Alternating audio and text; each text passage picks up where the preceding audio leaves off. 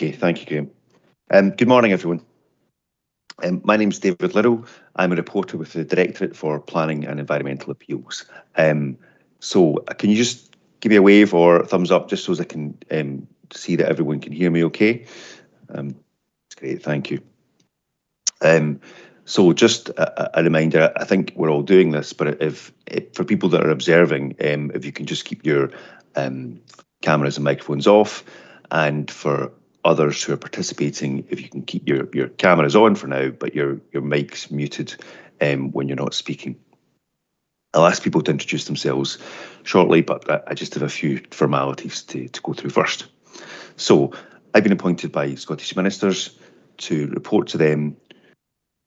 I'm getting a message there saying bad network quality, but I just want to check everyone can still see and hear me okay? Okay, that's fine.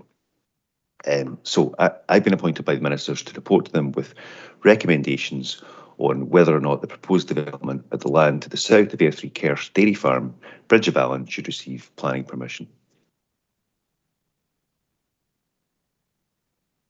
The description of the proposed development is a public park, residential development including housing of 600 units, commercial space, brackets neighbourhood centre, improvements to road and drainage infrastructure and new primary school.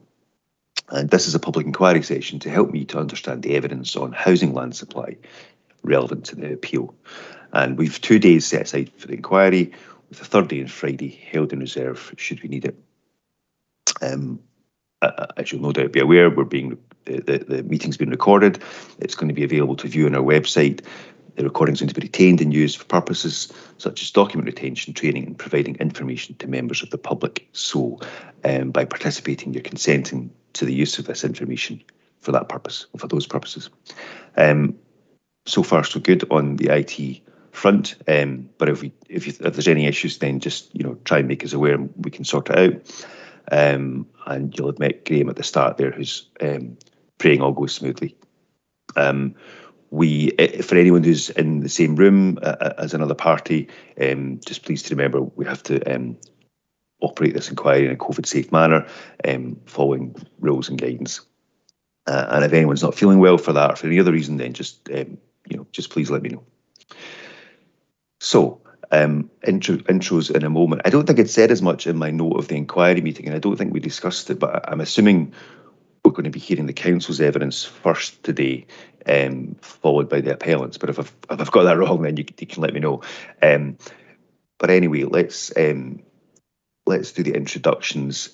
First of all, for the appellant, good morning, Mr. Findlay.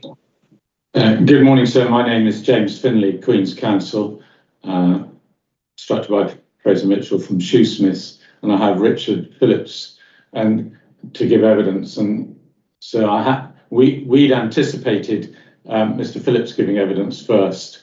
I see Mr. McMurray possibly nodding, but certainly I had prepared our case on that basis.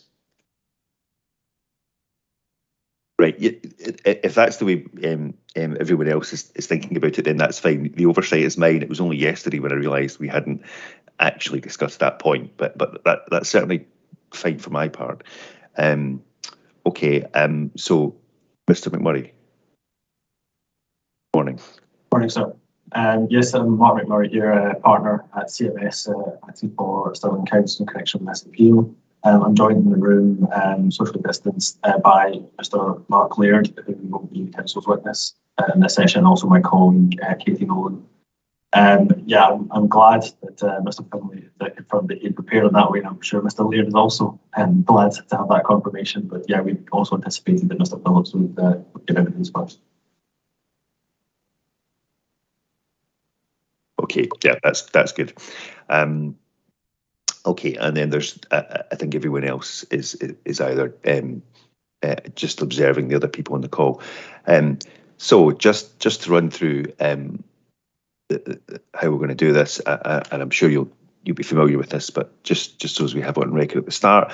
So each witness would give evidence in chief, being led by their lawyer or advocate. I assume we've all read the precognitions. I don't mind whether people want to take them as read or whether witnesses would rather would like to read out all or part of the recognition, I'm happy to be led each time by you on that. I'd asked that evidence in chief be restricted to matters which have arisen for the parties now that they've had the chance to see the other side's recognition, and of course there's been more recent exchanges which I'll come on to. Save for that, anything else in chief, should only really be covered if it's really necessary to draw out points which maybe I couldn't have understood from reading the written evidence. After evidence in chief, each witness will be cross-examined by the opposing side. I'd make the usual plea about focusing on matters which are really going to be important to me in making my recommendations, not least because we've agreed the inquiry could be relatively focused, and we've only 2 days with the constraint of conducting it virtually, which that can be an imposition. I might also have some questions. With your forgiveness, I might just butt in and ask these if we're on the point, rather than waiting till after cross-examination, but we'll see how that goes. And so finally, a chance for each witness to be re-examined by their own advocate or lawyer, and this should be restricted to covering any matters arising from the cross-examination or from my own questions. We'll take a break for lunch around 12:30 or 1. We'll have at least one short break in the morning and another in the afternoon, so we can all stay fresh. And I plan to work through till perhaps 4:30, but it depends on everyone's ability to do that and what progress we're making. And the final thing I wanted to mention was about closing submissions. Now, we can come back to this at the end of the inquiry. I'm quite happy if parties feel I would be assisted by closing submissions to be submitted in writing afterwards on this issue of housing land supply. It feels like that might be helpful, but we'll see where we are at the end. There are ongoing procedures related to publication of the flood risk and transport appraisals, so I don't think making time for closing submissions would have any impact on my time frame for getting the report to ministers. So is everyone? We'll come on to the recent documents, but so far is everyone content with running the inquiry on that basis? Yes, absolutely. And I should say that Mr. Phillips, when he's giving his evidence, will be in a separate room for the rest of our team, and I would presume Mr. Laird will be as well. But when they're not giving evidence, obviously Mr. Laird and Mr. Phillips can be in the same team or in communication with their teams. And so just respond to that point again, just to give Mr. Finlay and his clients the comfort that Mr. Laird, when he does give evidence, will be in a separate room, and we have a separate room set up in our office for that very purpose.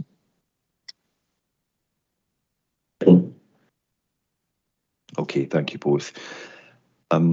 So let me just cover the recent exchanges. If there are other procedural matters today, so I'll give you the chance to do that. But so we had, just going through it in time order, we had CD 63 to 66 submitted by the appellants, which that was agreed. That was a few days ago. I'd seen obviously the letter from Mr. Mitchell to Mr. Murray of the 12th of January. That was accompanied by GFD 2.14 and 2.15, which there's been no objection to their late lodging. I've also seen Mr. Mitchell's email response to that later, which I think I can just note at that point, unless there's anything we need to discuss about it just now. I note the responses, including one or two caveats to the 4 propositions / questions in the email that I asked to be sent out yesterday morning. And again, it seems to me that we can proceed without further discussion at this point, albeit we might touch on some of those matters today and tomorrow. There was also on the 14th, I think last Friday evening, a series of emails from Mr. Mitchell looking to submit a bundle of mostly new documents, which would be GFD 2.16 to 2.25, and those were about Jury's Hill and South Stirling Gateway, and so happy to accept those also. I'm grateful for the council for doing so, or for for being happy to do that. And finally, the council produced 3 additional documents yesterday about its SHIP and about affordable housing delivery, SC 11 to 13. And I think, as far as I'm aware, where we'd left that is that Mr. Mitchell had asked for a bit of clarity as to what parts of those were going to be relied upon, but I haven't seen any further exchanges on that point. Has there been any, Mr. McMurray? Have I missed anything? No further exchanges, sir, but I've had a chance to discuss with Mr. Laird this morning just about which parts and an attempt to focus and highlight that it was just a limited points from these fairly short documents. At least it's essentially paragraph 15.1 and paragraph 16.1, 16.2 of the SHIP document, which was the proposed SC11. In terms of SC12, there are some tables which actually Mr. Laird referred to in his inquiry statement, but that doesn't intend to refer any further to them in terms of evidence unless taken to them under cross-examination. But they were purely to provide fuller context for programming in terms of affordable housing as well as market delivery. And then in terms of the outturn report, which was the proposed SC13, it was just 2 tables in that document, tables 6 and 7. And those are just in response to some of the questioning of the council's delivery of housing in its area, and it was just to provide, again, further context to that in terms of affordable housing as well as the market housing. And the table 6 and 7 are on pages 21 and 22, so that's of assistance.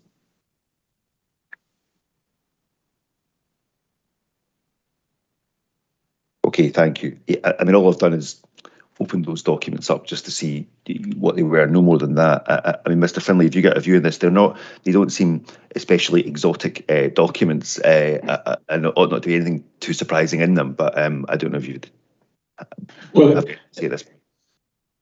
My initial reaction was that there has been both sides have produced material for understandable reasons as time has gone on. These are quite late, and I agree with your observation that they don't appear to be particularly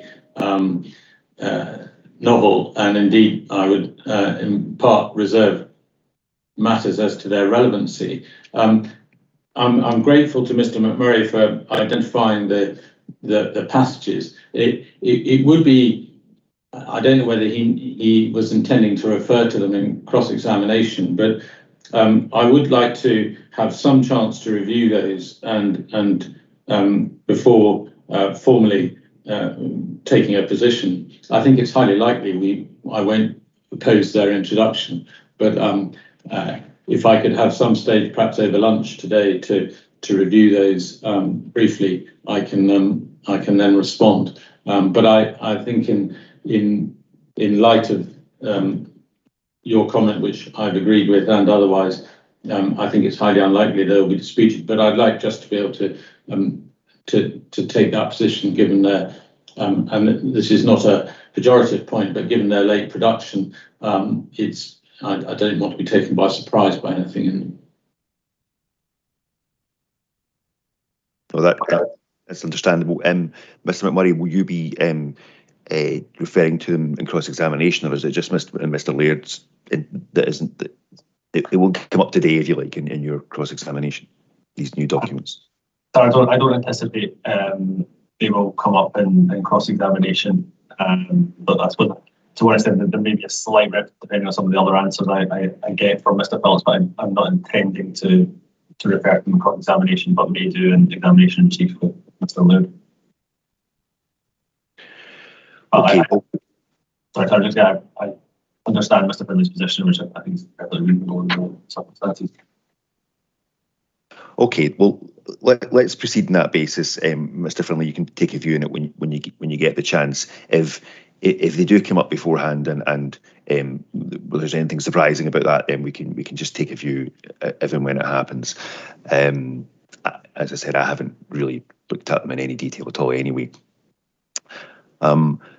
So there was one other issue I was going to mention, which also occurred to me. But before I mention that, are there any other procedural issues on behalf of the parties that you want to raise just now? Okay, so this issue, and again, it's possibly something I should have mentioned. I proposed that for the most part, when it comes to housing land supply, I was going to be focusing in my report on the new evidence, the material that's been put before me in the last few weeks for the inquiry. There was another issue. There was another argument that was run before the second reporter, which he dealt with, which was this issue of, and I think Mr. Phillips, you may have been involved at that time, so you might recall, it was about double counting of windfall and small sites. Now, it's not been, I don't think it's been put to me since the appeal came back and I was appointed, but it was a live issue for the second reporter, and so therefore conceivably it's still a live issue because that decision was quashed. And so, just to paraphrase it, as I understood it, the argument was that there's an assumption of 35 houses a year from small and windfall sites built into the local development plan, and that was then subsequently, that assumption is relied upon in each of the successive housing land audits, and we're talking about the older audits at this point. However, those audits also identified particular named windfall sites, and added them into the housing land supply calculations without discounting anything off of the 35 assumption. And so what was put to the second reporter is that this was double counting, or might be, because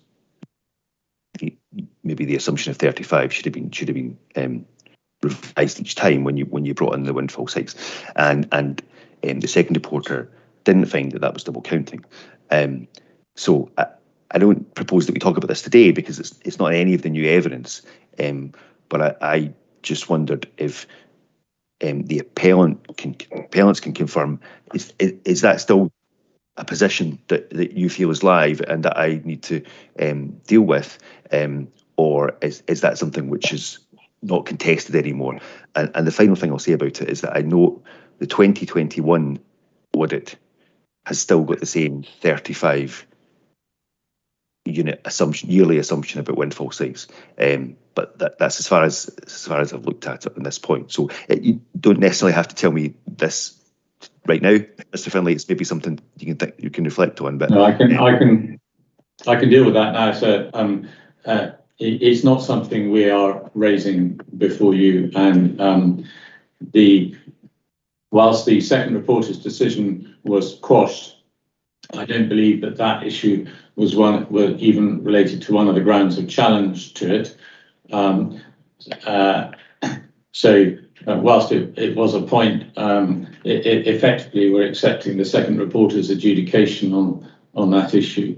The second reporter's decision was quashed primarily on his approach to housing supply targets and housing land requirements. As I'm sure you're aware, there were other grounds of challenge which weren't the basis on which it was quashed, but which were basis on which we might have disputed his decision. But that did not include, as I understand at this point, along with, for instance, the likely contribution toward housing land supply, we've accepted the reporter's positions in respect of that and in respect of this issue. And we sought to narrow the issues before you, as you will have seen. And indeed, I don't believe the issue of 35 units, one way or other, would in any event have been on the basis of the figures as they currently are, going to be decisive in any sense. So short answer is no, we're not pursuing that. Longer answer is the one I've just given.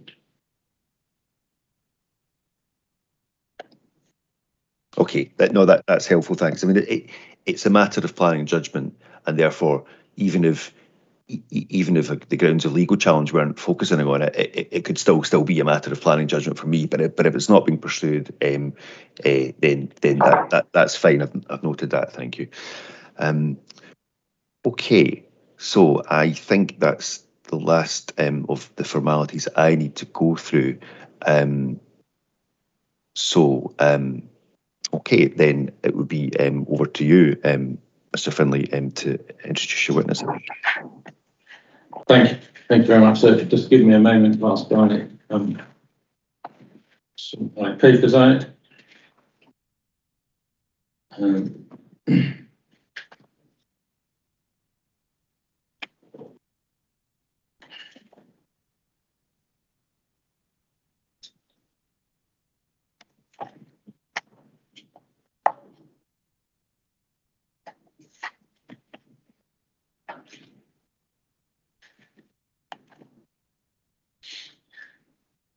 So my witness today is Richard Phillips. He's a town planner with over 30 years of experience within Scotland. His CV is contained in Appendix 6 to his inquiry report, which is GFD 213, and one can see that he has significant experience both in the public side and the private side in delivery inter alia of housing developments. So in light of the recent and helpful narrowing of the areas of dispute between the parties, I wasn't going to ask Mr. Phillips to read any of his precognition. I was going to ask you to take that as read. What I was proposing to do is to go through a number of issues which may take, hopefully within the hour, but about an hour, to again, hopefully try to focus the issues for you. The first matter by way of introduction is the agreement between the parties that we should now be looking at the updated HLA 2021, albeit it is still in draft form. I think the intention is that it might be published or adopted at the end of this month, but we know that last year's took some additional time, so that can't be taken for granted. But anyway, the parties are going to use that. The only figure that there are disputes as to the primarily as to Jury's Hill and South Stirling Gateway, which I'll come to with Mr. Phillips in due course. But the only other minor issue left slightly uncertain is the number of completions from last year. And if I can take you to SC10 to begin with, which is the Council's final position in this regard. Just find that myself. And Mr. Phillips, if I can ask you to turn to Table 3, which is the last page of SC10.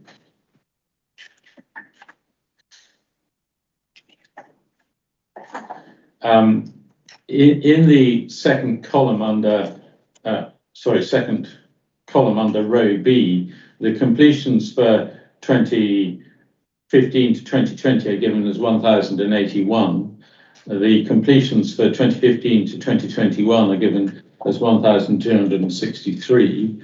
I think if you subtract one from the other, that demonstrates that the completions last year, or the last year with which the Housing Land Audit is dealing, are 182. Is that correct, Mr. Phillips? That's correct, yeah. Now, there is an asterisk beside the 1263 figure, which says the completions total does not include completions from small site for quarter 2 2021, as the information for this period is currently, and we assume that's meant to say unavailable rather than available. Now, I think in your evidence, you assumed a figure of, is it 189? I think it was 187 on table 6.7, was it? I think you're right. It is 187. So that, just to provide the reporter with some indication as to the impact of 1 quarter of completions from small sites. What was the small sites total contribution to the previous year's completion figure? Okay, so in order to try and sort of fill that gap, as it were, I looked at the housing land audit for 2020, and within that audit at table 7A, it gives a breakdown of the completions for windfall sites and for small sites, and the total annual completions for small sites in that HLA 2020 audit was 24 units. So for the quarter, I divided 24 units by 4 to get 6 units. Yeah. So if you were to add 6 to 182, you get to 188, obviously, which is very close to your 187. But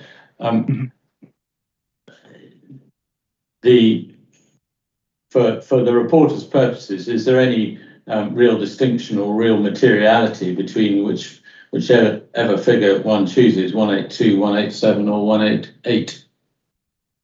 Yeah, I take the view that it's negligible and not significant to the housing land supply calculations. So that so hopefully, sir, for your purposes, whichever final figure you choose, the housing supply position is not going to be contentious as well. So that's a further matter. Hopefully, it's not contentious. Now, given that is an update since your evidence, Mr. Phillips, I'm going to ask you to turn to your report and to section 4.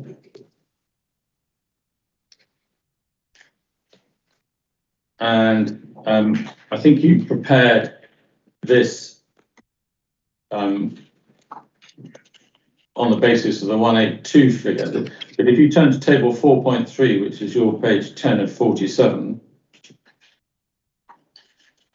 what you've done in a series of tables was to go through the estimate of completions and compare them with actual completions. But you weren't able to fill in the 2020-2021 figure as at the date of this report because it wasn't clear whether it would be agreed or not. But we now have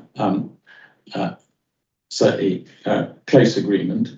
So if one was to fill in the under the 2020-2021 column 182, what difference would that give you? And could you give the reporter the total in the final column as well? Okay, so on page 10, sorry, sir. No, I beg your pardon. Yeah, this is your inquiry report. Sorry, what page are we on? Yeah. Mr. Phillips, I beg page your pardon. 10, sir. Page 10. And can I just ask, you referred earlier on, there was a mention of table 6.7. That's also from this document when we were dealing with completions numbers. Yeah, I think you didn't. That's you correct. said the report. Yeah, okay, that's fine. So it's this one. That's fair. Yeah. Let me just find page 10 then. Yeah. Okay. Yeah. My estimate of completions in my inquiry statement was just to correct myself. It was table 6.3 was my estimate of 187 units, and we're just updating that in the light of the draft HLA the updated HLA 2021 information. So yeah. Okay.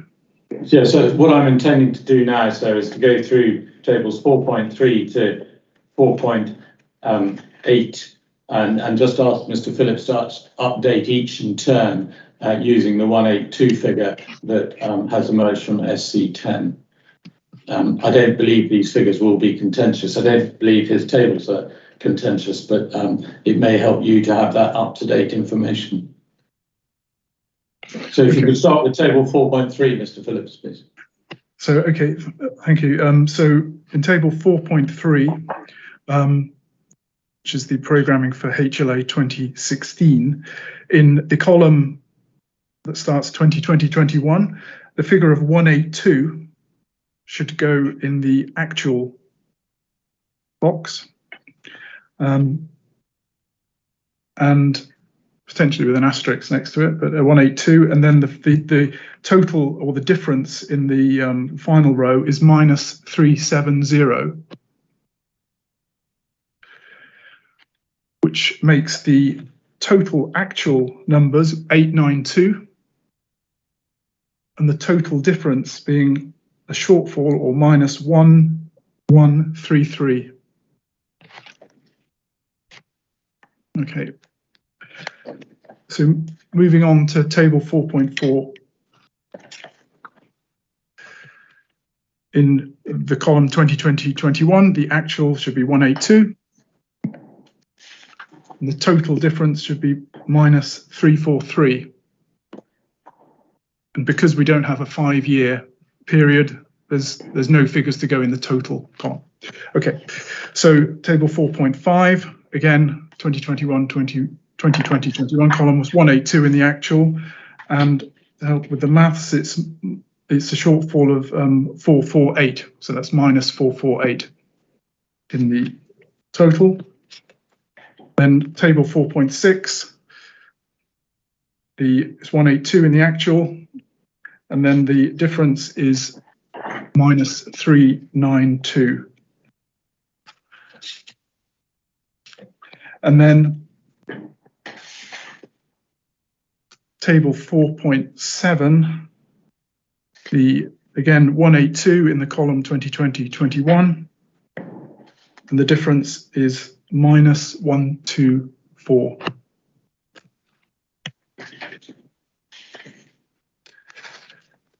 And then you turn over the page to so and then in table 4.8 was the annual housing completions, and obviously at the point of writing the report we didn't have the completions for 2020-21, so there would be an additional column added to the right of 2019-2020, which would be 2020-21, and the number in there would be 182, which would make the total completions of 1263 since the start of the local development plan period. Thank you, Mr. Phillips. Just coming back to table 4.7, and just lest you've updated it for the actual completions in 2021. If one was to add then the total estimated for 2021, perhaps you could give the reporter those figures, please. Okay, so this would be a new table setting out the forward programming from the updated HLA 2021 for the next 5 years, starting with 2021-22, and the 5th year being 2025-26. And this is taken from the council document SC10. And the numbers in the 5 years for 2021-22 is 416. And just to be clear, that includes the allowance for small sites and windfalls. And for the column 2022-23 would be 504. And for 2023-24, it would be 620. 2024-25, which would be 570. And finally, the fifth year, 2025-26, would be 722, making a total of 283, which matches the total in Table 1 of SC10, 5-year effective programming 2832. And then finally, as part of this exercise, if you could turn on in your report to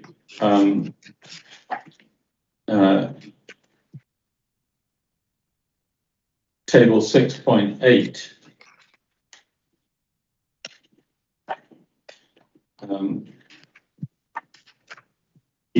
Just so that the report is aware where these figures come from, the actual completions in row B, that figure of 1268 uses your estimate of 187. Yes. I'm not going to ask you to do the math to subtract 5 from that. The programme completions in 2021, 2022 to 2026, 27, 6 years. That I think came from the draft HLA. That has changed. What's the current position from which I think you get from table 1 of SC10? Yeah. So in my table 8, 3963 becomes 3439. So that's taken the council's. That's the council's estimated completions for the next 6 years, or the final 6 years of the plan, the current one. And then if you add the row D is the actual and programme completions, if you add those together, what does that come to? That comes to 4707. So that's instead of 5231.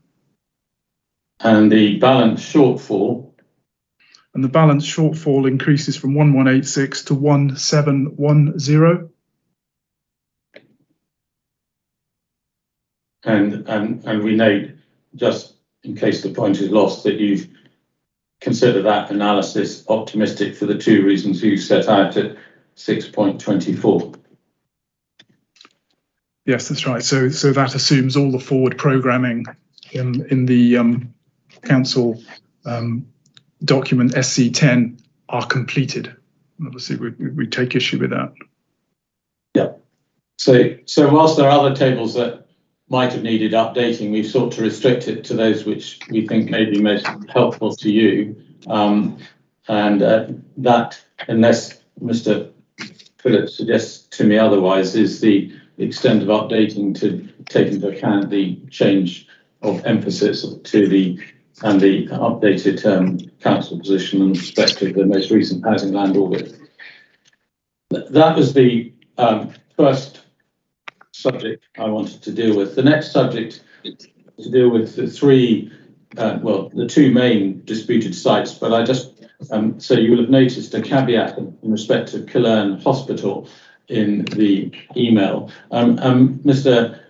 Phillips, perhaps again, if I can, Mr. McMurray is happy, I can summarise the position. There is a dispute as to the programming at Killeen Hospital as to when it might start, but there's, in terms of the contribution in the relevant 5-year period, there's no dispute. But there is an application, I understand, that is being determined by the council, or maybe determined by the council this morning, which could have an impact. And perhaps you could explain that briefly so the reporter understands the position then. Okay, the forward programming for Killeen Hospital is based on one site. That site is subject to a current planning application by Carla Management for 89 units. There has been a resolution to grant full planning permission for that, subject to a Section 75 agreement. And Carla were keen to change the proposed planning conditions in that resolution, which relates to remediating the site of the contamination, which includes asbestos. The application was reported to the panel in November 2021, when members did not make a decision on the planning application, but they deferred a decision for a hearing in order to have further discussion about it and to hear directly from the applicant. Now, at the time of writing my report in December 2021, the inquiry report, there was no sign that that application was going to be reported quickly to the panel, and it was suggested, I was suggesting February or March. A special meeting of the panel has been called for today, and not because of that application, but because the December panel was cancelled, if you like, for other reasons. And so the application for Culzean Hospital is now being considered today as we speak, on the basis of a hearing. So members may well make a decision on that application. Now, I mean, they have probably three decisions. One is to defer it onto another panel. The other is to grant planning permission on the basis of the changes to the proposed conditions. If that's the case, then clearly there's more certainty about the programming for that site. The third option that the members have is to refuse planning permission. Now, if planning permission, well, in effect, it wouldn't be a refusal. It would be basically to endorse their first resolution on the planning application, which would be to grant planning permission subject to the original conditions, subject to the Section 75 agreement. And the original conditions was for Carla to remediate the whole site before development was commenced. Now, that could mean that because Carla, the applicant, were keen to change the proposed conditions, because as I understand it in the report to the November committee, or it might have been the October one, that there was a civil issue about remediating the whole site, suggesting that they may not be able to do that. So if the council today revert to the original conditions, it could mean that Carla will walk away from the site. Clearly, that will have significant implications for the forward programming that's being suggested in draft HLA 2021. Alternatively, Carla could accept that decision and then try to resolve the remediation of the whole site and address that civil issue. That too would have implications on forward programming, and it may well shift the programming on to later years in the 5-year period, and it probably would mean that they would not complete 89 houses within the 5-year period in HLA 2021. So I hope that's clear in terms of the options. Yeah, understood. I mean, we're speculating, but I suppose another potential option is it gets refused and they appeal that refusal, which it would be another. I'm not you can go further on that, but that might happen as well. Yes, you're right. I think that would be them reversing their original resolution, but yes, that is a possibility.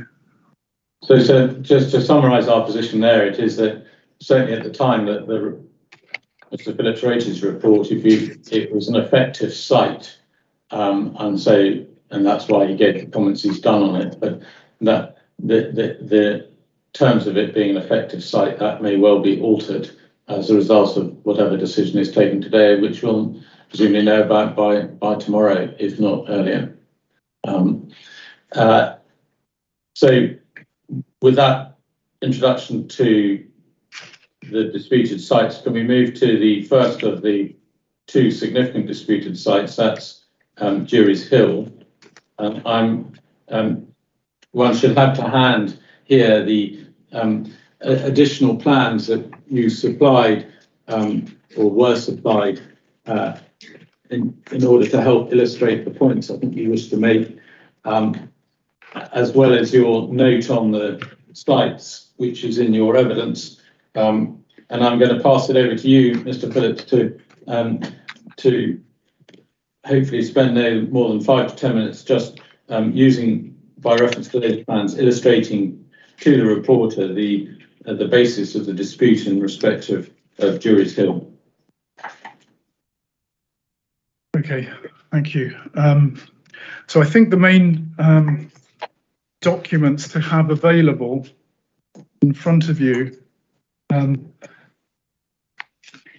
think if it's possible, then CD 38 and CD 40, probably CD 38, which is the report itself to the panel, or the special meeting of the panel on the 17th of December 2019.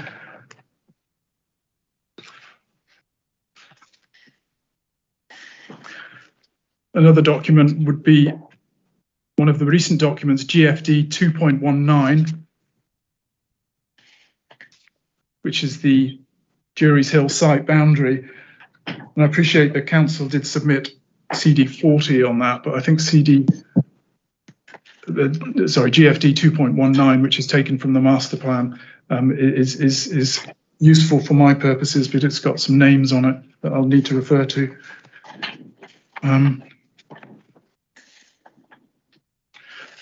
Then GFD 2.20, which is the master plan itself.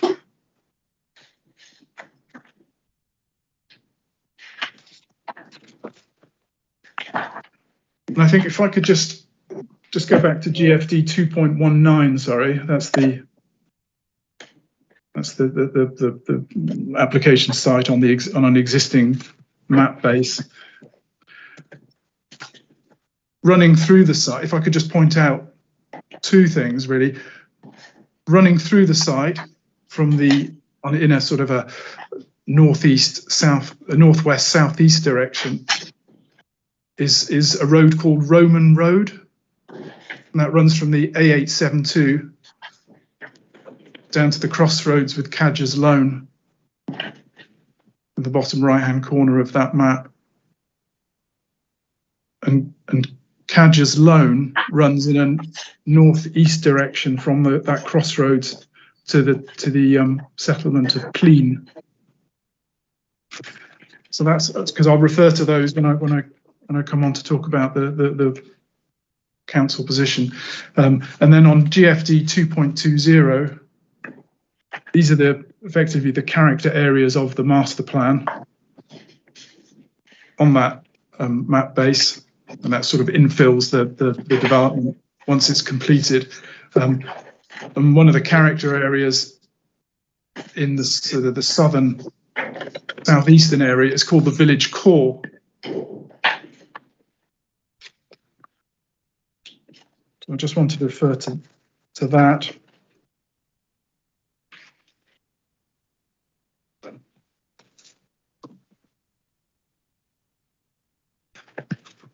The other document is GFD 2.16. Now, GFD 2.16 comprises, and this is taken from the applicant's master plan, that's Springfield's master plan for this site, which was accompanied the planning application. And it comprises of 4 figures showing the phasing over short, medium and long term, and then the composite. But I think for our purposes, I think figure 40 is the relevant one, which is short-term phasing.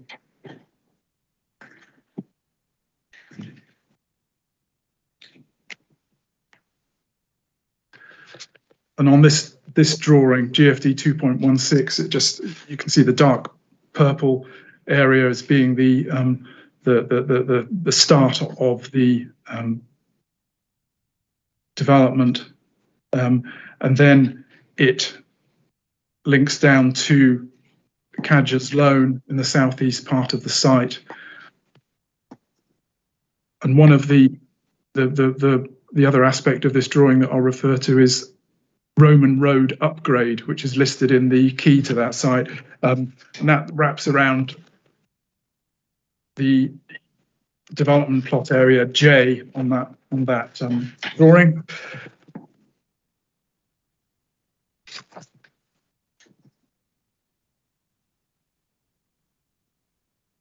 And on the roads hierarchy one, which is GFT 2.18, that shows the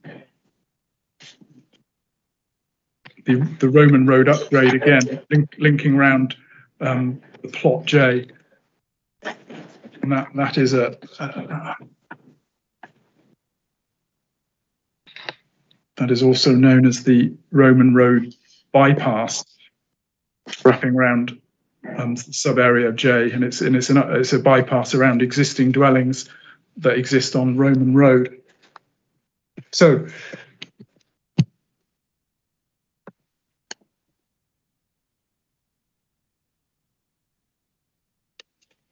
I think once we have those plans in front of you, I think the few points I want to make in general is that despite the planning application being submitted some time ago in 2019, there is still no planning permission has been granted for the Springfield application of 3,042 houses.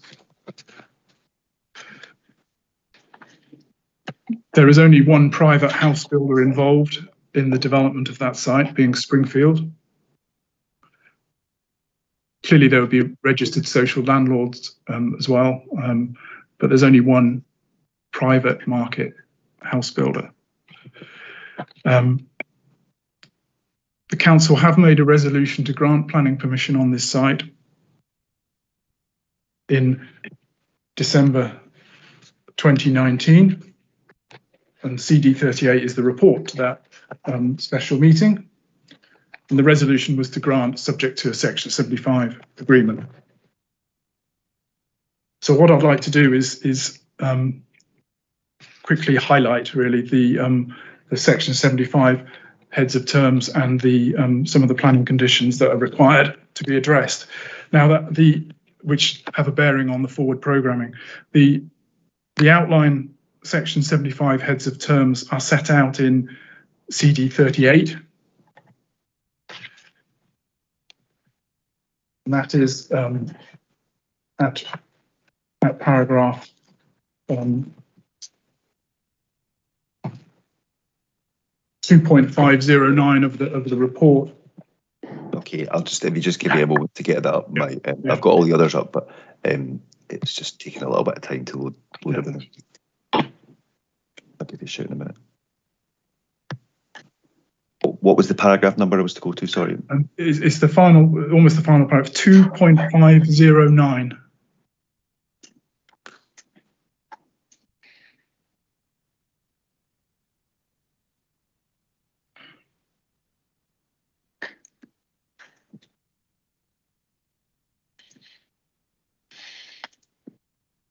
So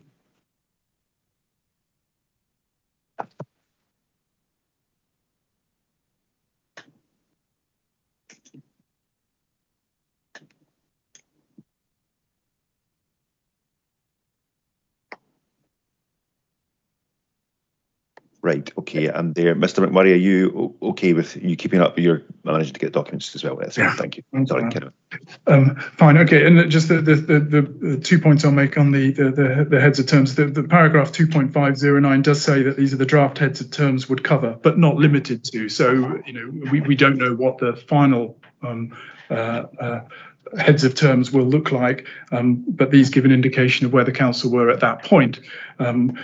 Now, we don't know where negotiations have got on the Section 75 agreement, and it's worth emphasising that the resolution of the committee back in December 2019, which is minuted in document CD39,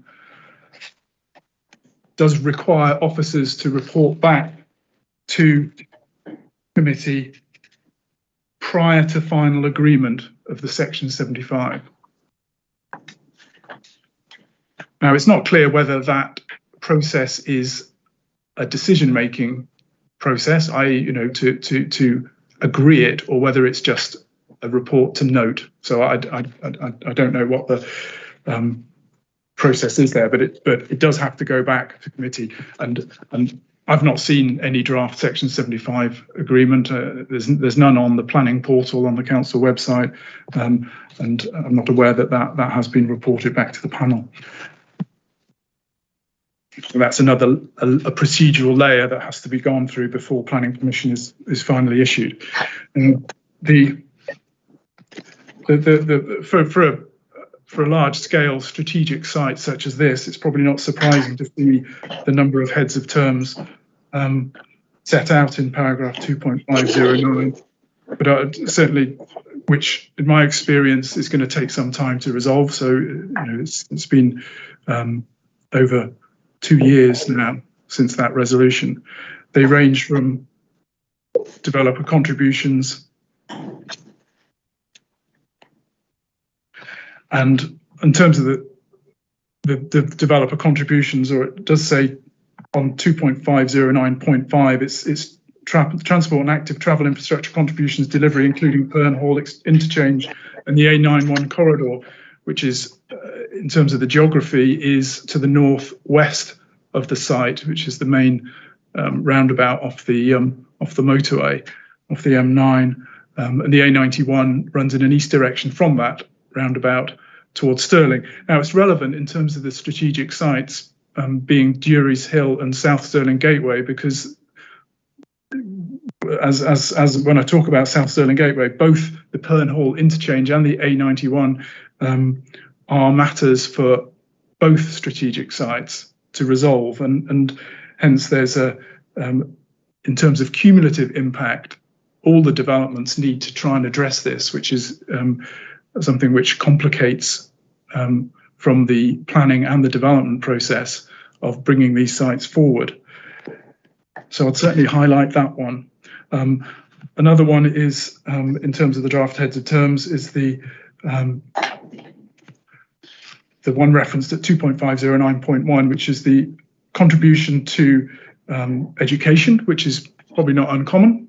But there's an added section clause there saying transferal of a fully serviced and decontaminated site, which is less common, which will require a fair amount of work in order to do that, and it would be transferred, I assume, to the council. So that will complicate the Section 75 agreement. There's no timescales attached to that in terms of the draft heads of terms, so no doubt there may well be a clause there about when that needs to happen, but certainly if it needs to happen soon, then that will add to the development process. And so there's also the requirement to remediate. There's the area also South Stirling Gateway is subject to shallow mining. So there's a number of mine entries on the site that need to be subject to site intrusive investigation.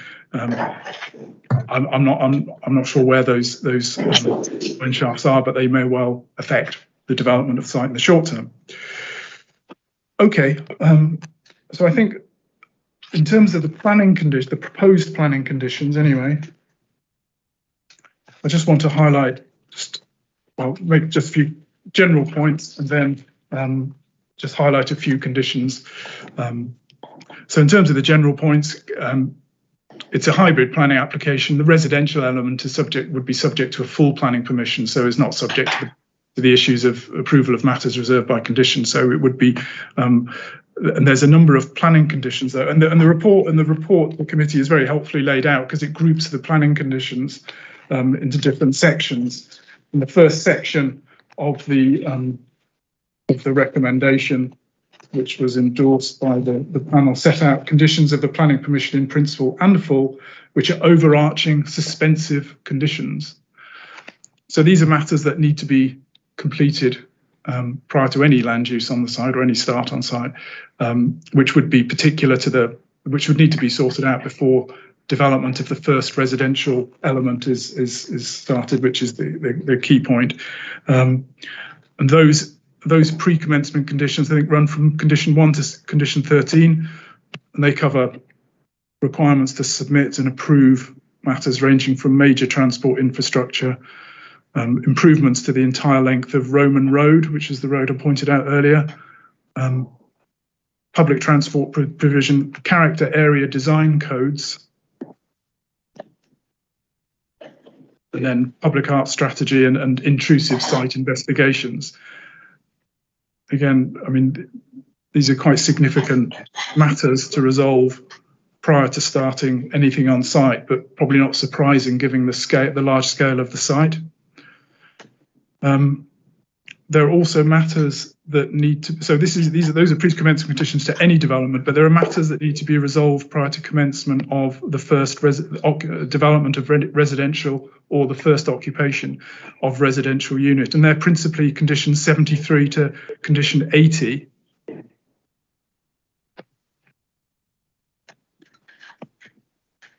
And those include the submission of a place delivery plan, which interestingly, although it's condition 79, it has 14 subconditions, which include submission of further reports and assessments like flood risk assessment, drainage, design details, affordable housing. And that's in condition 80. So just to be clear, there's the submission of the place delivery plan at condition 79, and then the submission of further reports and assessments at condition 80. And condition 80 has 40 subconditions. There are also conditions about pre-commencement of the village core area, which is conditions 81 to 93. Now, as I understand it, the village core area, which I pointed out earlier on the plan, this is a key aspect for the council to deliver early. And there's a suggestion in the planning report that this should be done at the outset to engender community hub, community atmosphere for the development. And that includes some commercial but residential uses as well.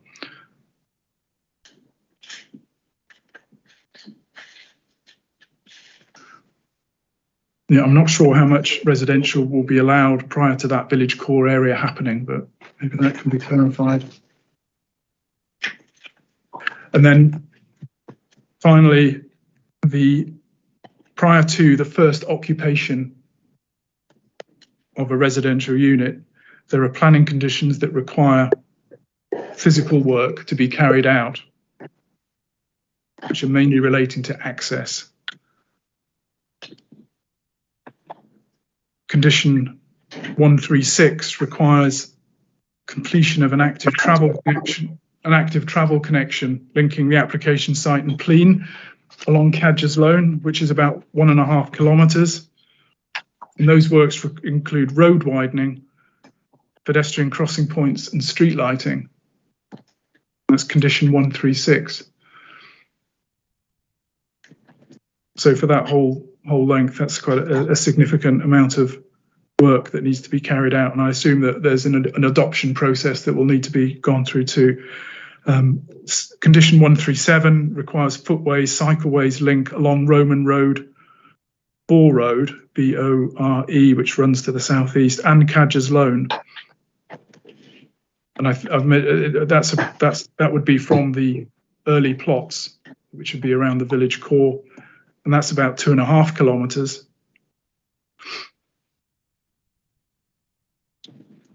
And finally, I mentioned earlier about the Roman Road bypass, which runs around the plot J. And that's effectively trying to bypass some existing houses that run along Roman Road. And the bypass works involve the construction of a road 650 metres long. It's a 6.1 metre wide distributor road of about 650 metres, and that would need to be to an adoptable standard too. And the bypass section of Roman Road would need to be stopped up.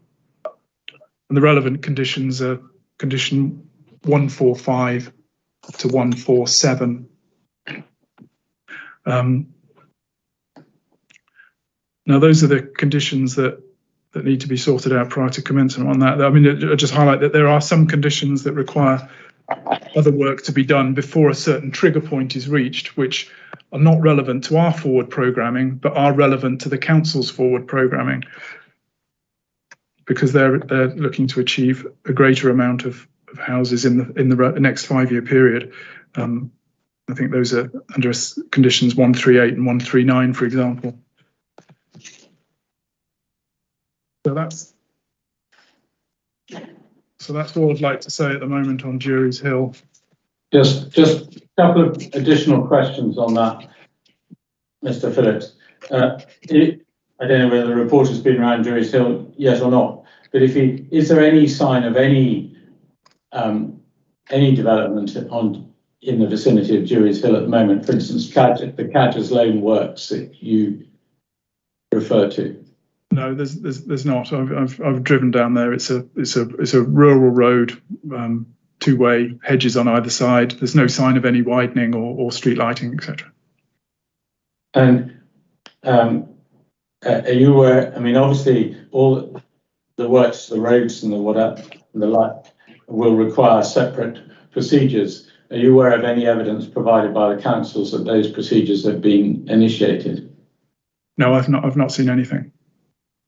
And my last question is this: that the council have sought to suggest that this is somehow analogous with the Airthrey Kerse site in terms of the length of time it may take to negotiate a Section 75 agreement or the problematic conditions. Is there any substance in that, in your view? No, the sites are quite different. In terms of its scale and complexity. I mentioned that Jury's Hill is over 3,000 units.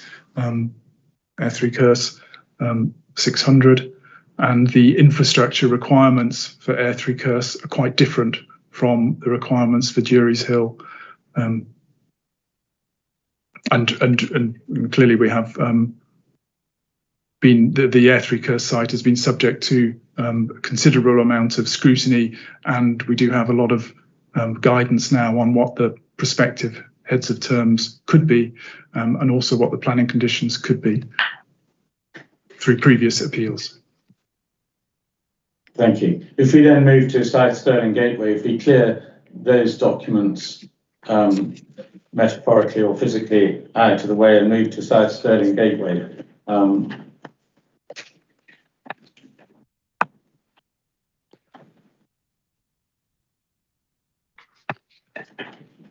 and again, perhaps if you can do as you did before and identify the documents that might be needed, and then we can turn those up.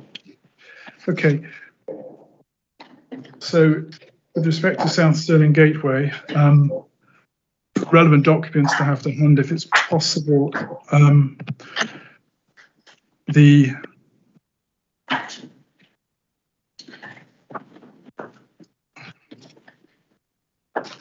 CD 41, 42, 43, 44, 45 and 46. And they're the ones submitted by the council, hopefully, which are the reports to the panel for 2 planning applications.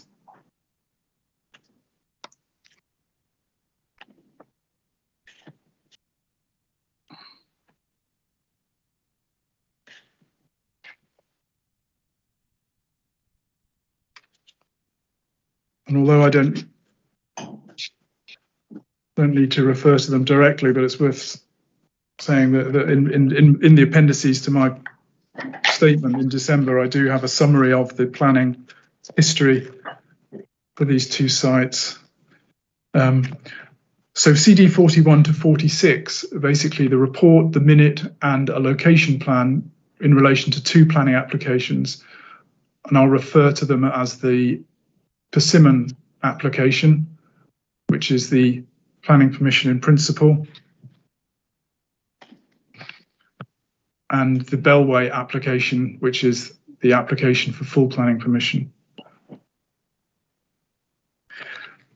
And then in terms of the other drawings, if we're able to have open or to hand GFD 2.21,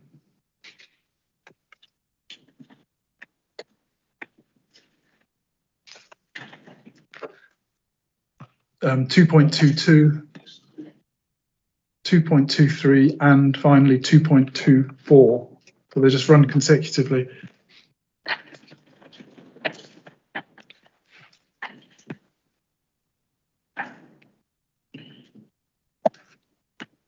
And I think I'll just wait till are you okay? Yeah, I was going to ask. So if yeah, do you want me to open up CD 45 and 44, 45 and 46, or as well? Will we need them all? I can do it. It'll just take a couple of minutes. Okay, I might. It might be useful because I think 41, 42, because they relate to two applications. No, that's fine. I'll just get them all up and then I'll let you know when it's done. Sorry, the ZX Spectrum is slower than me.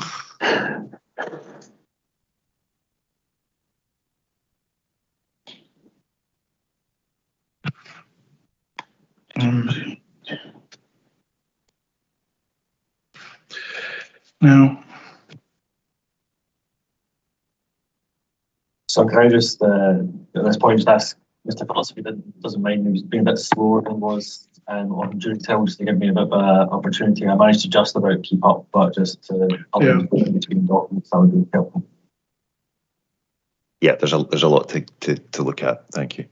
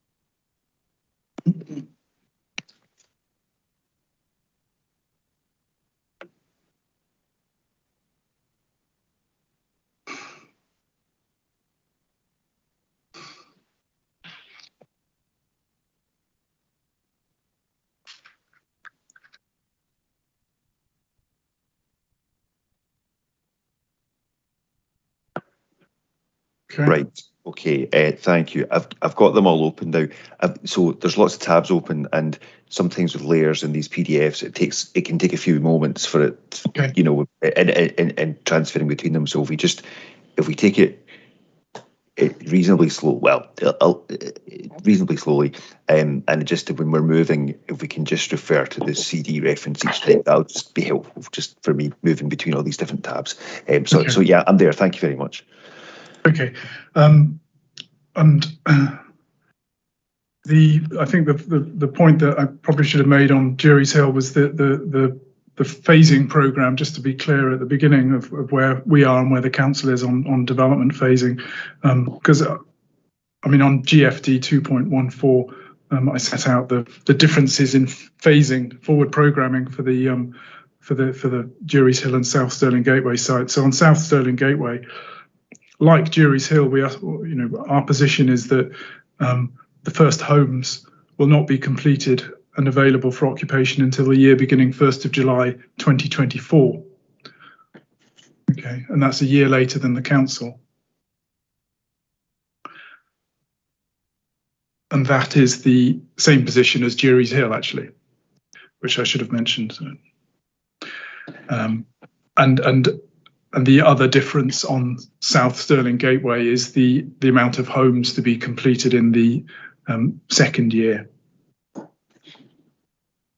Our position is that it would be 100 units, but the council say 135 units in the second year of development. So it's really just to get a picture in your mind of the difference between, well, our position at least in terms of the phasing of the site. So that's from the 1st of July 2024, which is 2.5 years from now. So I think maybe just in terms of orientation first, GFD 2.22, which is a better version of the plan, which does appear at the back of one of the reports to committee. Now this is a coloured up plan of South Stirling Gateway allocation. It's billed as the master plan framework diagram, and it's a drawing that's submitted with the Persimmon application, which is the planning permission in principle application, which is the reference 18/00850. So you can see on this plan, GFD 2.22, the solid red edge is the application site for Persimmon application. So it has site access from the A91 in the sort of the southeast corner of the plan, and then the secondary access onto the A872 on the western side.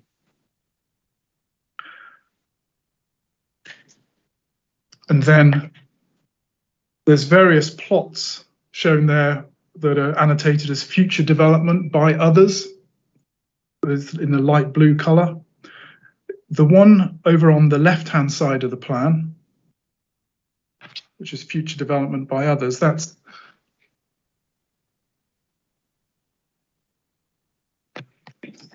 the Bellway planning application site, which is the reference 17/00946/FUL.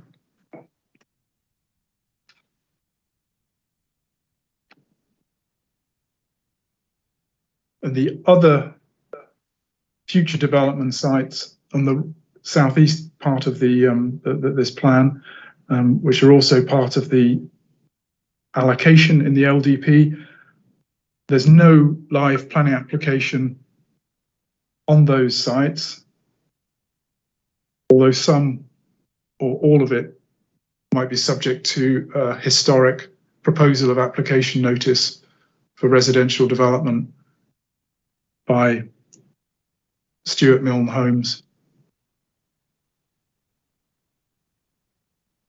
But just to deal with that one, I'm not aware that was submitted in 2020. No planning application has been submitted on that, and I'm not aware of any community consultation. So I want to just focus on the Persimmon application and the Bellway application.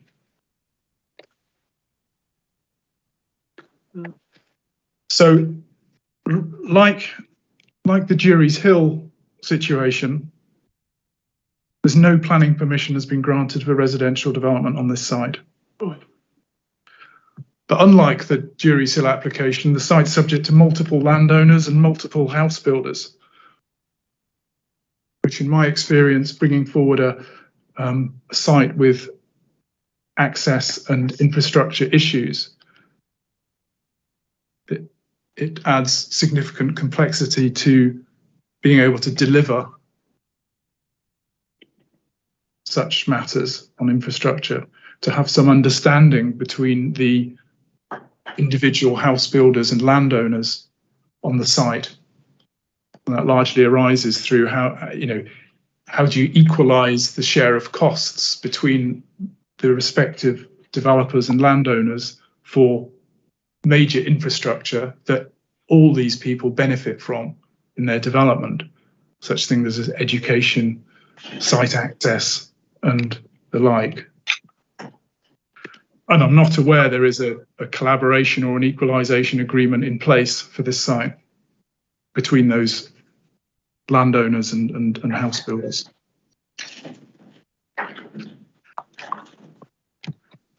So the final general point is clearly that these are live planning applications, and like Jury's Hill, they've both been reported to the planning panel. And those are some of the documents that have been submitted, and the council has resolved to grant planning permission in principle for the Persimmon application and grant planning permission for the Bellway application, subject to the completion of an associated Section 75 agreement. So that's an individual agreement for both applications. It's not a combined one.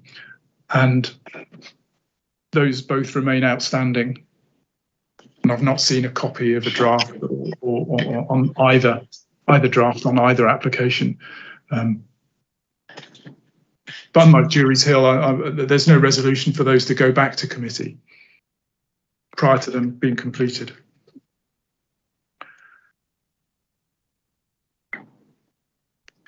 So in terms of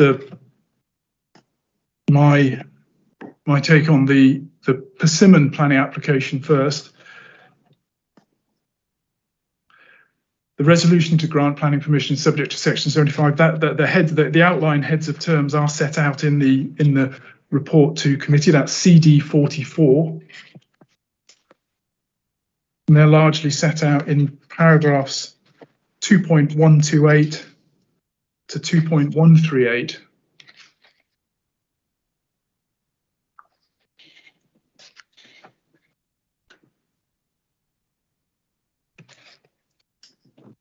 Under the section legal agreement.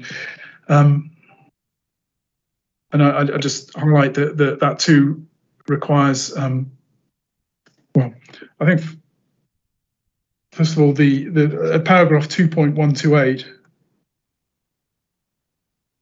there's a section on how much contributions will be, and it does say during negotiations on any legal agreement, it is likely that the contributions will be recalculated based on the most up-to-date information available. So there's no clarity on how much, and the reason for that is that a lot of the contributions being made to things that haven't necessarily been fully costed yet.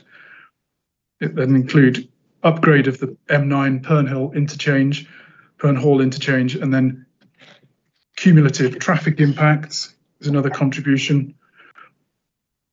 There's also education contributions, and it's the developer's share of a new primary school. So clearly there's a requirement for a new school, but the contribution is not going to pay for the new school. So it does require other money to come forward from other developments in order for it to be funded fully. And then final point on developer contributions I would make is that there's also the provision of land remediated and serviced for a secondary school, which will add complications to the process as well, as I'll also explain in the next application. Then as it's a planning permission in principle, clearly there will be a requirement for approval of matters reserved by condition, and I just there's obviously ones, but I just wanted to mention two. One is about levels. The site is a very sloping site, and there's a significant change in level that's required in order to create development platforms across the site. So basically a cut and fill exercise. And that's articulated in paragraph 2.61 to 2.63 of the report to committee CD 44. So that's where it's described, and I think the headline to me is that the cut and fill exercise. It's the fill at the low point is almost 8 meters in height, and the cut at the high point is over 5 meters in height. I think I don't have a So the indicative net fill, I think, is about 150,000 cubic meters. I don't have quite a feel for how much that would be, but in terms of the height, I can understand is a considerable amount of earth to be moved around before development can commence on those parts of the site. And the other reserve matter to highlight is on proposed condition 1I, which is ensuring access to third-party land. As I mentioned earlier, South Stirling Gateway is multiple owners. They're all coming forward at different times, but Persimmon have a requirement because they're the larger element surrounded by the smaller plots. They're under a requirement to provide access roads up to the boundary with these other sites. Now, even constructing a road up to the boundary of other sites involves some construction, but knowing where that access point is going to be and where it's acceptable to the neighbouring owner will take some discussions, because you almost need to pre-plan and design the what's going to happen on those neighbouring sites in order to know where that access should finish at the boundary. So I just wanted to highlight those almost abnormal requirements or exceptional requirements for the application of reserve matters.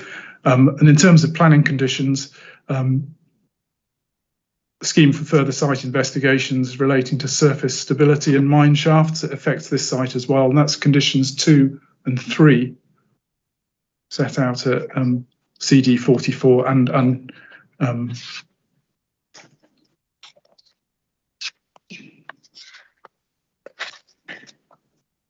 described within the report to committee as well. There's also a requirement, it's condition 15, for a park and ride transport statement and the potential implications on junctions,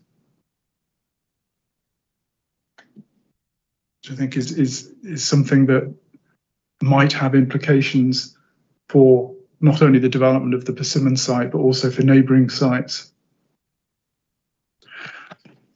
And so the final two conditions to highlight on this scheme, which has a bearing on the Bellway application, which I'll go into next, is set out on drawings, the documents GFD 2.23 and GFD 2.24.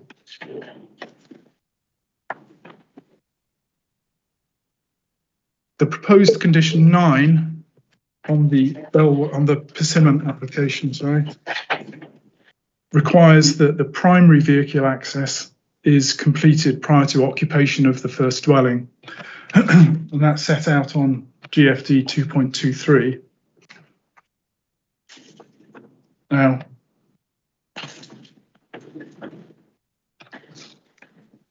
I mean, that's in itself, that's quite a considerable junction. It's signalised, it's a priority junction, and it exits onto the A91, which I understand is subject to transport improvements itself and potential dualling. So there's now, that's not dualling associated with this application. This is associated with a council project. So there's a complexity to that, which will add time and design work. But at least there's a general arrangement plan that's been provided here.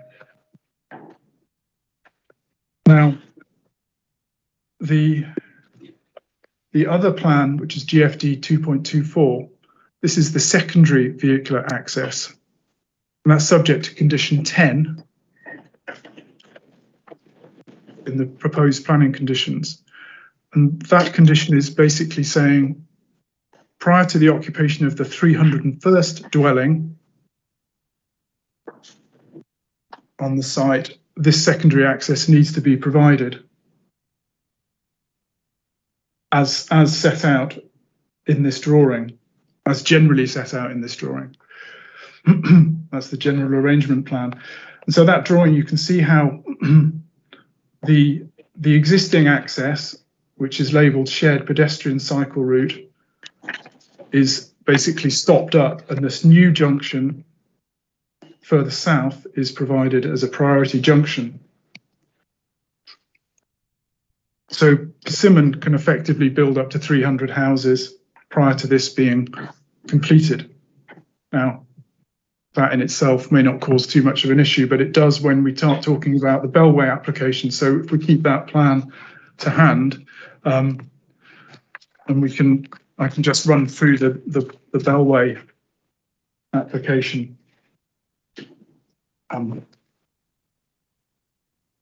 So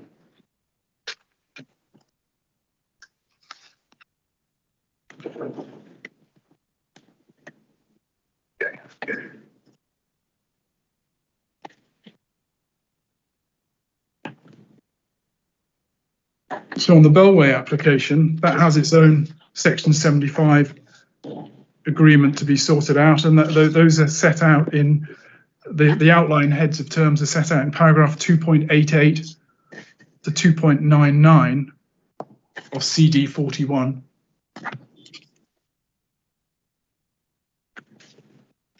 So although this is an application for 85 houses, this is quite a extensive and complex set of heads of terms for such a small housing development, and that's because it's part of this grander and larger allocation. And it's also complicated because of the developer contributions towards various works in terms of transport infrastructure and education and land for a remediated and serviced land for a primary school. The amount of contributions are subject to how the committee report refers to equalisation between each developer of the South Stirling Gateway site. And that is, and that's referred to at 2.88 of the committee report, where it uses the word, further work is currently being undertaken to clarify infrastructure costs, especially with regard to education and roads within the South Stirling Gateway allocation, to ensure that there is equalisation, each developer to pay their share of the contribution. And that report is dated March 2021. So even at that point, there's still no clarity on what those shared costs should be. Yeah, no, yeah. So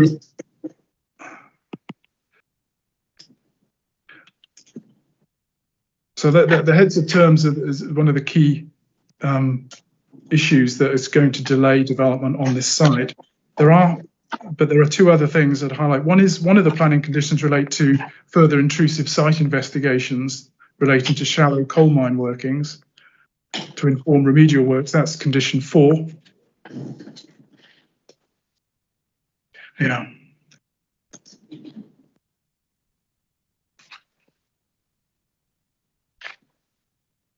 I should have said on the developer contributions, there's quite a useful summary in the report actually at 2.99.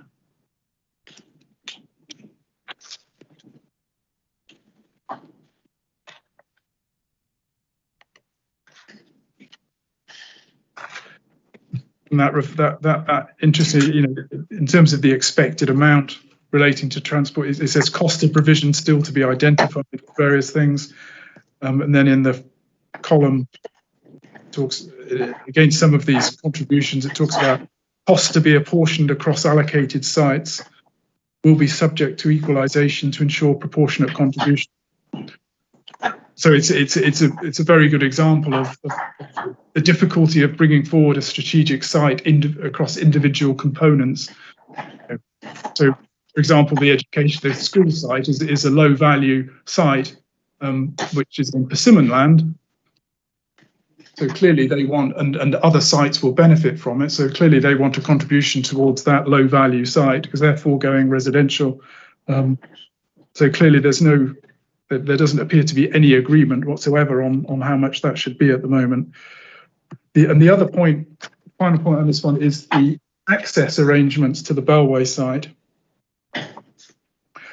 On the site layout drawing,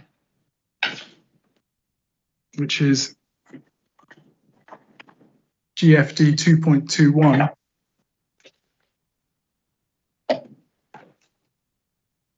It's a fairly straightforward situation where the access from the site comes out onto Pern Hall Road. So it's a priority junction where people exiting from their house would come to the priority junction. They could turn left or right, but they'd probably turn right onto the priority junction of the A892. So that's fairly straightforward in itself. But remember when I spoke earlier about the Persimmon application, when they come forward, they're prevented from developing out more than 300 houses until they build the secondary access, which is further south than the access that Bellway are using. And on GFD 2.24, you can see how it's probably worth having that one open.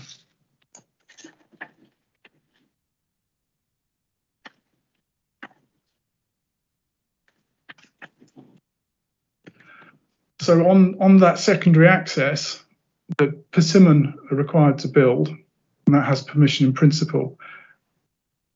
So it's further south than the existing access on Thornhill Road, and it has this curious little link running up to the top of the page, which is a two-way road, no pavements running, and that runs into the Bellway site.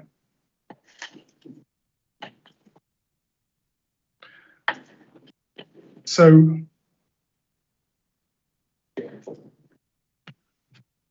Persimmon, so Bellway could go ahead and build out their site, use the existing they have planning permission for, exit onto the existing Pernhall Road. But they know that there's a prospect in the future that Persimmon could come forward and build the new secondary access and this link road into their site.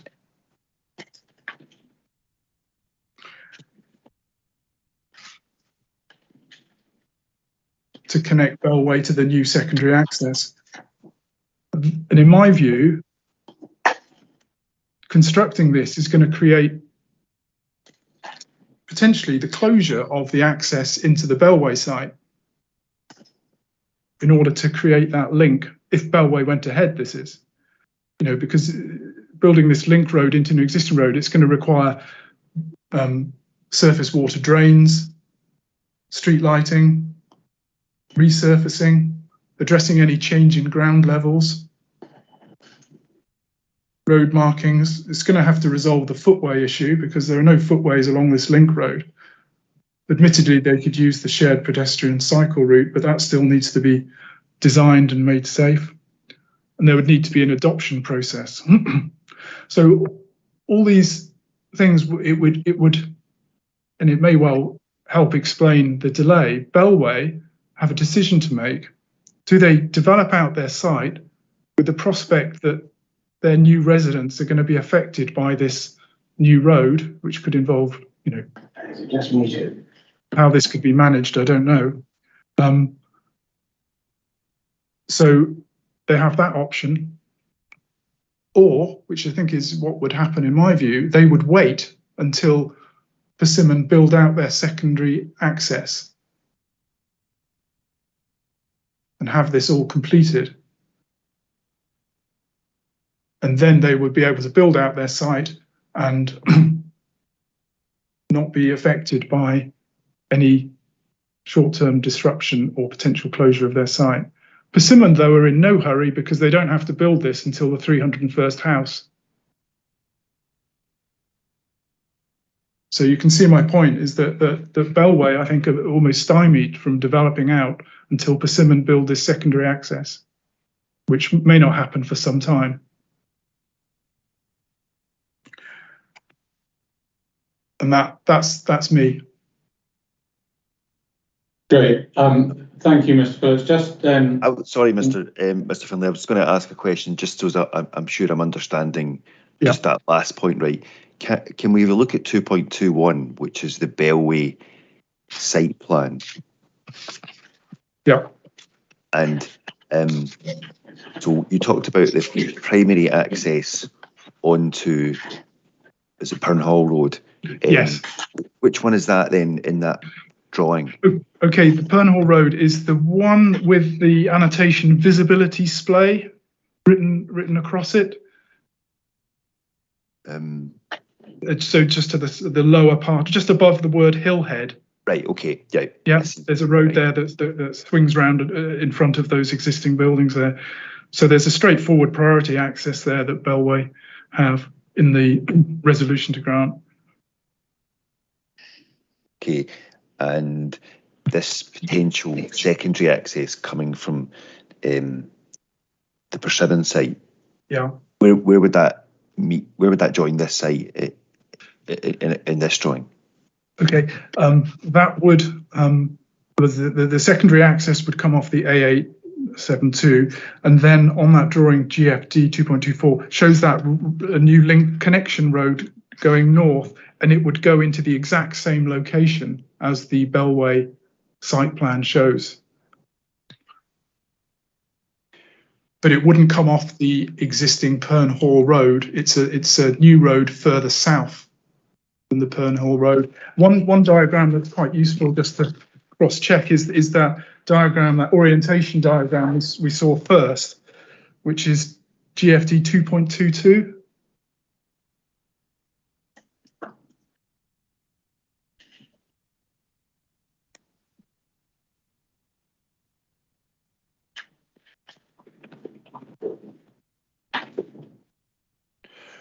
Right. Okay. So okay, that helps. So Yeah. if I understand it right, then looking at 2.22, at the southwest corner of the Bellway site, there would be a new access onto the 8872, and that's the requirement of their development. But then the little thin line that's showing there, the wiggly line, that would be the secondary access required. Well, that would be the only access to Bellway. I've called it the secondary access because that's the Persimmon's secondary access onto the A872.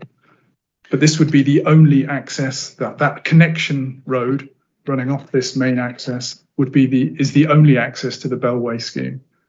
Right. Okay. So the thing that you don't think is likely to happen is that Bellway would just press on, create their new access, and then have to have that stopped up when Persimmon came along and needed to complete the 301st house. I'm just not quite sure of the relationship that we're talking about. No, that's fine. So Bellway could develop out their site and access onto existing Pernhall Road, turn right onto the A872. However, when Persimmon develop out their site, they are restricted to only 300 houses until this, what they call the secondary access onto the A872 is carried out. Now, in order to do that, they have to stop up the existing Pernhall Road, because you can't have two accesses. Obviously, this plan doesn't show two accesses, it shows stop it.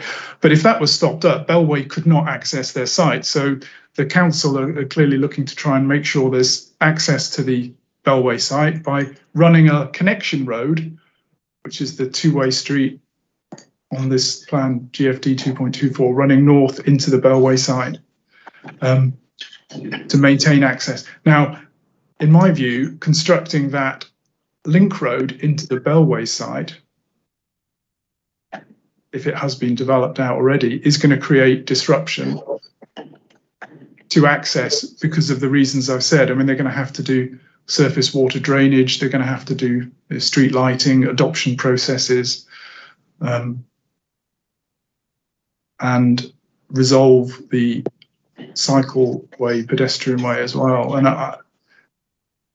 there's no other access into the Bellway site. So I have no clear information to say how that could be done. And I just think Bellway would just say, well, we're either going to have to take that risk in understanding how that could be built out. We know there's going to be disruption, or they'll just sit on their hands and wait for Persimmon to build this, or wait for it to be built. but they're going to have to wait until, because Persimmon are in no rush to build it, because they can build out 300 houses using their primary access onto the A91. Okay, now I understand. But if the Bellway site was fully built out before Persimmon got to House 301, why would it be their problem anymore? When they'd have built the site, there would be residents there. Why would Bellway be concerned about what might happen a few years later? Well, if they have completed the site by then yeah, unless there's any continuing obligations, they would disappear. It would be for the residents to know how their access is going to be maintained while this building works, while the road works are ongoing. And at the moment, I'm not clear how that could be done. Okay, no, that's fine. It was just so I understood that. No, that's fine. Yeah, thank you. It's not straightforward. Thank you very much, Mr. Phillips. Can we then turn from, and I'm not going to take you through the consequences of that, but they're set out in terms of programming in the, let's say the reporter has it in your in GFD 2.14 and the consequences of that on housing land supply in GFD 215. That's the justification to the differences which are shown in GFD 214 as to the programming between you and the council. That's correct, yes, set out in that document, yeah. GFD 2.1. Grateful. Now, if we just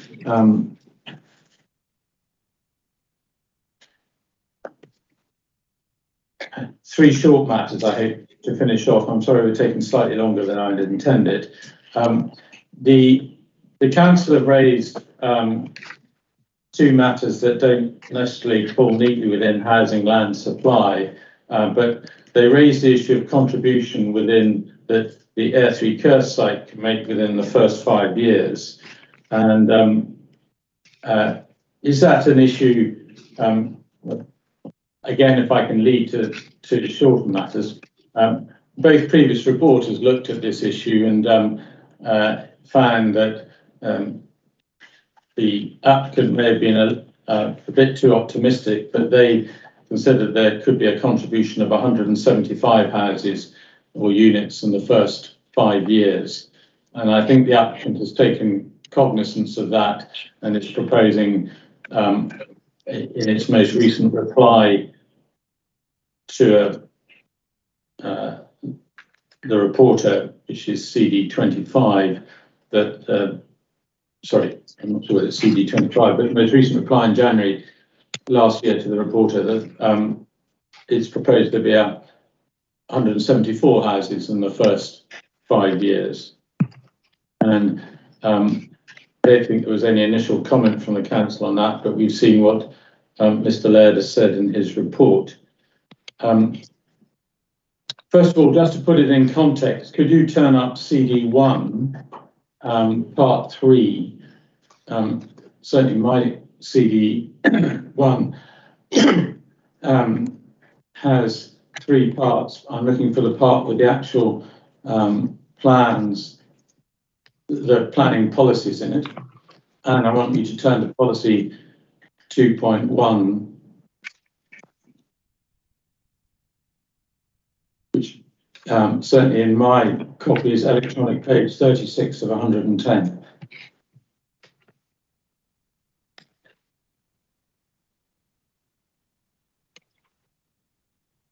Yes. This is the, in broad form, the council's policy dealing with management of the 5-year effective housing land supply, and what happens if there's a shortfall. And if you look at item D, the requirement is that such sites be over 30 units in size in order to make a reasonable contribution the overall identified shortfall. What's your understanding of what that's telling parties as to the extent of contribution that will be considered reasonable, or I think to use Mr. Laird's words, meaningful? Well, the hurdle that the policy 2.1 sets out at criterion D suggests that anything over 30 units will be considered to be a sufficient, described as a reasonable contribution to the overall identified shortfall. So that would be that would be equivalent to the meaningful contribution. And indeed, that's the contribution that Mr. Laird thinks the site would make. If I can, keeping this open at the moment and trying to deal with it quickly, you've already touched on it in part by a reference to Jury's Hill, but is there any justification in your view for his reduction in the contribution that Airthrey Kerse can make from 175 or thereabouts units in the first 5 years to 30?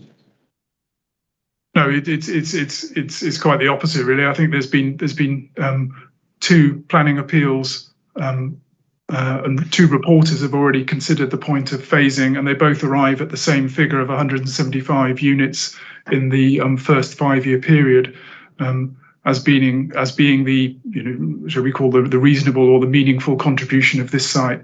If I'm able to give those references of in the first appeal, it's paragraph 2.30 of document CD 20. And in the second appeal, it's paragraph 3.101 of CD 22. So in both those reports, the meaningful contribution is 175, but the first reporter does say that it could be a higher number if two house builders were involved.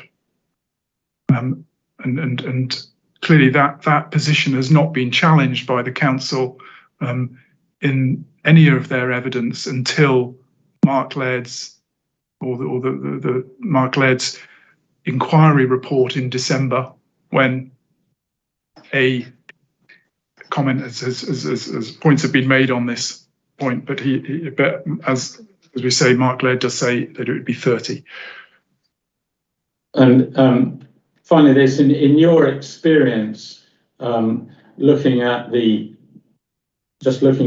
on the Airthrey Kerse site at the moment, is there any particular reason with the council that it is complying with its obligations to, and indeed professing to seek to encourage supply of housing land if permission is given? Is there any reason why the first houses won't appear for 4 years in his view? There's no reason why housing could not come forward earlier than that, given the circumstances of the site at Airthrey Kerse, which has been subject to a significant amount of scrutiny through the planning application process and through 2 appeals.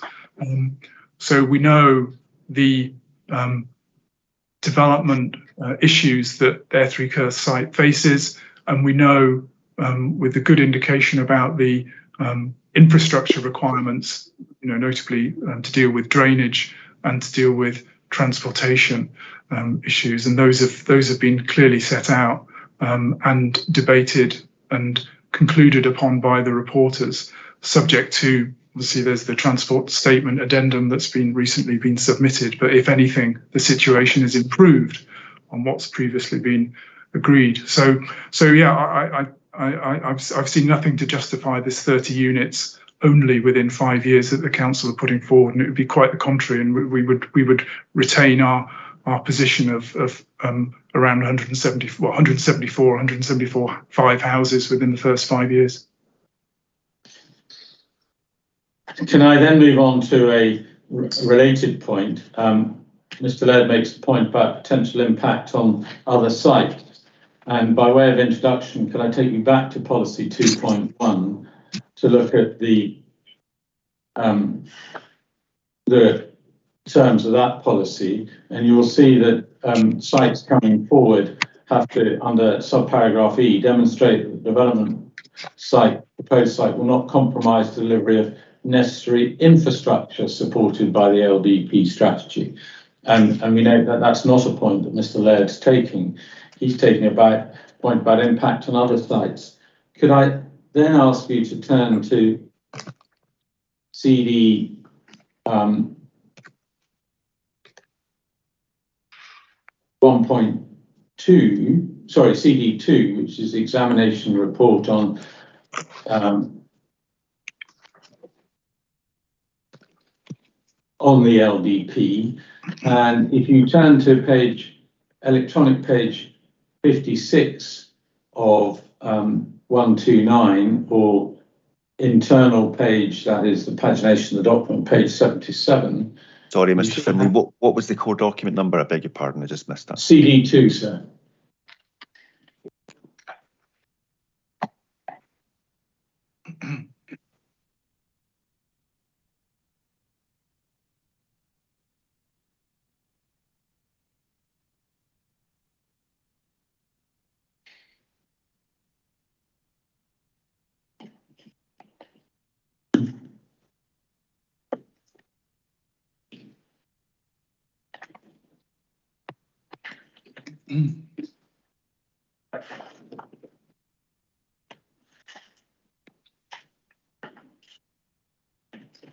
Okay, and it was the electronic page 56 of 129, if you have 129 pages. I do, thankfully.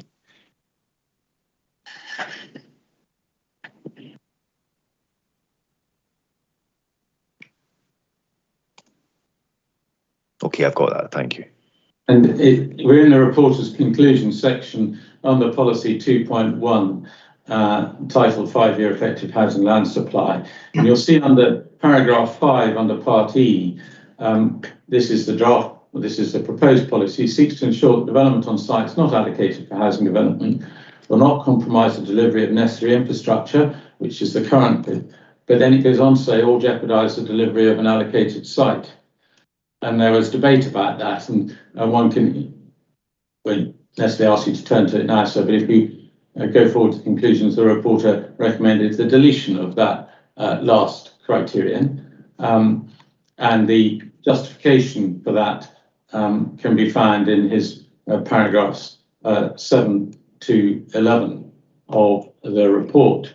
And I'm not asking you, Mr. Phillips, to either summarise those or go through them in detail, but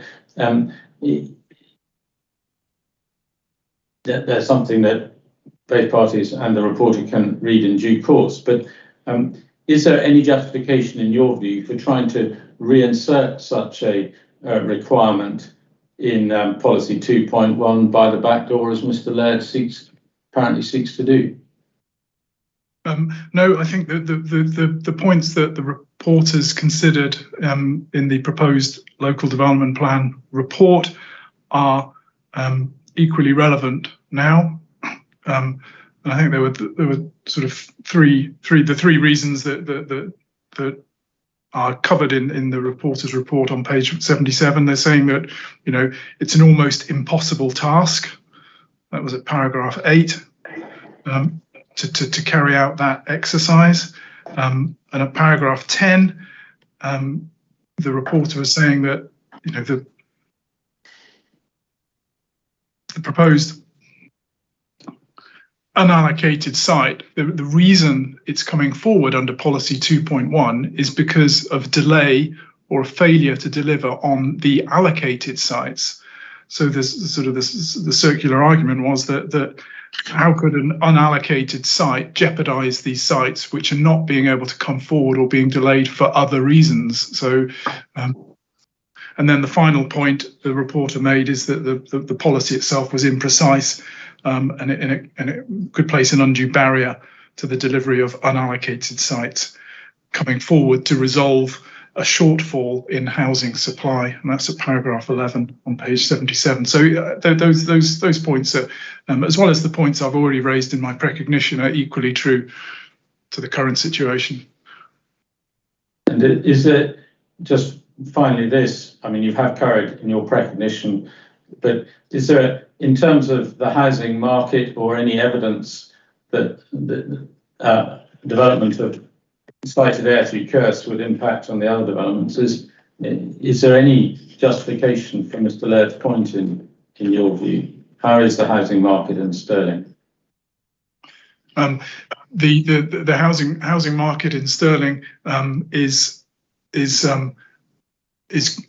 buoyant, if you like. I mean, there's a high demand. It's a desirable location, and that's referred to in that was the point agreed by the previous reporter. And I think even Mark Laird in his inquiry report talks about this area being a highly desirable location, and so the I'd say that and that I think even in the local development plan that's accepted as a point of a high demand for residential development too, and certainly Mark Laird has not given any indication that his programming of 30 houses could threaten the development of the strategic sites at Jury's Hill of over 3,000 units and South Stirling Gateway of potentially up to 1,100 units. How 30 units could affect those, that's not been made clear in the evidence I've seen. But even if one looked at 175 units, or those developers saw the other units potentially coming down the line after them, is that likely in your professional experience in the housing conditions that exist in Stirling to put them off developing those significant sites? No, it's not. I mean, there's a few points to make. In terms of geography, South Stirling Gateway and Jury's Hill are on the opposite side of the city to Airthrey Kerse. I mean, the distance is around 6 kilometres, which we've set out in one of our documents. And so this offers a different part of the market, housing market, than those sites. And I'd also say that that Airthrey Kerse has been promoted through the previous local plans for residential development, LDP1 and the current LDP2, LDP 2018. And although the reporters did not support the allocation of the site, the reasons given by the reporter were on site-specific issues of flood risk and transportation. They were not on the effect of the Airthrey Kerse site that they could have on Jury's Hill, South Stirling Gateway, or any other site for that matter. And at that point, those other sites were being promoted by the council. So the implication is that the reporter saw that Airthrey Kerse could coexist with these other strategic sites, didn't see a problem. That would be my view too. And then on to my last subject, and the housing's coming back, which is coming back to the prognosis. Taking the figures that we went through at the outset, there's clearly first of all, there's no doubt that the housing land requirement of the plan is not going to be met by a significant degree, even taking the optimistic approach that you described in your report. And if one takes a compound or residual approach to the 5 years housing land supply, there's only going to be a supply of certainly under 4 years, whichever figures one takes. Mr. Laird appears to put a significant emphasis on COVID as a reason for undersupply or for choosing the average method. First of all, looked at, does the COVID excuse provide any justification for the historical failure to meet, consistent failure to meet the housing land requirement within sterling? No, the implications of COVID on construction largely took place between April 2020 and June 2020. That's when there was lockdown for 3 months for the construction industry. As we talked about earlier, I've identified a significant and growing shortfall since the start of the local plan period at 2015. So for 5 years before the effects of COVID, there was a persistent and significant shortfall of meeting the housing land requirement each year, which would suggest that, you know, the problem of shortfall in sterling happened well before the effects of COVID might have had some effect. And then secondly, is there any suggestion, even in Mr. Laird's report, that COVID has had a significant or impact or otherwise on Jury's Hill or South Stirling Gateway? No, I've not seen anything there in his evidence, and indeed in the inquiry report, when he goes through each of the disputed sites, he says in the list of comments there that he's indicating a housing market recovery, I think is the words he uses in his report. That is being felt. So, and the other matter is that if there is any effect of COVID on forward programming, then in arriving at the updated HLA 2021 figures, which have only recently been done, therefore those forward programming figures must have taken into account any effect, should there be any, on forward programming. And that is not just the council's view, that's been completed in consultation with Homes for Scotland too. So in a sense, those forward programming figures have already taken into account the effects of COVID. And then lastly on this, you allude to them in both your report and evidence and your precognition. You've in your precognition at 3.5, you refer to evidence on housing demand, and I'm not going to ask you to take you to those documents.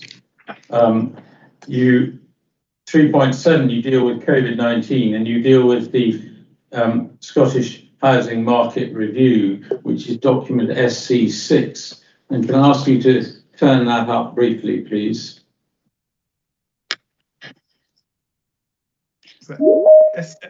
SC6, did you say? Sorry. Yeah, SC6, which is the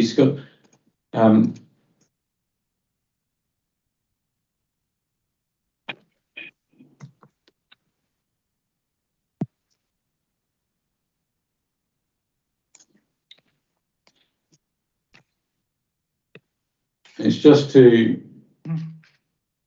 trying to.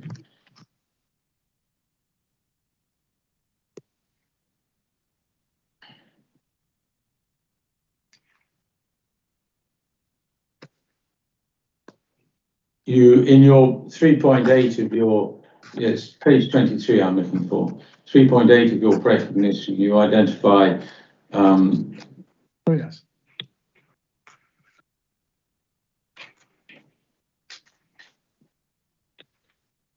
The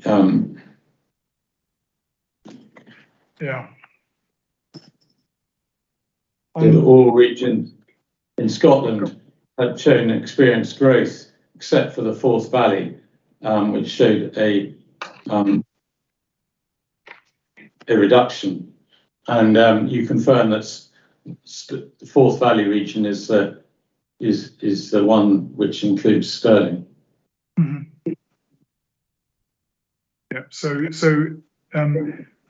this document was trying to give an indication of how private new build sales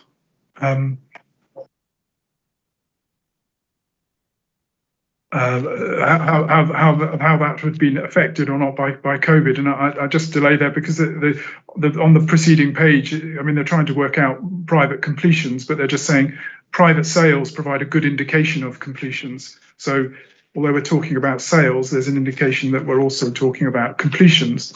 And that was a problem of obtaining the data on completions because of the effects of COVID. But anyway, so on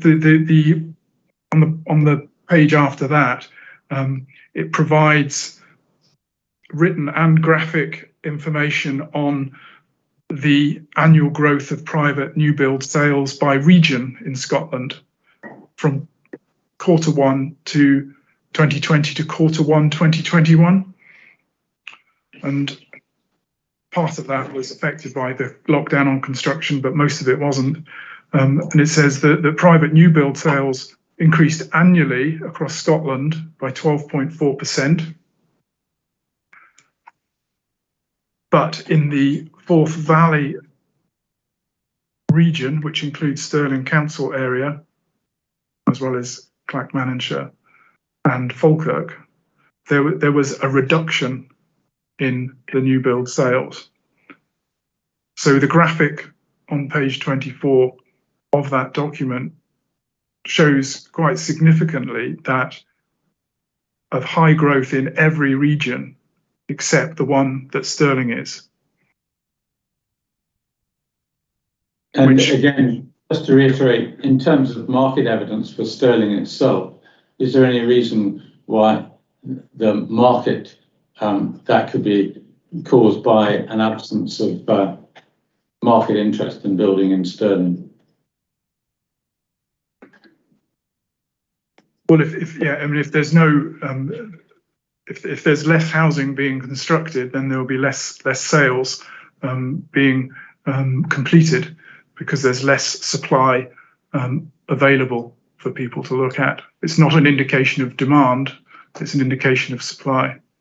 Yeah, but in looking at indications of demand, just remind the inquiry of your view of the demand within Stirling.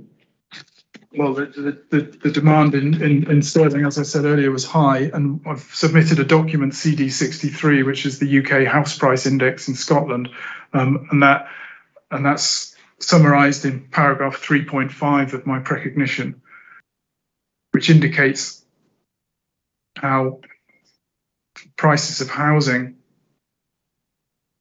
or the price of the sale of housing in the Stirling area is high. It's the 5th highest in Scotland in terms of the 32 local authorities, and is the 3rd highest annual percentage increase. And yet it's the 3rd lowest sales volume, excluding the islands of Orkney, Shetland, Western Isles. So it's an indication that even with a low volume of sales, prices are still increasing significantly, which is a reflection of a low supply and a high demand for houses in the Stirling area. The final document I wanted to take you to was GFD 2.03, Housing Statistics for Scotland, which is slightly older, takes it looking to the year end September 2020, and just to ask you to look at the map on page 9 of 38, at least initially, and any other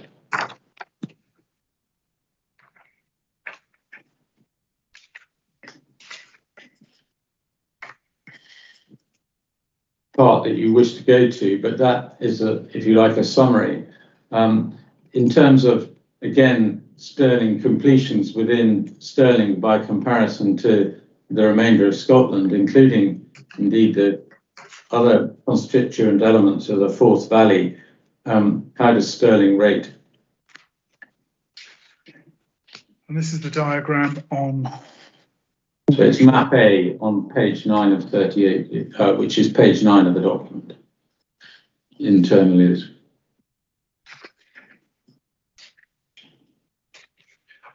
And that's the map that's also produced in my inquiry statement as well. So yeah, this shows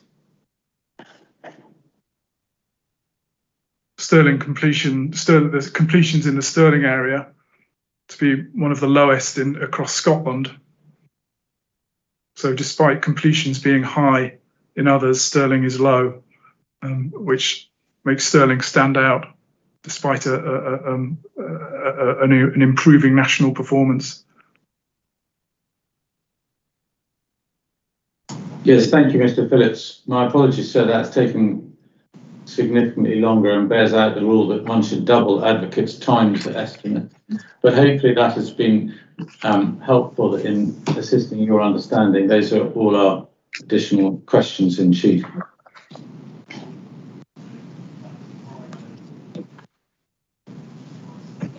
Okay, thank you very much.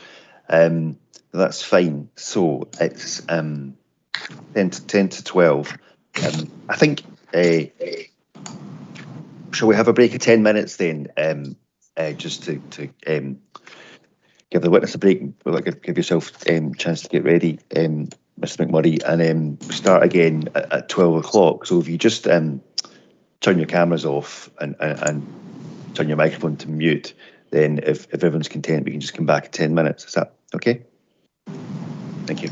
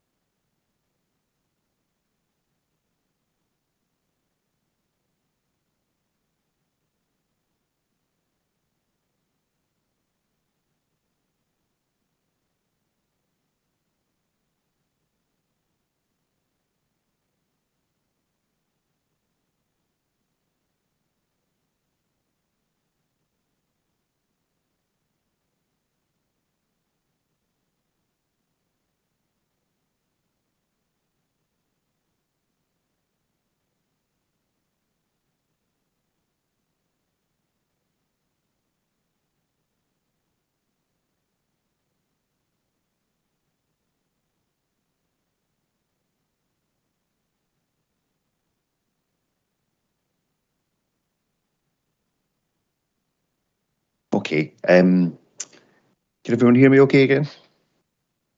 Yep, that's good. Sorry, I was just shutting the door there, lest the cat get in and disrupt us. That's okay. So thank you very much for examination in chief. Mr. McMurray, if you're ready, I'll pass over to you for the first examination. Thank you. Thank you, sir. Good afternoon, Mr. Phillips. Good afternoon. I think for the majority of the cross-examination, it may be quite useful if you have your inquiry statement to hand for most of that. I'm preparing that for the majority of that. Before I start delving into some of the other issues, I want to pick up on one thing that came out of the examination in chief this morning, and not a material point, so hopefully it can be dealt with quickly, but I was just trying to understand why you used the 182 figure when updating tables 4.3 to 4.8 and rather than 1.8 number. I think the main reason was just to be consistent with Mark Ledd's tables at SC10 when on his 5-year housing land supply calculations. But equally, I did put an asterisk against it and say that was excluding small sites for 1/4 of 1 year. And I did say that the figure that I reached of 187 was not significant in terms of the difference between 182 and 187. I think using your assumptions, you arrived at a figure of 188 in terms of 6 units within a quarter that probably not accounted for as yet. That's right. Yeah, that's right. Yeah, it would be. Yeah, my estimate was 6, so it would be 182 plus 6. But I would say that the difference between 187 and 188 is not significant. No, I don't think there's any difference between us on that. I just wanted to clarify that point. So thank you, Mr. Phillips. That's okay. If I could first of all turn to your CV, which I think is GFD 213. Yeah. I think it was a bit of, again, and hopefully won't spend too much time on this. I think we're get with quickly, but I understand that it's 14 years experience in local authority in England, followed by circa 20 years in consultancy in Scotland. The only change I'd make, I did see that I'd missed out my experience at Bath City Council, which was between when I left City of Westminster Council in 1991.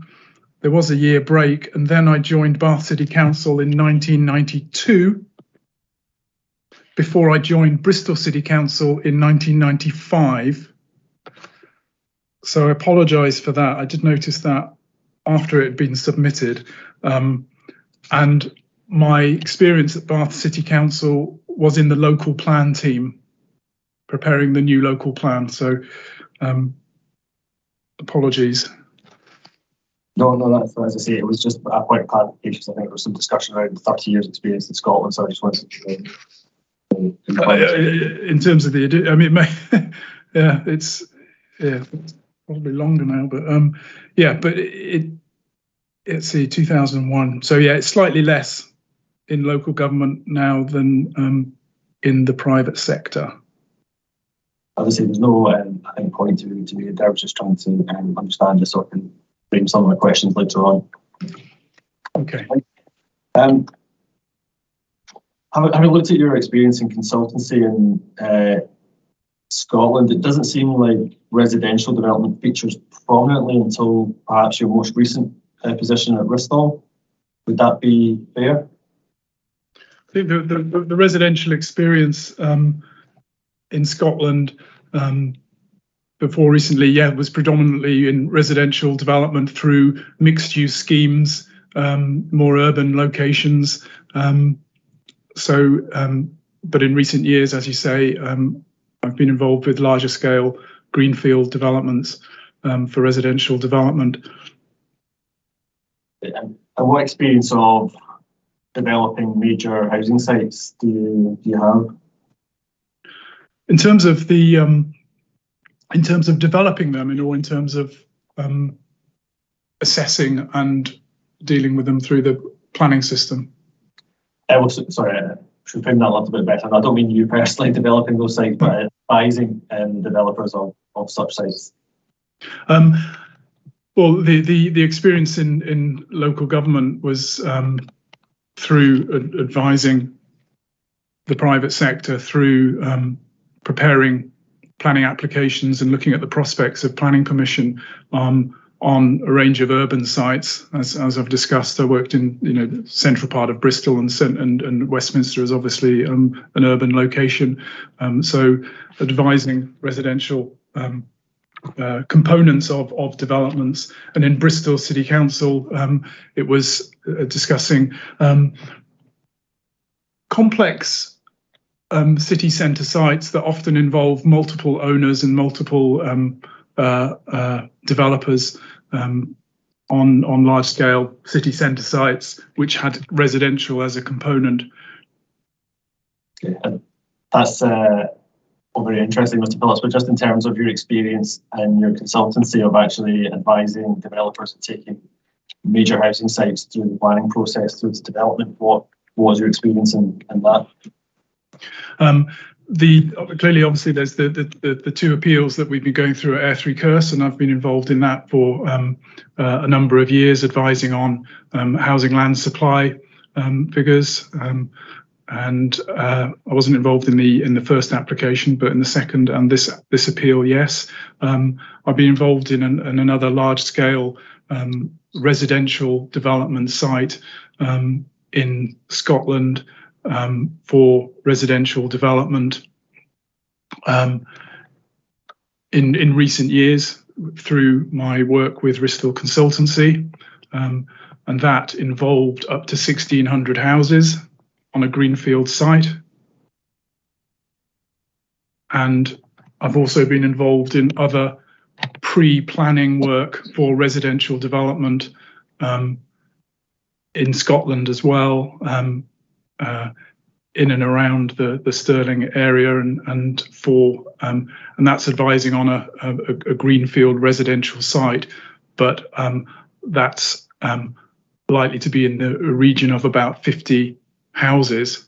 I can't say which site it is, but I was advising on the pre-planning stage of that one on housing land supply issues.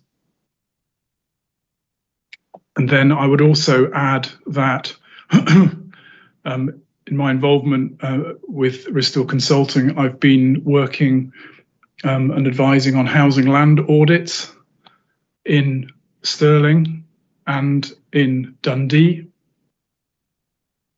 And in Stirling Council, that involved commenting on the Housing Land Audit 2019, which involved meetings with Homes for Scotland and also Stirling Council to discuss the draft Housing Land Audit in 2019. Now, I know that's not in relation to a particular development, but that did have implications on consideration and advising on those other development sites in the Stirling area. And the 1,600 unit development site that you referred to, what stage is that at, and what status does it have? That was in a neighbouring authority. That was a planning application that does have a resolution to grant planning permission. And that was a residential-led development on a greenfield site. So that was pre-planning, planning, and now that's at the post-resolution stage. So perhaps we've cut to the chase a little bit, Mr. Phillips. Essentially, what we're establishing, you've got fairly limited experience on advising on major residential sites, and certainly none which have actually been granted planning permission and been developed yet. Is that fair? I think that's fair to a point. The ones I have been involved with are significant in themselves, and involved, certainly through the appeal work, quite a thorough analysis and experience and skill set has been developed as a result of that. So it may not be high in terms of number, but it's high in terms of quality. That's all I was trying to establish, Mr. Yeah. Wilson, the number of major sites that you've been advising on. In terms of your work, and I know this will not just be restricted to residential development, but presumably you would have been involved in the negotiation of Section 75 agreements in your role? Yes, I have, yes. Yeah. Would you normally expect those negotiations to be conducted in public? At the reporting to committee stage, yes, there's in writing reports when I was in local government, rather like the reports I've circulated today and referred to, they do include a section on heads of terms, and those would have been negotiated to heads of term stage with the applicants or the developers, and I would have had to have negotiated that. But in terms of the detail of Section 75 agreements, that would have been with lawyers, but I would have been there as a support, really. So I wouldn't have been involved in the drafting of the Section 75 or the Section 106 agreements in England. And I have been involved in one or two applications from recollection on modifying or discharging Section 75 agreements as well. But once you have a maybe to grant decision, you wouldn't then expect that draft to be in circulation in the public domain, would you? I see. Not unless there was a resolution from the committee to do so in terms of reporting back to committee, rather like the Jury's Hill stage. But you're right. It wouldn't have been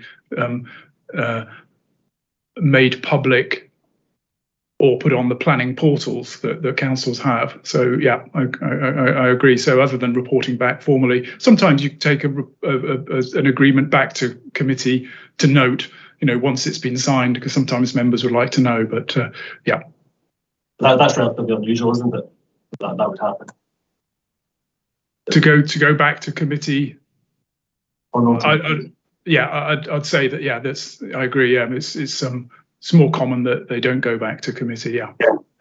So it's not a surprise and certainly nothing unusual that you would not see the draft agreement for Jury's Hill or South Stirling Gateway either side, is it?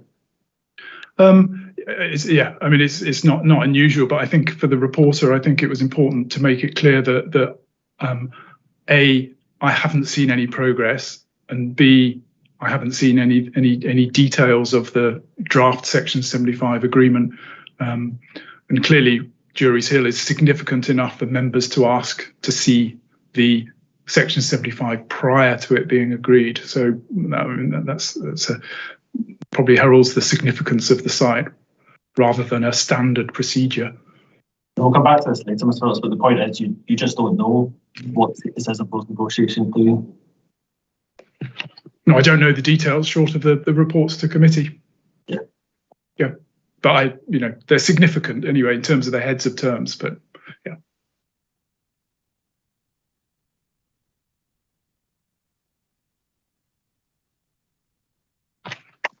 So perhaps if we could actually turn to tables 4.1 to 4.6 of your inquiry statement.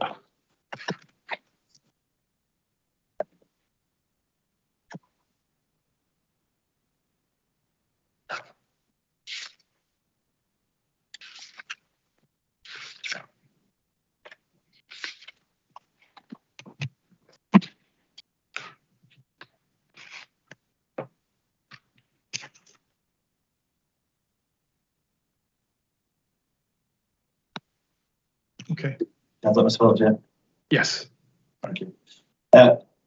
Just to take each of these tables in turn, I don't intend to go through them in detail, but I was hoping quickly establish which agreement that essentially it's in the most recent year where the shortfalls have increased to a greater extent. Is that fair?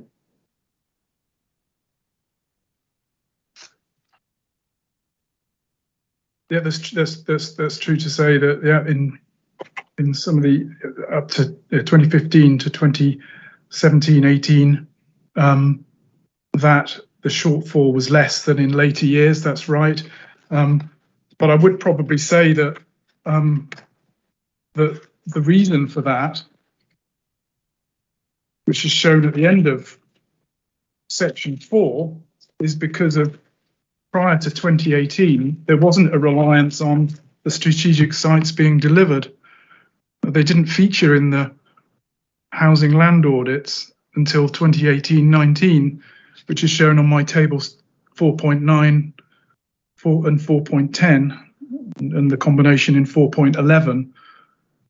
The first time that Jury's Hill and South Stirling Gateway feature as a forward projection is in 2018-19, and then significantly ramping up in audits that followed. So it supports my conclusion, in one of my conclusions in section 4, that the reason for the increasing deficiency was the over-reliance, if you like, and getting it wrong for projections on the 2 strategic sites. Well, we can come back to that again, some projections, but I think we're on the same page here, Mr. Phillips. I think what we're kind of established is that the shortfall has increased in recent years, and to a greater extent because of delays with Jury's Hill and South Stirling Gateways, and that's I think what you're saying. Yeah, that's correct. Yeah. So if we look at turn to chart 7 in your inquiry statement, which I think is on page 14.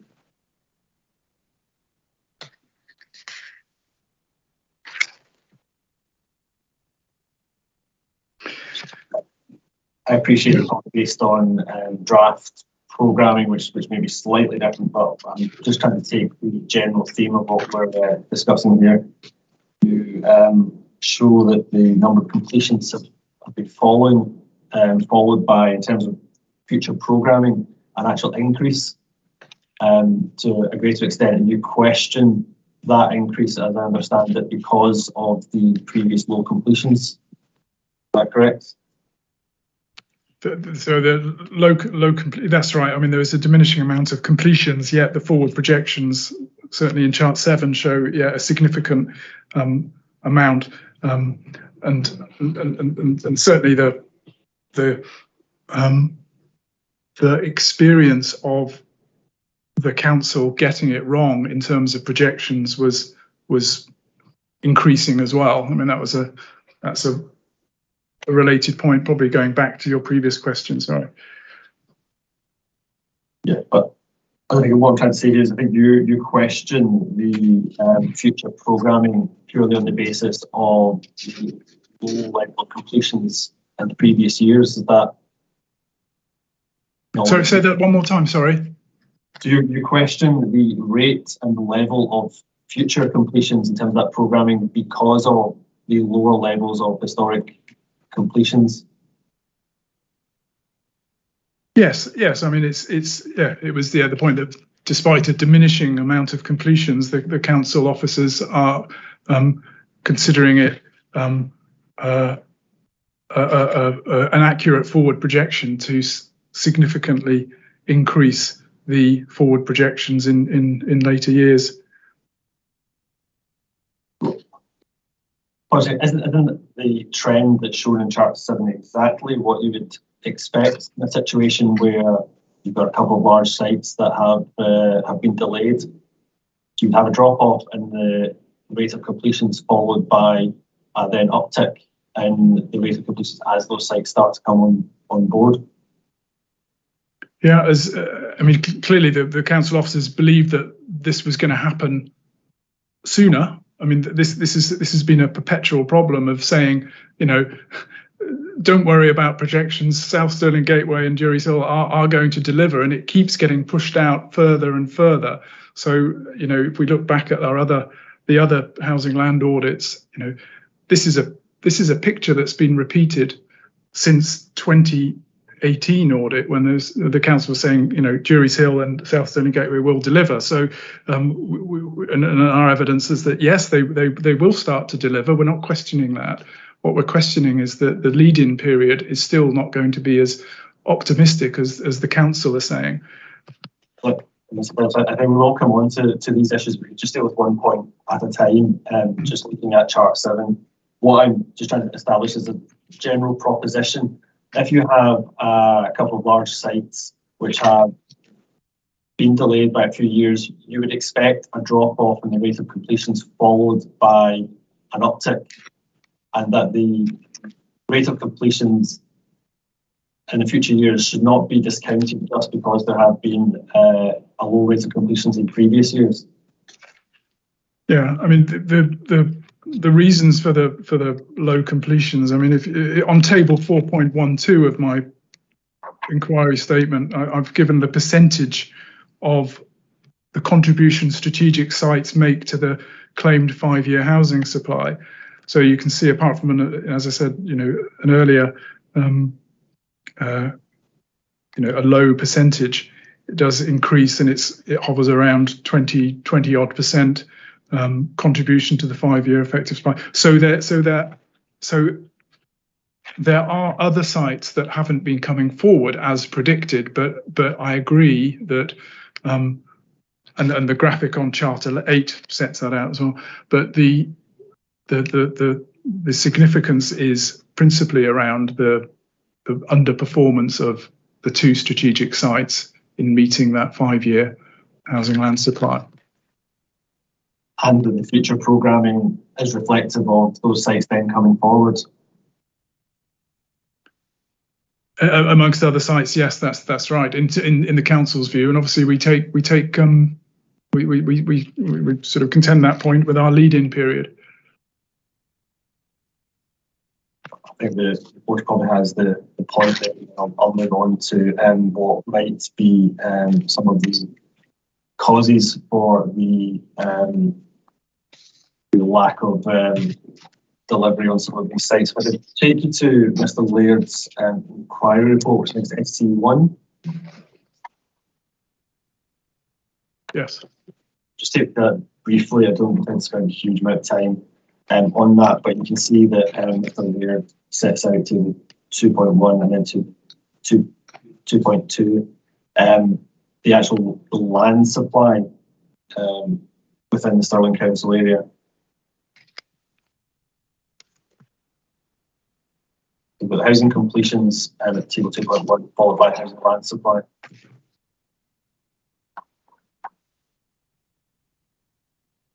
Yeah.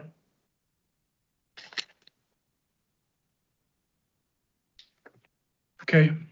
Yeah, and Mr. Laird's point, if we can keep it maybe just in general terms for now, is that there's plenty of land supply in the Stirling Council area. Is that something you're in agreement with him on? You mentioned table 2.1 and table 2.2, isn't you? I think so table 2.1 I think is an agreed matter in terms of the statement of agreement setting out the shortfalls.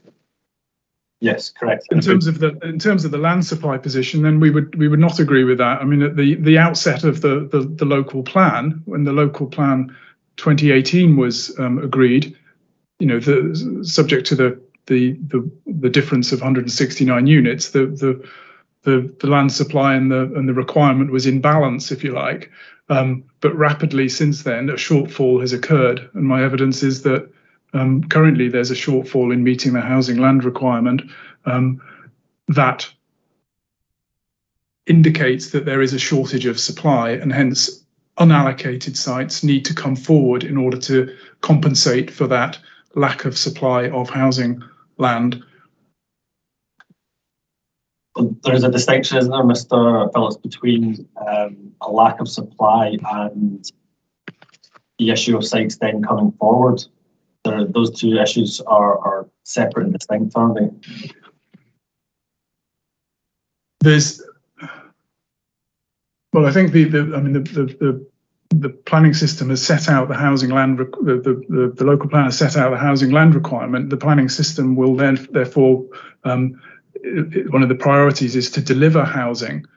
And I think although there may be land as part of the established housing land supply, not all can be developed within the relevant 5-year period or the period of the local plan in order to achieve and meet the housing land requirement of the local plan. So whether there's land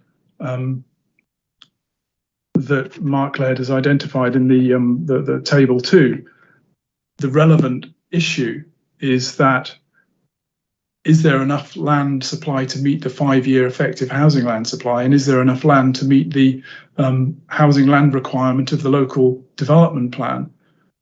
We obviously take issue with that, and then the policy 2.1 is triggered to allow unallocated sites to come forward to remedy that shortfall and remedy that position. Perhaps we just break it down. I was hoping to try and get in terms of perhaps it's easier and a bit clearer for you if we break it down.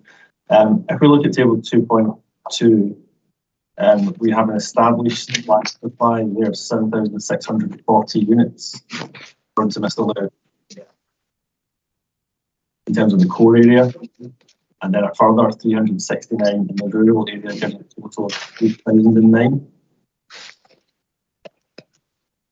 Yes. And in terms of within the plan period itself, we have a total of 3,656 units within both the core area and rural area. Yeah.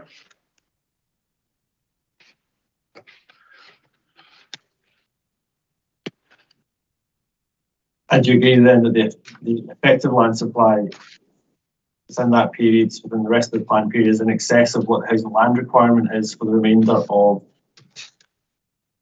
the plan period using the average method?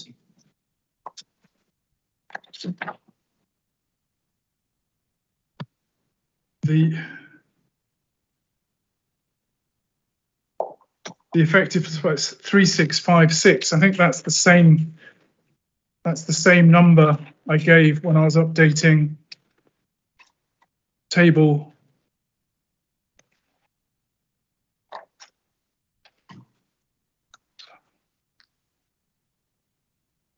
That's completions. Beg your pardon. So the effective land supply is 3656 up to the in the local plan period.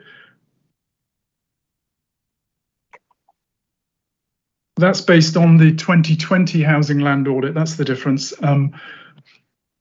Whereas my update was more about the updated 2021 housing land audit. So that table may be different now. But I mean, it will be different from the figures shown in it, because that's just looking at the housing land audit from 2020. Which was the relevant one at that time, time of Mr. Laird's report.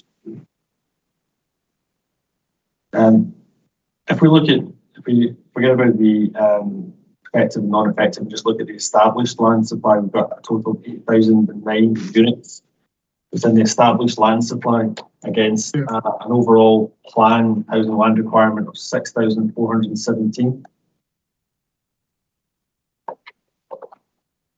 Yeah, I'm not sure. I mean, the established land supply comprises of both unconstrained and constrained sites.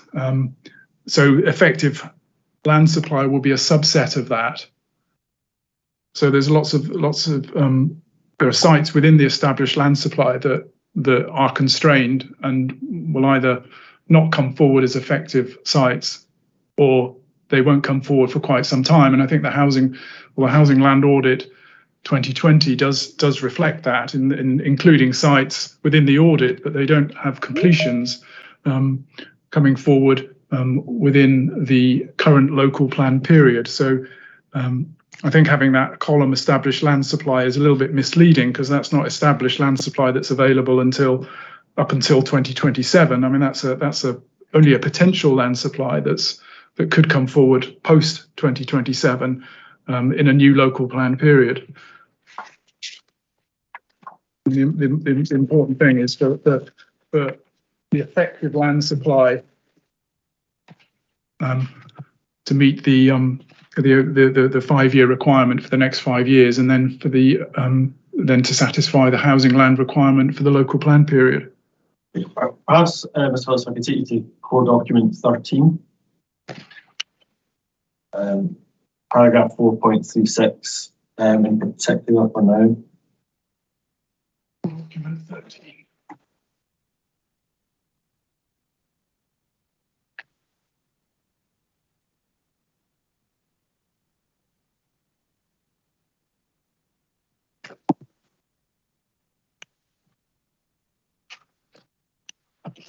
Okay. Just let me know once you've got that.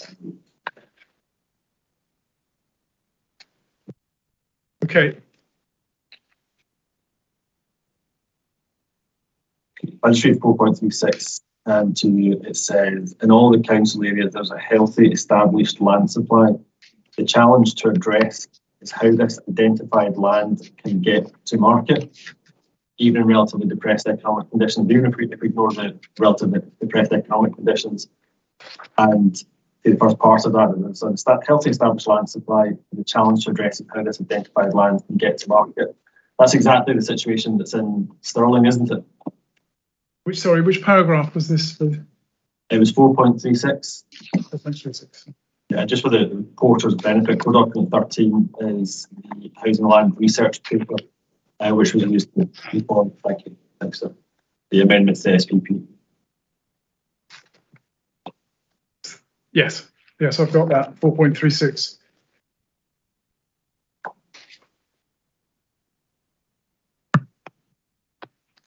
You can see here that the conclusions of the Scottish Government's research was that there were in all council areas a healthy established land supply. The challenge that had to be addressed was how this identified land can get to market. And that's exactly the situation that's in Stirling, isn't it? Well, the reasons for a site to get to market is could be many reasons really. I mean that's goes to the point that even with a healthy established land supply, there may be a number of reasons why sites are constrained and they can't come forward to become part of the effective land supply, and obviously this is a research document that was used to inform changes to SPP that have since been quashed. So I think it needs to be considered in that light too.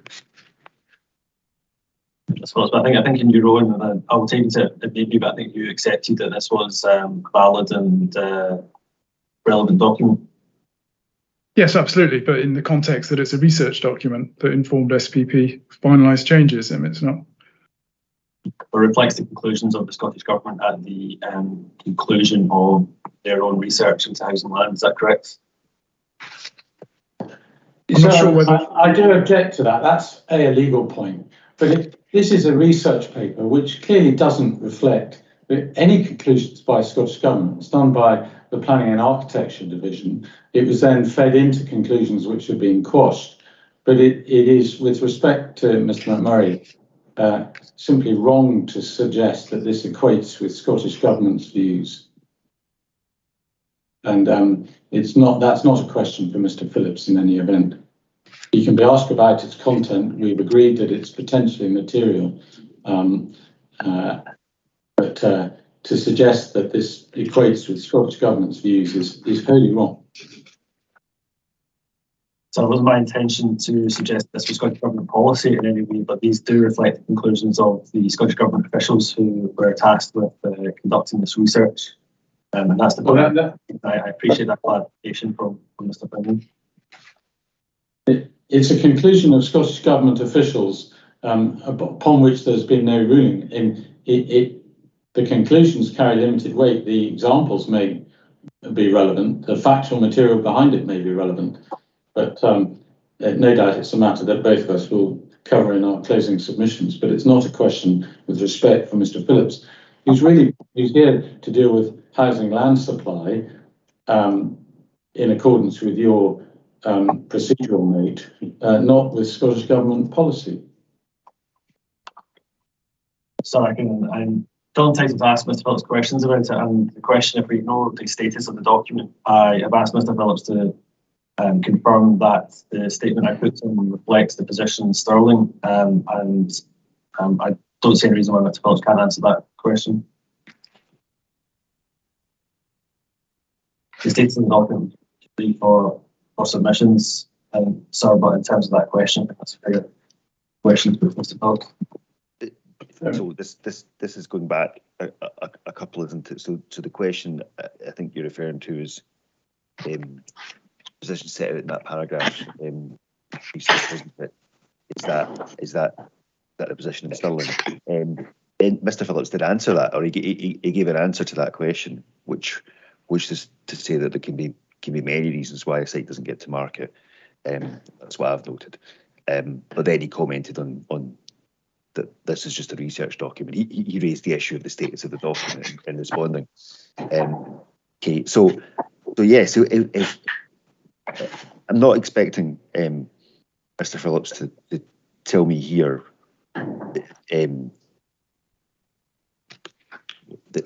whether that is the view of ministers or the view of Scottish Government. But if the questions are about the content of the document and his response or his comments on that, then that's fine. I think, Mr. Phillips, if you feel that you've been asked a question that's going beyond, well, and indeed Mr. Finlay again, if you feel that a question's taken you beyond your expertise or beyond the scope that we've identified for this session, then let me know.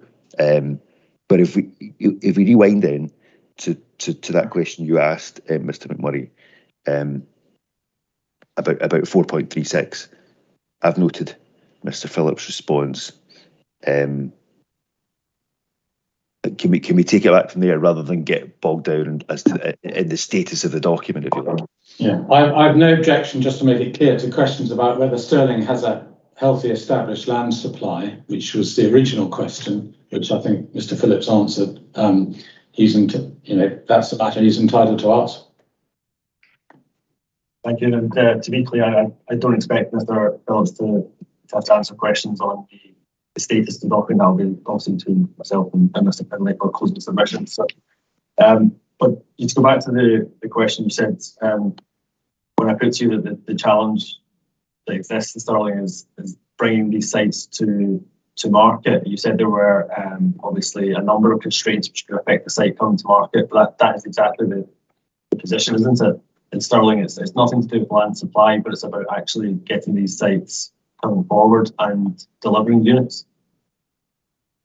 Well, it can be achieved through either proactive work on behalf of the local government to try and bring these sites forward. But when those measures are not delivering sites quickly enough, then the council's own planning policy 2.1 allows unallocated sites to come forward for the reasons set out in that policy. And I think the actual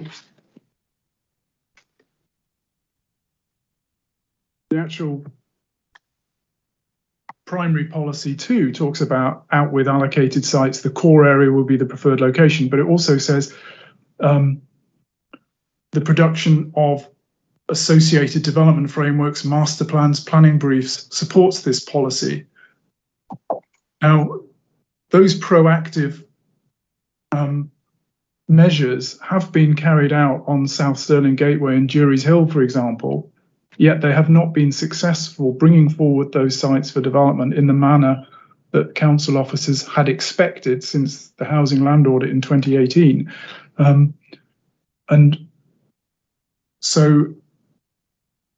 there might be other sites when there are other sites that approach has been taken unsuccessfully, and therefore, policy 2.1 is there to provide for other sites to come forward, unallocated sites, preferably within the core area, such as Airthrey Kerse, to come forward to meet that deficiency in the 5-year effective housing land supply.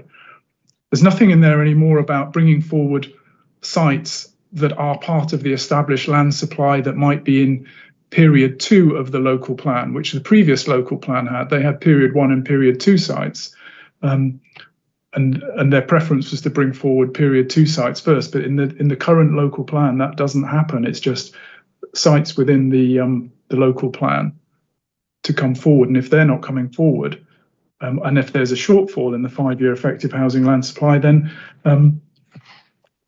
policy 2.1 in those circumstances, allow those sites to come forward, whatever the established land supply might be. And I noticed in document SC in CD 13, the one that the housing research paper, at paragraph 3.4, it does say my exact point that the effective housing land supply will be a subset of the established supply, but the actual scale will be impossible to determine with any precision, and it will change depending on market conditions. So, sorry, Mr. Phillips, which paragraph was that? 5.34. 5.34.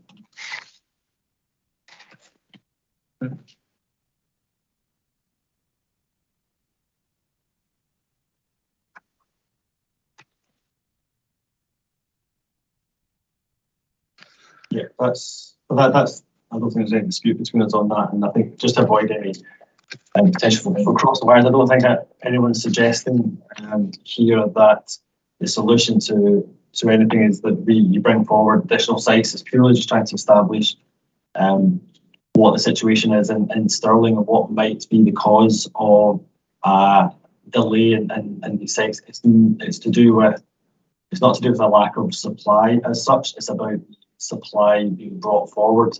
Is that fair? I think we were in agreement. Well, I think my evidence is that the reasons for sites not coming forward are for site-specific reasons, not for wider market reasons or external factors, you might say. I mean, the reasons I've identified that sites are not coming forward as predicted are delays in the planning system through Section 75 and resolving planning conditions, reliance on complex, large-scale strategic sites which have multiple South Stirling Gateway has multiple ownership and multiple house builders coming forward, and Jury's Hill is a large-scale site with one house builder, and I'd probably add a third site-specific reason is the geographical reason, but because at the moment the council are bringing forward and have allocated housing. I think it's in my evidence, it's about 5,000 houses that have been allocated within about a 6-kilometre radius in the south and southeast of the city of Stirling. I mean, that's a lot of housing within a number of sites. And that's another reason that might be called to come. Sorry. I think you're on mute, sir. Sorry. Sorry to detain us. Since we've alighted in this paragraph, I'm going to ask a question about it because it's a paragraph I'd noted. This is 5.34 that you took us to there, Mr. Phillips. Can I just read out then? So from halfway down, expected future programme of housing completions over a 5-year period. So we're talking about the domain of the audit, if you like, will be a subset of the effective housing supply. That's fine. It's likely to be smaller than the effective supply. That's fine. But it then says, again, is impossible to define with any precision. Now, much of the exercise that you and Mr. Laird have been undertaking is trying to define it with a high degree of precision. So do you agree with that statement? It's impossible to define with any precision. I think that how precise. I mean, being precise would be getting it exactly right in terms of the month and the number of houses. I think that would probably be the case. I mean, how can you to crystal ball gaze ahead and say with absolute precision? Because there are a number of factors at play that could have a bearing on things, but in terms of dealing with planning policy, I think there has to be a judgment made in order to implement relevant planning policies in terms of the 5-year housing land supply. So I think it's inevitable that some estimate is going to have to be made, and then you just have to make, in my opinion, you have to take the best estimate you can based on the information that's available in order to inform a conclusion on planning policy.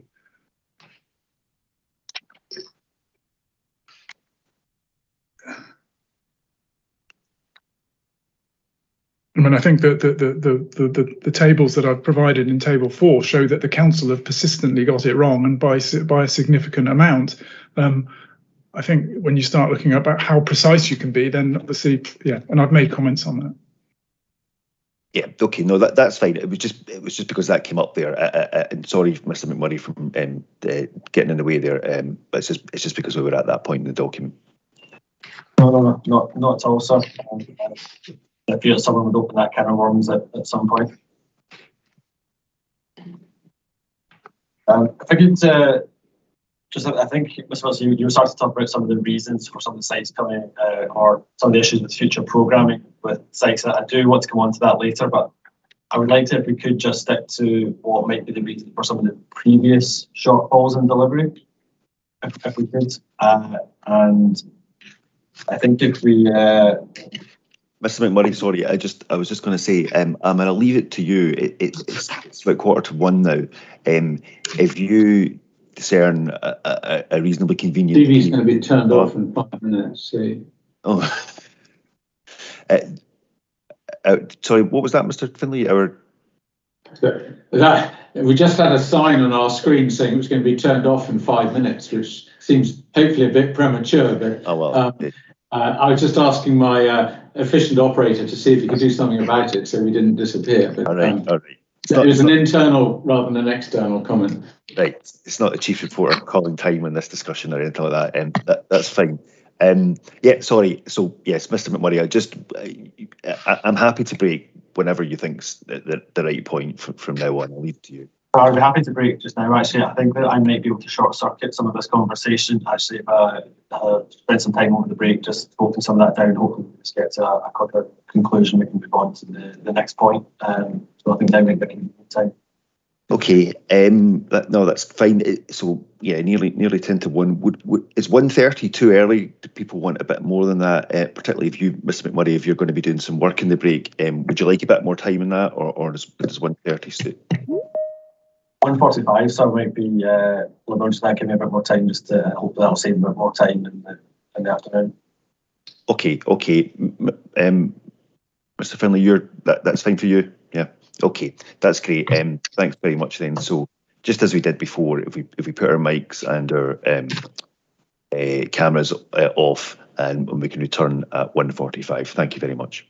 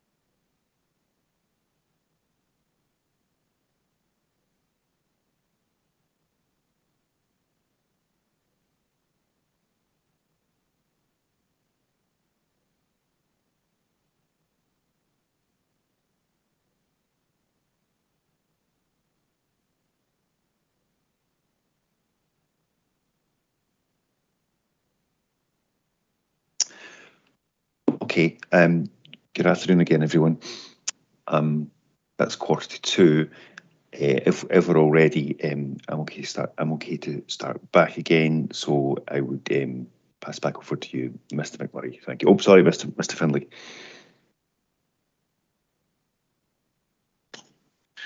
Yes, so just 3 points that may be of assistance. One is that we've been informed that the Cologne Hospital that Mr. Phillips was talking about this morning, the application was approved, so that there's no question mark over that now. So that further narrows the issues. The second point that I was left over lunch to look at the documents that Mr. McMurray wished to look at. I've managed to look at them obviously without Mr. Phillips's assistance, but subject to them being limited to the points that Mr. McMurray alluded to, I don't see any difficulty in those being admitted. So it may be overnight once Mr. Phillips may want to say something further about them, but subject to that, which is unlikely, but subject to that one point, I would, I'm happy for you for them to be admitted. And the third point also arises from the question that you asked before lunch about the accuracy of prediction. And it is, I'm only raising this now so that A, in case I forget, and B, so that Mr. McMurray in any closing submissions can respond to it if he wishes to do so. But it's a matter that the Inner House considered briefly in CD 59 in the most recent Gladman case at paragraph 49. And they referred to, it's quite elliptical, they referred to the reasoning in an English Court of Appeal case, but didn't repeat it. It may assist you if I get get Fraser to email round a copy of that case. But effectively, there's a paragraph in the Court of Appeal case which says that the level of accuracy will depend upon the circumstances, but it doesn't require, certainly isn't suggesting one should be trying to deal with pinpoint accuracy. But that may provide you with some reasonable assistance as to the level of accuracy insofar as it becomes an issue for you. As I said, I thought I'd raise that now so Mr. McMurray can deal with it. Mr. Mitchell will can forward that to everyone if that's acceptable to you, the English case to which reference was made. Okay, so thank you on Killearn Hospital. That's noted. The new documents, grateful for that, and I accept that the kind of slight health warning you put in that it might be something Mr. Phillips might want to come back to. On the Gladman decision and its reference, that seems fine. I mean, I don't want to make a big deal of that question, and I wouldn't have asked it had we not got to that paragraph. Probably wouldn't have asked it. But that I'm depending on what Mr. McMurray says, that I'm quite happy to see that the judgment that's referred to in the Gladman case. If Mr. McMurray, if you're happy with that. Sorry, no objection. Familiar with the case and something that you're referring to. Okay. Okay, that's great. Thank you. If that wraps those up, as far as we need to at the moment, then yes. Sorry, back over to you, Mr. McMurray. Thank you, sir. Good afternoon again, Mr. Phillips. Good afternoon. If I could just take you to a number of paragraphs in your inquiry statement and also one in your recognition. It's 611, 624, 629 and 630 in your inquiry statement, and then paragraph 3.1 of your recognition.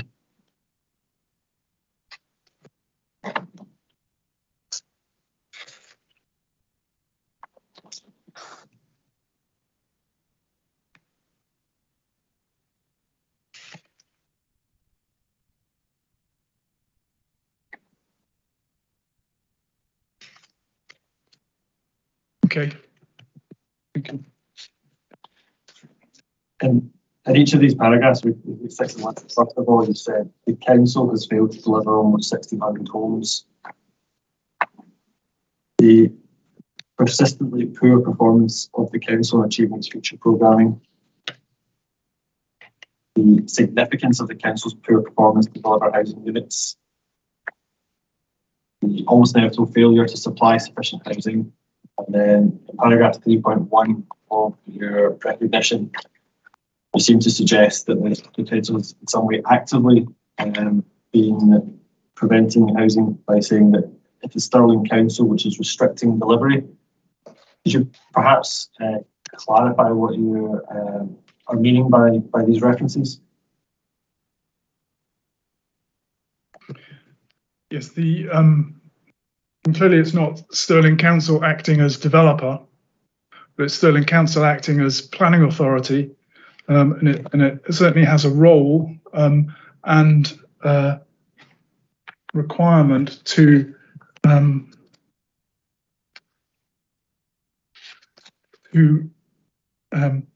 set the housing land requirement and deliver on that requirement through the relevant plan period and also through the 5-year housing land supply. And so I'm not suggesting the council is developing them themselves, but they do have a role, and that's reflected in the wording of the local development plan too, at various points. What, I suppose, in the paragraph 3.1 of your recognition first, in what way is the council being restricting delivery of housing units? Okay, well, I mentioned earlier about the number of reasons where there might be a shortfall, and that's a good barometer of why housing might not be coming forward in the way that the plan is seeking. And I mentioned the site-specific issues of planning system delays through section 75 and the wording and the number of planning conditions. Certainly, I mean, the reference to Dury's Hill and South Stirling Gateway, the section 75 agreement negotiations, I mean, it was December 2019 when Dury's Hill went to committee. It's now over 2 years later and it still hasn't been completed. South Stirling Gateway has similar long periods of time on those, and they're particularly complex section 75 agreements. So that's one area where the council have a direct role in. And clearly there's a lot of, sorry. Could you just deal with that one thing and then we'll move on to what the next point is? I'm struggling to comprehend you. You're saying it's the council's fault that the section 75 agreement has taken 2 years? Well, I mean, as they have a role to play, and as we set out earlier in evidence in chief, and when the officers reported the local development plan to committee in May 2018, following the examination in public, examination of a report being received, the report sets out some proactive measures and collaboration which officers were entering into, and I think the reference was in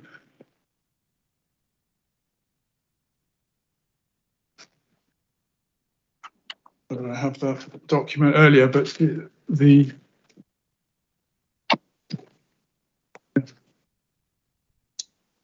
should get the reference.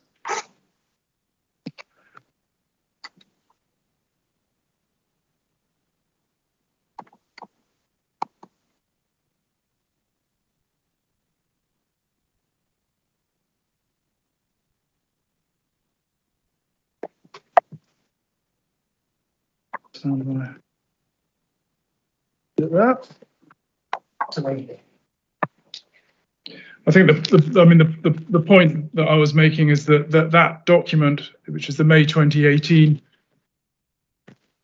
document, which is CD5,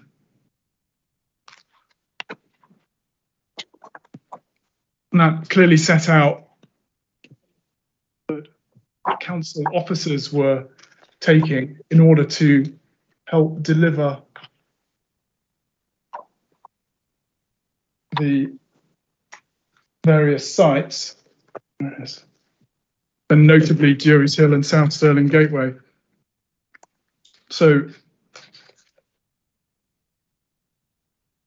collaborating to deliver the infrastructure requirements of the site. I mean, the Section 75 on both Stirling Gateway and Jury's Hill include infrastructure requirements for the site and for the surrounding sites. Yet, the Section 75 was there to deal with that. So the council have a role in negotiating that Section 75 with the developers and other relevant parties. And that hasn't happened over a 2-year period, 3-year period on Jury's Hill. I think it's been established earlier, Mr. Phillips, you have absolutely no idea of what's going on in terms of those negotiations on Section 75 agreement. I'm struggling to see how you can leave the blame for that at the council. Yeah, I mean there are other parties involved in the Section 75 agreement, but it signifies a point why there's been delay in delivering houses on those two sites. Well, perhaps could we just think of it? There's a number of criticisms of the council in your inquiry statement, plus paragraph 3.1 seems to be suggesting that the council has been actively restricting delivery. I'm looking to see if you can actually point to something specific that you would have expected the council to do that you haven't done, or something that the council has done which they shouldn't be doing. In primary policy 2 of the local plan, which relates to supporting the vision and spatial strategy, it talks about the production of associated development frameworks, master plans, planning briefs for specific sites. Now, I mean, from what I can gather from the council website, there's not been a development framework or master plan prepared since I think it's about 2016, I think, is the last one that's been carried out. I mean, that's on the supplementary guidance part of the council's website. That's a measure that the council have not done. I mean, certainly refusing planning applications contrary to officer recommendations is, I mean, I know there's an obvious example of Airthrey Kerse in that sense, but Pleen was another case where officers had recommended planning permission, and that was refused contrary to officers' recommendation. And I mention that partly because the Scottish Planning Policy finalised amendments document, and I know we've indicated that has no force. That does set out reasons for a shortfall in homes delivered emerging on page 17, and it shows that the evidence the Scottish Government received outlining the reasons for a shortfall arising, and this is document CD12, sorry, and that includes a number of reasons why there might be shortfall arising, and they include delays in the planning system, protracted consenting processes, and also refusal of applications contrary to officer recommendations. So there are two examples that I've mentioned already why there might be a shortfall, both of which council officers will be involved in.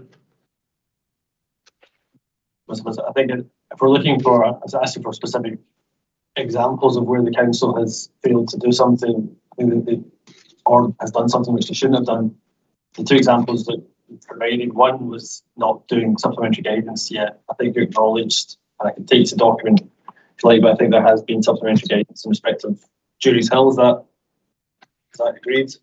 Yes, there was, in 2014. Yeah, and in respect of Pleen, which is, as you say, at appeal now, are you suggesting that the council should have approved that? Is that not the council's judgment as planning authority to make? Yes, it is, but it's just an example of where officers supported the application that if it had been approved, it would have come forward sooner rather than later. So it's just an example why there might be a shortfall, because it would have been programmed to come forward earlier, where officers were supporting it. Perhaps we could take you to core document 9, which is the ODP action programme from 2020. First of all, to page 30, I'll restrict this to just Jury's Hill and South Stirling Gateway for now. Yeah.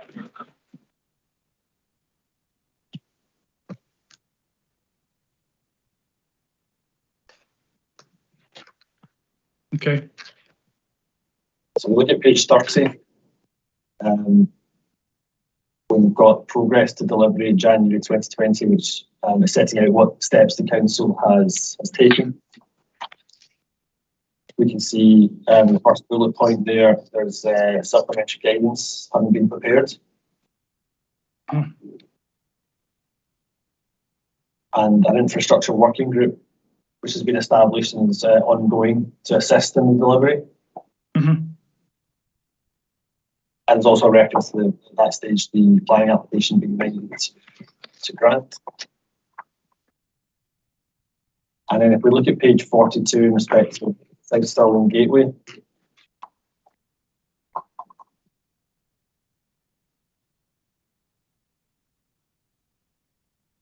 yep.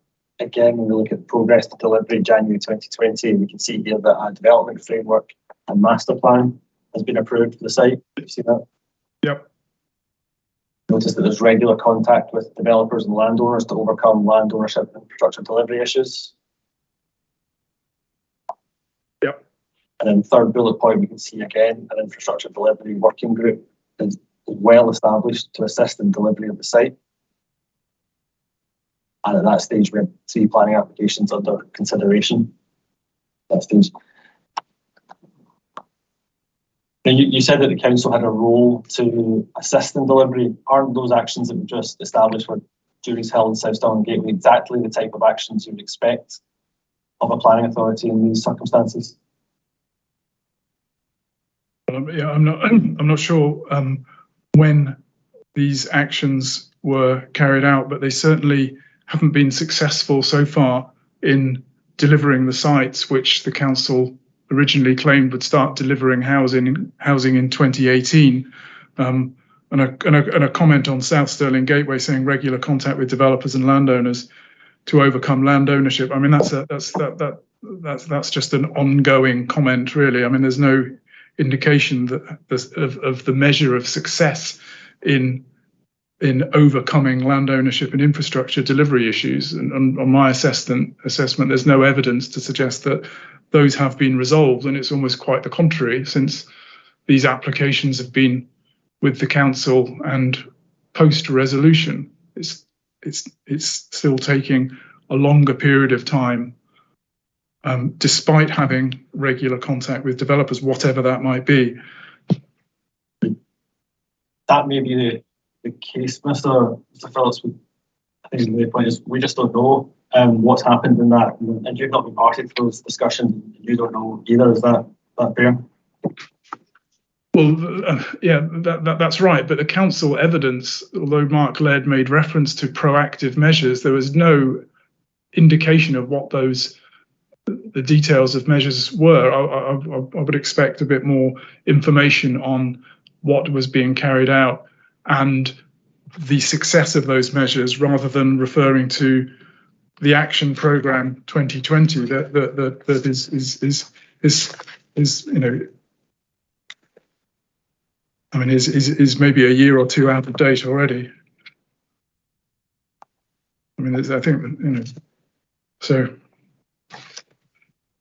The point stands. So what was, because you criticised the council for not delivering housing, when actually the council's been taking reasonable steps to try and deliver. I think we probably both hopefully accept as a limit to what the council can do. Well, I think policy 2.1 is in place for officers to, you know, proactively deal with, you know, the determination of unallocated sites, and certainly they recommended approval for the Airthrey Kerse site back in March 2016. So yeah, I mean, there are other things. I mean, officers have been supportive in some areas, but it hasn't come forward in terms of council decisions. And if we look at core document 11, which is the Scottish planning policy, the paragraph 110.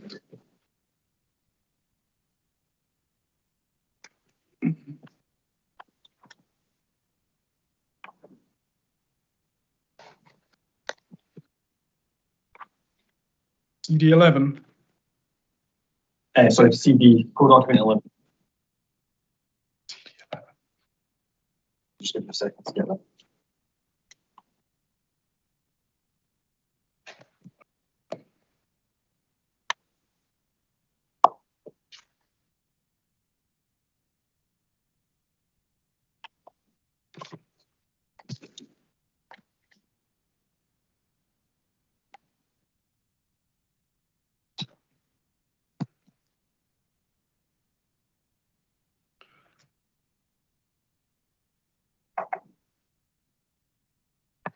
Okay, thank you. Thanks for thoughts. If you see the first bullet point, paragraph 110, we can see that the planning system, this also reflected in paragraph 120 as well. It says that the planning system should identify a generous supply of land for each housing market area within the plan area to support the achievement of the housing land requirement across all tenures. Mm-hmm. Isn't that what happened with the LDP? Now, I appreciate and acknowledge that there was an error which is reflected in the documents with it, that the allocations and the modifications by the report just didn't quite result in the full housing land requirement being allocated. But leaving that to one side for 1 second, that's exactly what the council did in adopting the local development plan. They're not.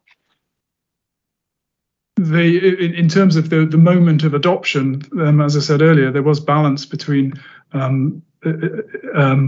setting the housing land supply allocations to achieve the housing land requirement as at the moment of adoption in 2018. But since then, there has been a failure to achieve the 5-year supply of effective housing land at all times, and we are predicting with a high degree of confidence that the housing land requirement is not going to be met either within the local plan period. So it would be the current situation, it wouldn't be achieving the housing land requirement. As you said, at the point of adoption, that point was met by the council. And if you look at the third bullet point at 110, it goes on to say that what should happen, I think, during the plan period, as I understand it. And what it's saying is that the planning system should have a sharp focus on the delivery of allocated sites embedded in action programmes informed by strong engagement with stakeholders. That's exactly the course of action that we saw described in the action programme, is it not? In those bullet points? Well, the things that it says in the action programme, but if we look at the evidence of the performance of the delivery of allocated sites in the local development plan, as I've said in my evidence in the tables 4.3, the success has been very poor. So and the shortfall is significant. So, well, I think I would put it to you that the council, as far as its responsibilities go, has done as much as could reasonably be expected of it. And yes, the sites might not come forward, but that's not down to any failure on the part of the council, as you've suggested, is it? Well, implementing policy 2.1 is something that hasn't properly been addressed, because that allows sites to come forward that are unallocated, subject to various criteria in the policy. So if there is. So you're suggesting that the council has refused unallocated applications and unallocated sites in terms of planning applications? Is that what you're now suggesting? Well, the Airthrey Kerse site is one example.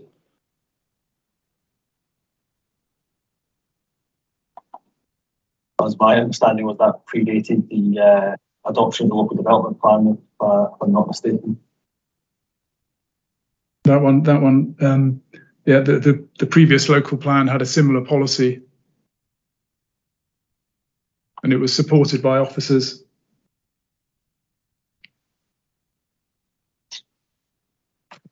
Well, in terms of the current local development plan and what we're looking at in terms of house and land requirement, the decision of Airthrey Kerse doesn't actually impact on that, does it? Sorry, say that again. Sorry, Mr. In terms of the current local development plan and meeting the housing land requirement in that local development plan, the council's decision with respect to Airthrey Kerse predates the local development plan, doesn't have any impact. Yeah, yes, that's correct. The decision was before the current local plan. I think that probably leaves sufficient in terms of dealing with the previous shortfalls. And if we actually can move on to the question of the appropriate methodology to be used.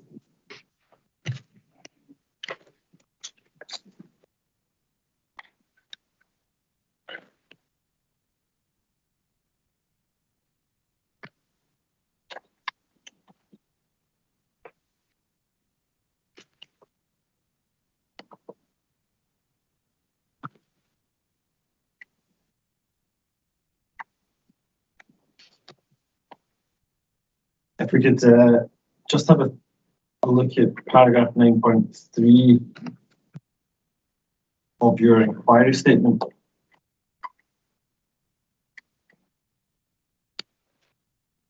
Just trying to understand the reasons why you say the residual approach should be used. As I understand it, and correct me if I'm wrong on this, it's principally because there's a significant shortfall and historic completions.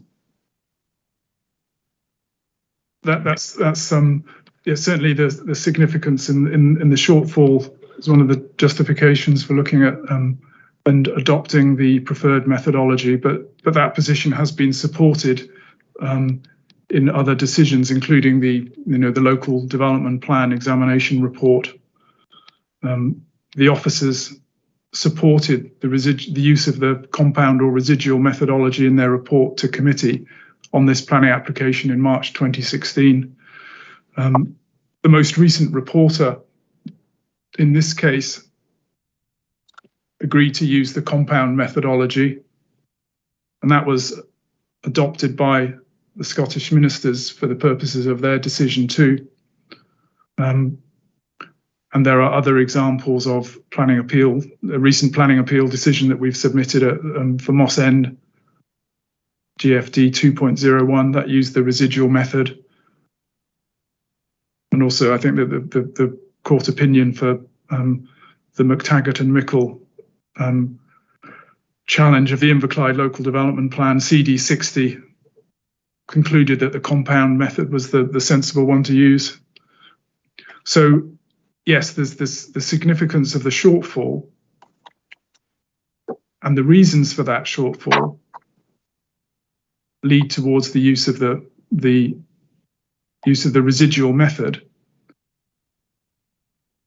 because there is no agreed method to use. I mean, it's a matter of discretion, but I think the reasons in terms of the significance of the shortfall and the support that's gained by other decisions, including on this site, support that view as well. That's helpful, because I was struggling. I didn't see anywhere in your evidence that there was any analysis of the two potential methodology options and the advantages of either. Of those, unless I'm missing something that's not contained in your evidence anywhere, is it? I mean,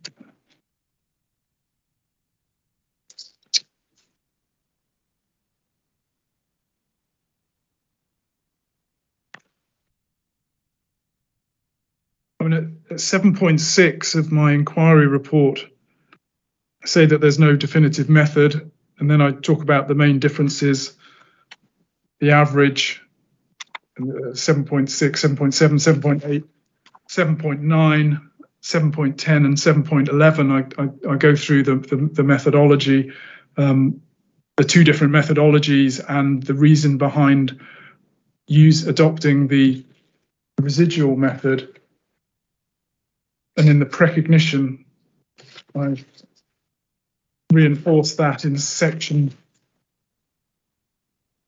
4 about the methodology for calculating the 5-year housing land supply, sort of paragraph 4.1, 4.2 and 4.3, having dealt with the significance of the shortfall in section 3 and the reasons for it. Yeah, well, as I understand, in terms of disadvantages of both methodologies, what you do is you set out the disadvantage of the average method, but as I understand it, nowhere do you tackle the potential disadvantages of the residual method. Well, I've prefaced the discussion on methodology by by explaining the shortfall and the reasons for addressing the 5-year effective housing land supply, and I've also set out in sections 6.25 of my inquiry report about the importance of achieving the housing land requirement of 6,417 homes over the period of the plan. And by implication, if you're just using the average methodology, there's there is I say that there's a almost certainty that is not going to be achieved within the local plan period. So it's clear, I think, that the residual method supports my premise of which one should be selected. I think my question, Mr. Phillips, was not around the disadvantage of the average method. I have your evidence on that in terms of your inquiry statement and the recognition where you set out that the average method in this case in particular will lead to the housing land requirement not being met. What I'm putting to you, I think your answer is probably going to come out here, is essentially that you do not address what the potential disadvantages are of the residual method. Are you suggesting there are none, or is it just something that you address? Well, my housing land scenarios calculations that have recently been submitted do consider the average methodology, and I've submitted 2 scenarios which deal with the average methodology. So that is something that I have covered. They're not the preferred methodology, but I've provided those in GFD 2.15, scenario 13 and scenario 15.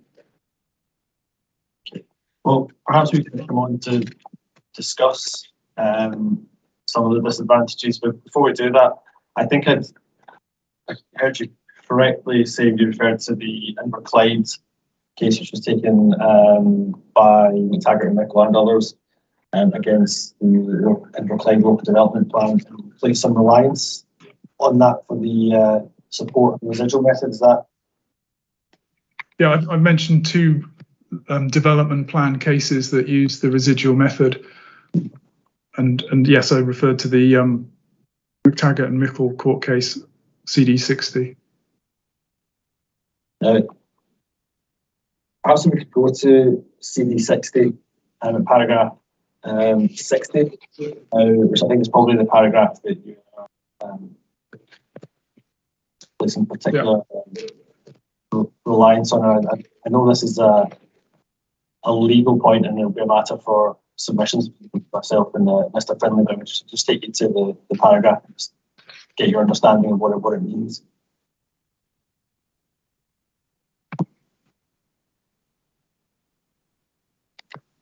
Yeah. So we look at the sentence first of all, starting on the face of things. Oh, sorry, sir. I think you're on mute. Sorry, you can hear me now, hopefully. Yeah, sorry, just if you just bear with me just till I get that up. It's coming, I think. Of course, sir.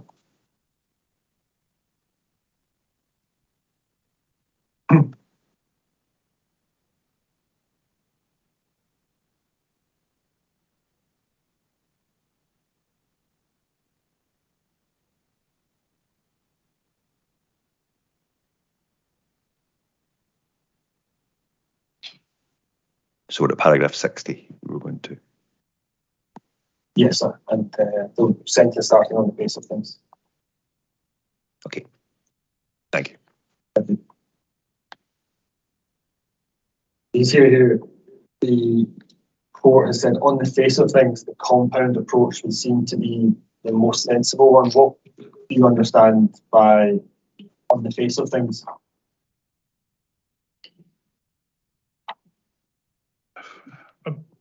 I'd say on the information and the evidence in front of the court in that particular case. Yeah. So would you suggest that's without undertaking detailed analysis or assessment?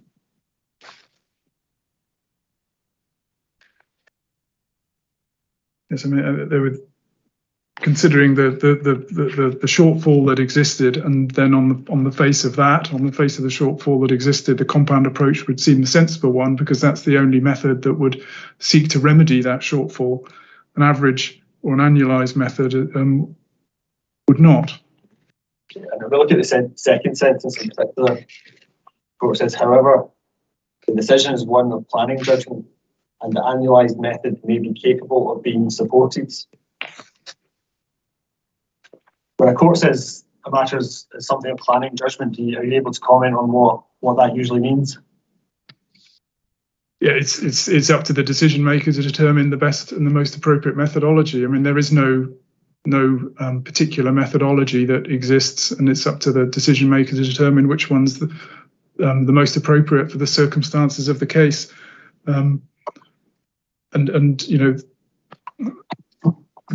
and then that bears out in a number of these references that I've made.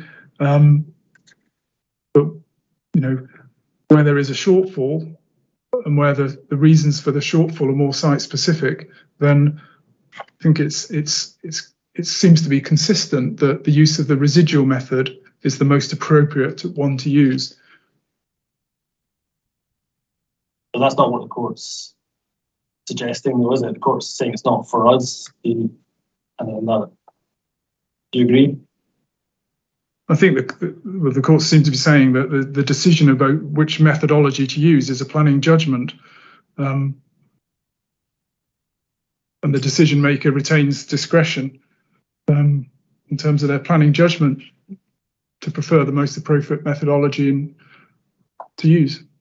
So if we look now, I think you referred to the Moss End appeal decision as well,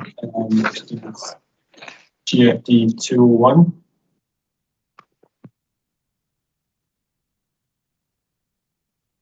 I guess paragraph 17 there.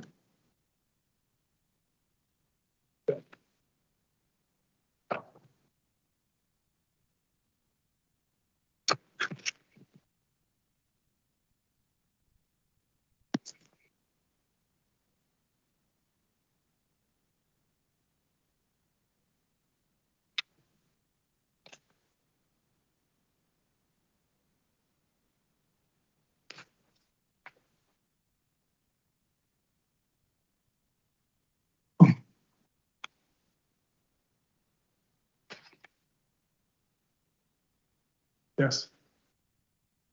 You see the end of that paragraph, we can see that the reporter states that case law has confirmed that the residual method is the most appropriate method to use. I put it to you that that's an overstatement of the decision in the Inverclyde case, and I appreciate the reporter's conclusion going based on the submissions before them, which we don't have. But just based on the court's conclusion and the reporter's conclusion, do you agree that that is an overstatement of what's stated in the Inverclyde case?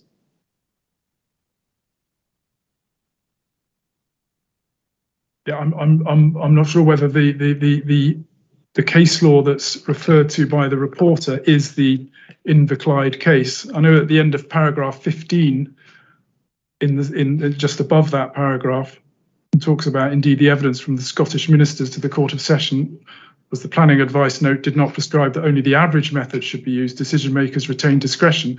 That's a reference to the successful challenge of the finalised amendments to SPP. CD 58. Now, I don't know, it may be that the reporter in the Moss End appeal, in saying that the residual method is the most appropriate method to use, it may be a reference to that or another case law. Are you aware of any other case law other than the Clyde case which has made the same comment on the appropriateness of the residual method? I'm not aware. I know there's been 4 judgments that have been submitted, but I'm not aware of those. But I sort of refer back to the comments I made about the use of the residual method on the LDP2 and the officer's support, and also the previous appeals in this case, and also the view of the Scottish ministers adopting the reporter's conclusions in the previous report as well, which used the compound or the residual method. But I'm not aware. I mean, I don't know them in detail to be aware that other case law might be relevant. And taking each of those in turn, if we think about the officer's report in respect of the original application here, that was in, I think, 2016 off the top of my head. Yes, there was the report to the local to the hearing, which is what has changed in this climate and this environment in that time, is it not? No, I think it's still relevant in terms of SPP was out in 2014, so there was a matter to be reported to members of the planning panel, and the hearing took place.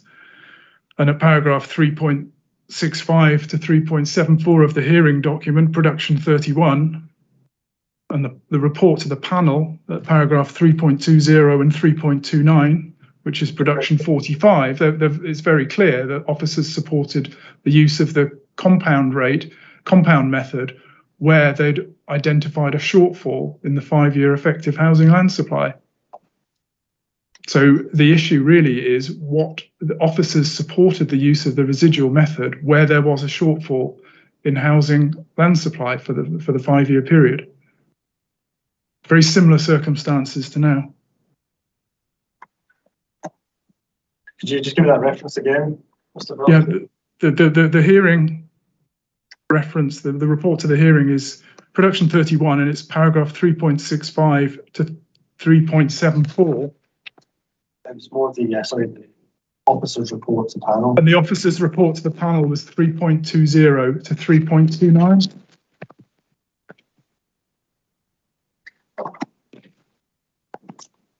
Production 60. Sorry, that's production 45.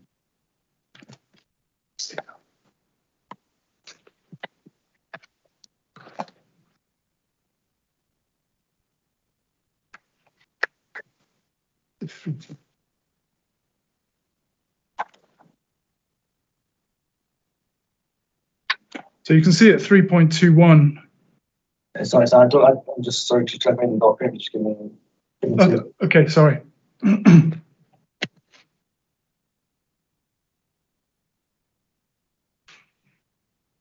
So just to be clear, in my list, the report is CD 44 and the minutes of the meeting is CD 45. Is that correct? I think the minutes this I've got. Actually, this is the old productions.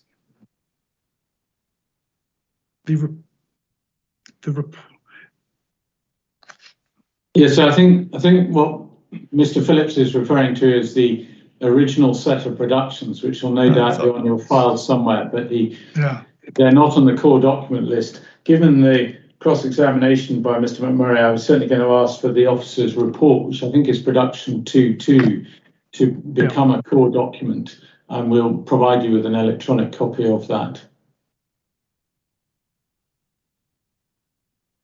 Okay, I mean, it's fine. I certainly will have it, and I'm happy I don't know, Mr. McMurray, if you've got access to it. I'm happy to hear about it without having to see it at the moment, and I can check on the details later if that speed things up. But Mr. McMurray, you might want to see it. So I would like to see it, but I do have a copy of it somewhere, just not on my person just now. And I don't think it's particularly going to affect cross-examination here, because I think my main point I'm trying to put to Mr. Phillips was that was 6 years ago, and a lot has changed in the housing and land supply context since then. I appreciate Mr. Phillips suggesting it's still relevant for other reasons, but I put my opposition to him and I have the answer on that. Yeah. So yeah, I said production 45, but yeah, quite right. It's production 2.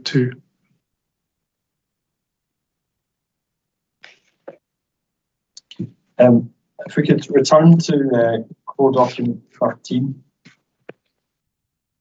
Right, sorry, before we do that, you'd also mentioned the previous reporters' reports in connection with this appeal, which obviously those decisions on the back of those reports have also been quashed, except that the reporter has at this stage exercised his own planning judgment in the context of the appeal as it stands now. Do you agree? The first appeal was quashed, isn't it? And the second appeal decision, I think that was quashed, wasn't it? So without going to, I think that was set aside, wasn't it, or quashed without going to the courts. It was quashed by consent, but it went to the courts, technically speaking. But right, no argument was made that it was defensible. And I'm not expecting you to be familiar with the intricacies of court session procedure, Mr. Phillips. Don't worry. Thank you. So, yeah, we can take you to paragraph 4.3 of CD 13, actually. All right, just bear with me now. Of course.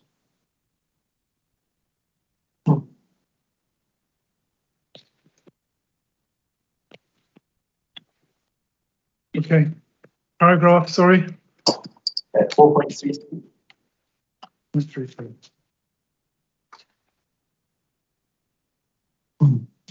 Okay. We have, again, a conclusion of research.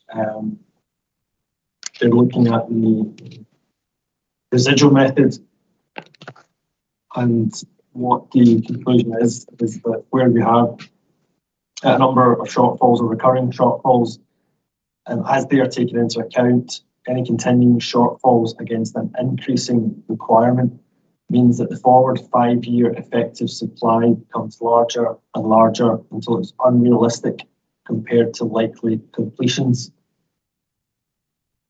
And that's being suggested as the downside of the residual method.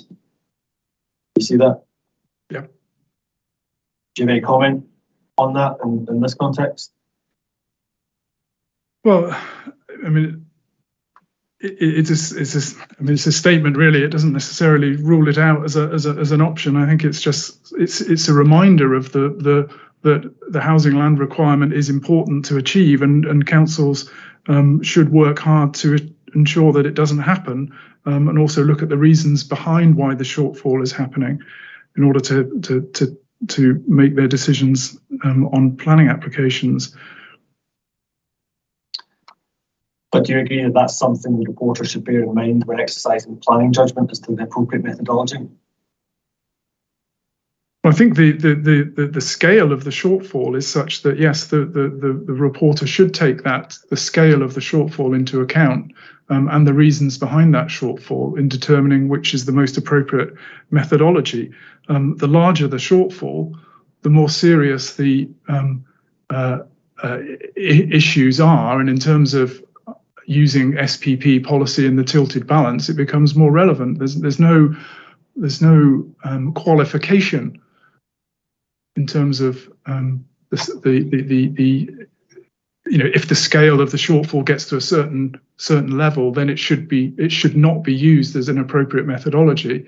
I don't think that's the appropriate way forward. I think decisions need to be made to bring the shortfall down to a more manageable level, and then the issues are far less to address. Well, I suppose there are two issues, isn't there, Mr. Fox? The first one is the scale of the shortfall, which I don't think anyone is disputing. If the board finds there is a shortfall, you should also consider the scale of that shortfall. But the second point is the one I'm asking you about, and that's when, using the residual method, there is a potential in some circumstances that continuing shortfalls could result in providing an annualised requirement, which frankly becomes unrealistic and bears no relation to the likely completions. Is that something that voters have in mind? Well, I think the research is just a consideration of where the methodology could lead you, but I think it's also a reminder that to make sure councils do not get into that position in the first place. That may be the case, but we are where we are, Mr. Phillips. And if the board accepts your evidence of the shortfall,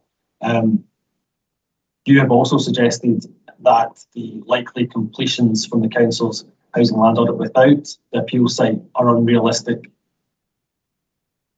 So if we add in Airthrey Kerse into the mix, how does your evidence sit with what was discussed at 4.33? I think that the Airthrey Kerse would make a meaningful contribution towards addressing that shortfall as far as it goes. But policy 2.1 will still exist for the council to make decisions on other applications, bearing in mind what forward programming there is on effective sites going forward. But the end of the plan period is 2027, so the housing land requirement is becoming more and more relevant and pressing to resolve. Yeah, but as I understood your evidence, and maybe that you want to change that, you've been suggesting that the council's forecast programming was unrealistic due to the scale of it. Is that not the case? No, that's not what the scale of the council's forward programming, the 5-year effective land supply, has been going up, where the actual completions have not met that forward projection. Yeah, but I think I'd understood, if we go back to the inquiry statement in chart 7, I think it is. Mm-hmm.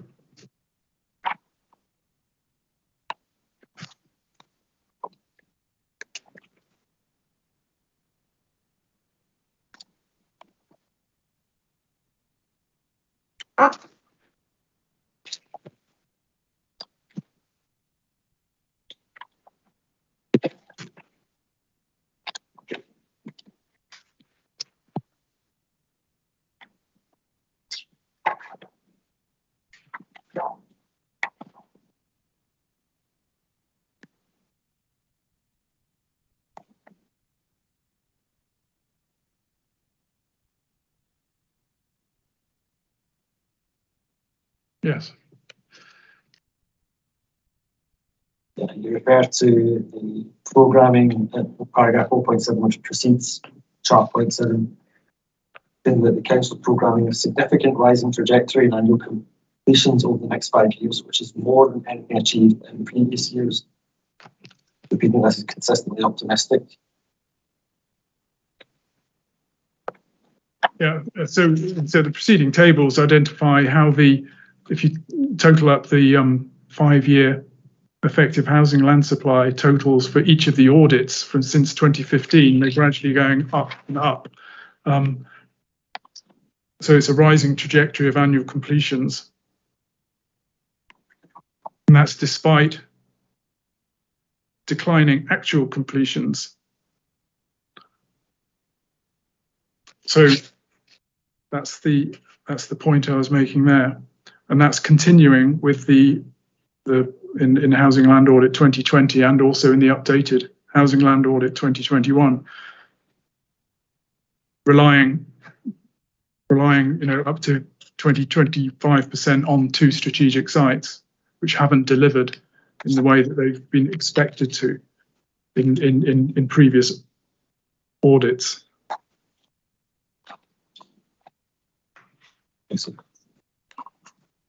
So are you not suggesting then that the council's programme is unrealistic because it significantly exceeds past completions?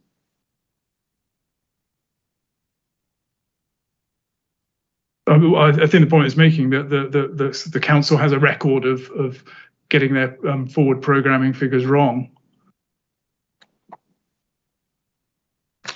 being optimistic or overly optimistic. And we look at paragraph 9.4, part 2.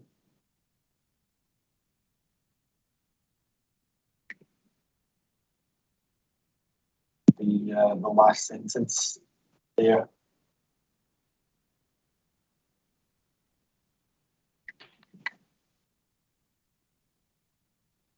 You then say, despite this history of poor performance, the council is predicting a significant and rising trajectory in annual completions over the next 5 years, more than anything which has been achieved in previous years. Again, that seems to me you suggesting that the council has been unrealistic in the number of completions because of the historic rate. Is that not the case? Saying that the council are predicting completions at a level that has not been achieved in previous housing land audits in terms of the actual completions. The actual completions are lower than their forward projections are in all the audits, I think.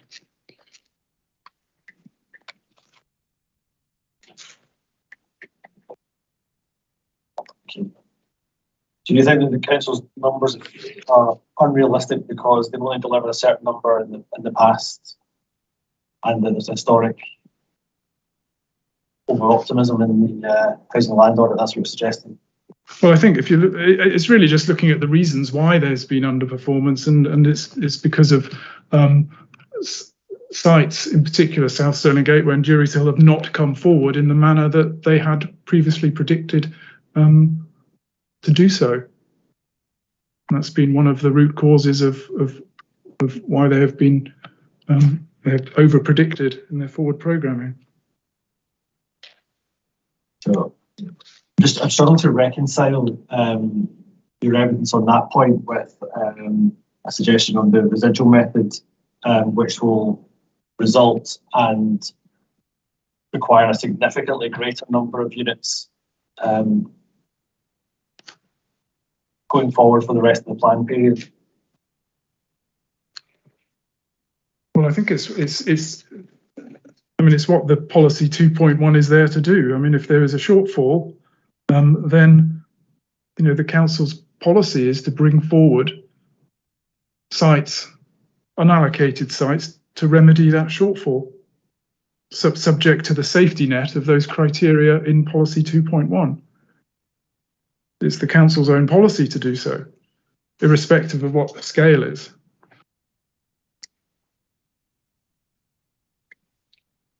And return back to Code Document 13 again, in paragraph 4.63.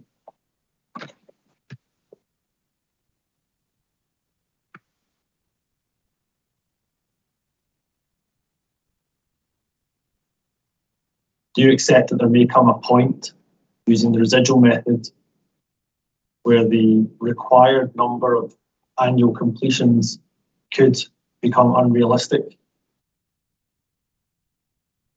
compared to the likely completions?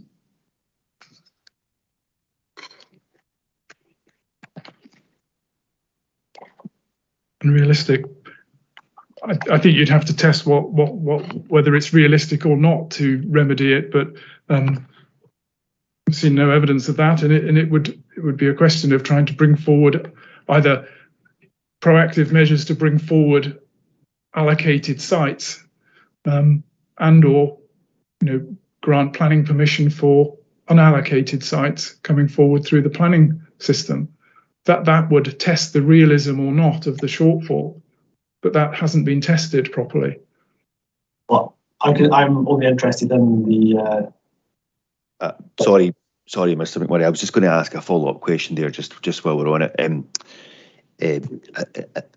Elsewhere, I think your evidence, Mr. Phillips, is that there's an almost it's almost inevitable that the housing land requirement for the period of the plan will be failed because of where we are with historic shortfalls, as you put it in the evidence. So, aren't we by that? If you accept that premise, couldn't it be said that we're already in the place where it's unrealistic that whatever you do now, you're going to claw back the shortfall that you identify, because you're saying it's almost inevitable that you can. So, or is unrealistic another?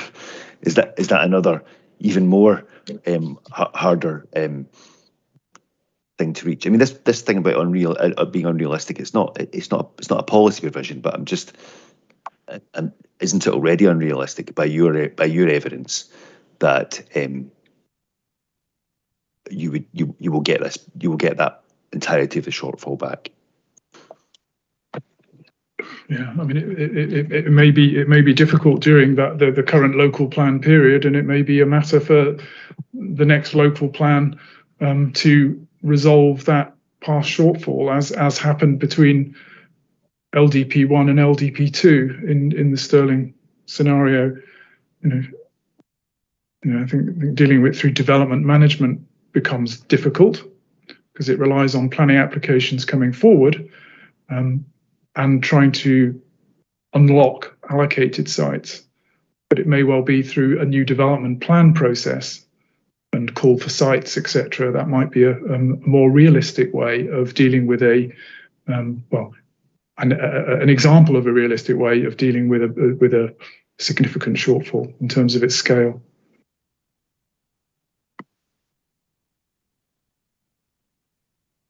Okay, sorry, Mr. McMurray, carry on. Thank you, sir. I was just going to say I'm interested in this particular appeal rather than looking at what else might happen with the other sites using policy 2.1, and I'm just trying to establish the reporter's benefit in terms of the exercise that he has to carry out and exercising a planning judgment as to the methodology. Do you agree that one of the factors the reporter should take into account is the residual method will result in a level of required annual completions which are far in excess of what is likely to be delivered? Well, I think the primary or the starting point would be policy 2.1 that says if there's a shortfall, then those criteria which suggest that a development of over 30 units would be making a reasonable contribution to the overall identified shortfall. So I think that's, rather than a research paper that comments on the realism of overcoming the shortfall, the council's own policy sets out the framework, the policy framework, and the safety net, as the council officers have described it, in terms of remedying the shortfall. And it says that developments over 30 units can start to make a dent in that shortfall. It may be a limited amount, or it might be a larger amount. It doesn't make that distinction, providing it satisfies those criteria. Perhaps we could move to look at another potential issue with the residual method. If we look at paragraph 6.14 of 13.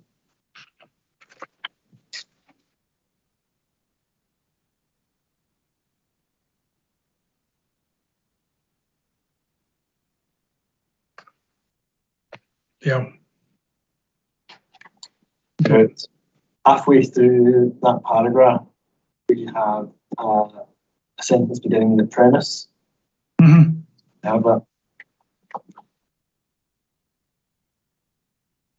So I'll just read this to you. So it says the document says the premise of the residual method is that the only way to rectify a backlog in housing completions compared to planned requirements is to release more land.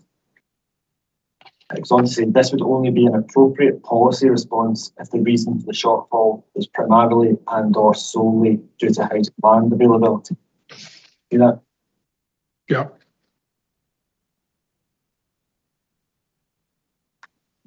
Yes. But if Mr. Laird is correct in terms of the availability and the established land supply, etc. Do you accept this document would suggest that the residual method should not be used, not be justified? No, I mean, it's just highlighting one of the factors that, you know, the shortcomings, if you like, of the residual method. But it does talk about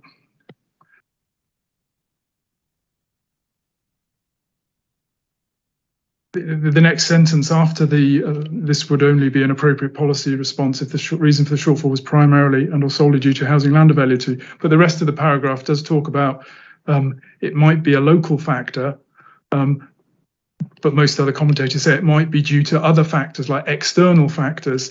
From our point of view, our view is that it's a local factor here, not something that's more external to Stirling area, for the evidence that I've given earlier about how Stirling stands out from other local authorities in Scotland as to being one that is not bringing forward housing in the same way.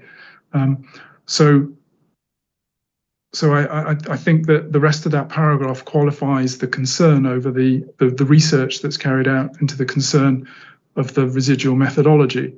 So as I said earlier, it's not just about saying there's a shortfall, it's about understanding why there's a shortfall.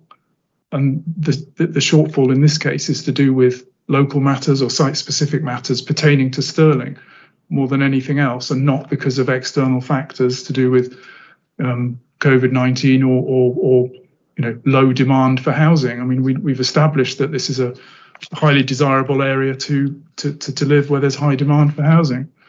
So perhaps you may want to take a minute to read that sentence again before we have questions. And I know you said it qualifies the previous paragraph. I want to give you a chance to read it properly before ask you about it.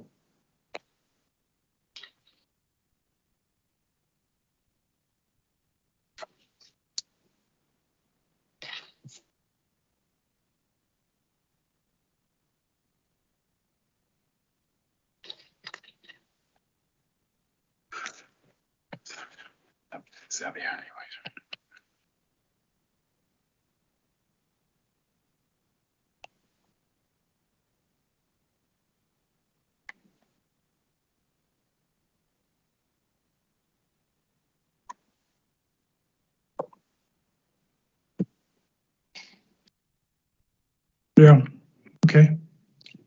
So I'd actually suggest that rather than qualifying the previous paragraph, it's actually adding further support to it. Is that not your understanding? No, I mean, I still read it the same way. I'm just saying that they're saying that, you know, okay, the reason for the shortfall was primarily and or solely due to housing land availability. And it says housing land availability may be a local factor, one. Okay, and then it goes on to say, or alternatively, most commentators would argue that low completions is due to other factors like capacity of the housing industry, wider economic content, finance availability, and social housing problems. So I think there's two sides of the coin, really. I think the local factors are one thing, and then there's other things are more external factors, which would be having a much more wide-reaching impact than just a council area. Okay, so perhaps maybe just break it down a little bit then. And I'll explain my understanding of the paragraph, and you can come back and then see whether you agree or otherwise. So my understanding of the first part, which I first took you to, is that it's saying that the residual method would be an appropriate response in a situation where housing land availability was the reason for the shortfall. And then the second paragraph goes on to say that housing land availability may well be a factor in some cases, but in most cases, the reason for the shortfall is due to other issues, such as the capacity of the house building industry, wider economic context, finance availability, and the social housing programmes. I put it to you initially a hypothetical situation where Mr. Laird's evidence was correct, in terms of housing land availability not being the reason for the shortfall in Stirling. This paragraph would be counting against using the residual method. I'll give you an opportunity to respond to that.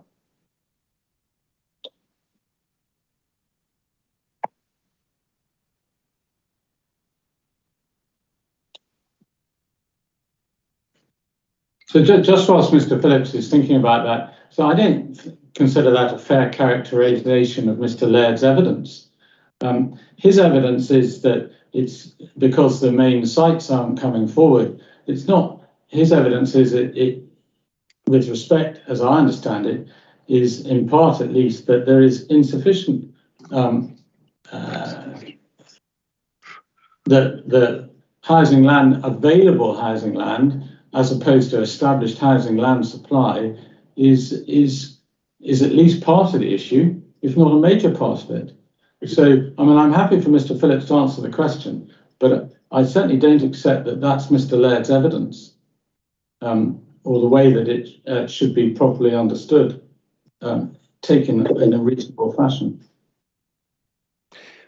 How I'd understood Mr. McMurray's question there, I still had in my mind, because it's the point it took us to earlier, the volume for the established supply, and what I thought Mr.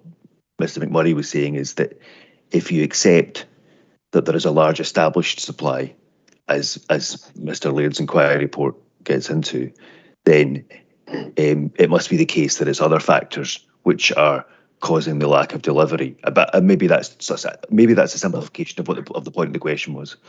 Well, that's as I understood. But what Mr. Laird, if that's what he indeed is saying, what Mr. McMurray is eliding over is the difference between established housing supply and effective housing supply. And what this document is talking about, available housing land. Now, established housing supply may well not be available.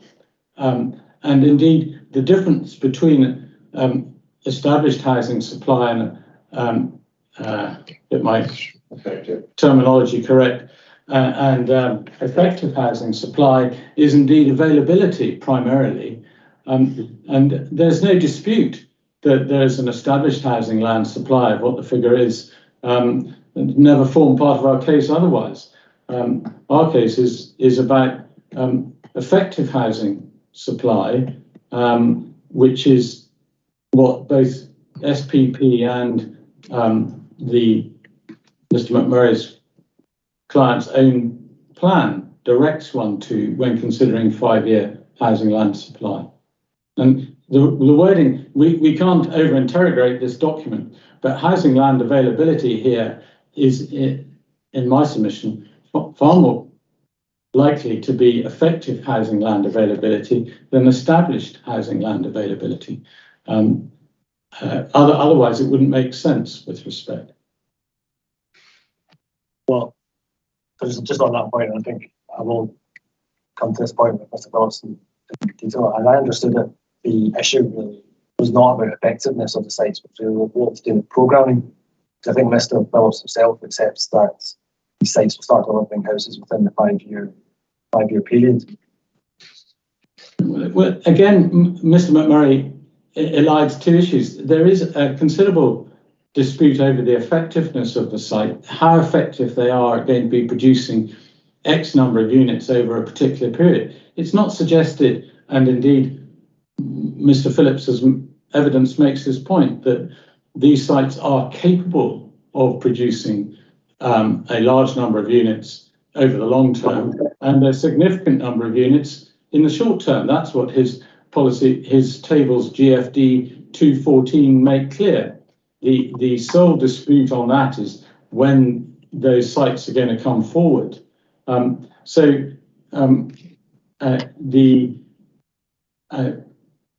argument is not about, and it is about availability. It's about available land to meet the housing land requirement within the plan.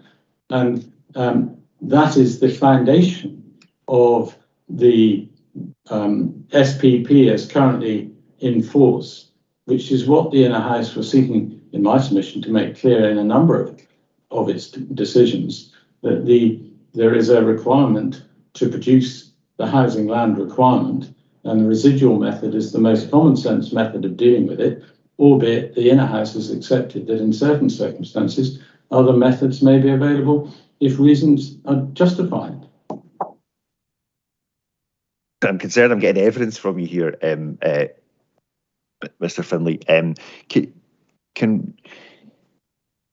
Was your concern that the question from Mr. McMurray was mischaracterising Mr. Lair's evidence? That's exactly how yeah. So if we can rewind a bit then, because I haven't been taking notes for the last few minutes, do you accept, Mr.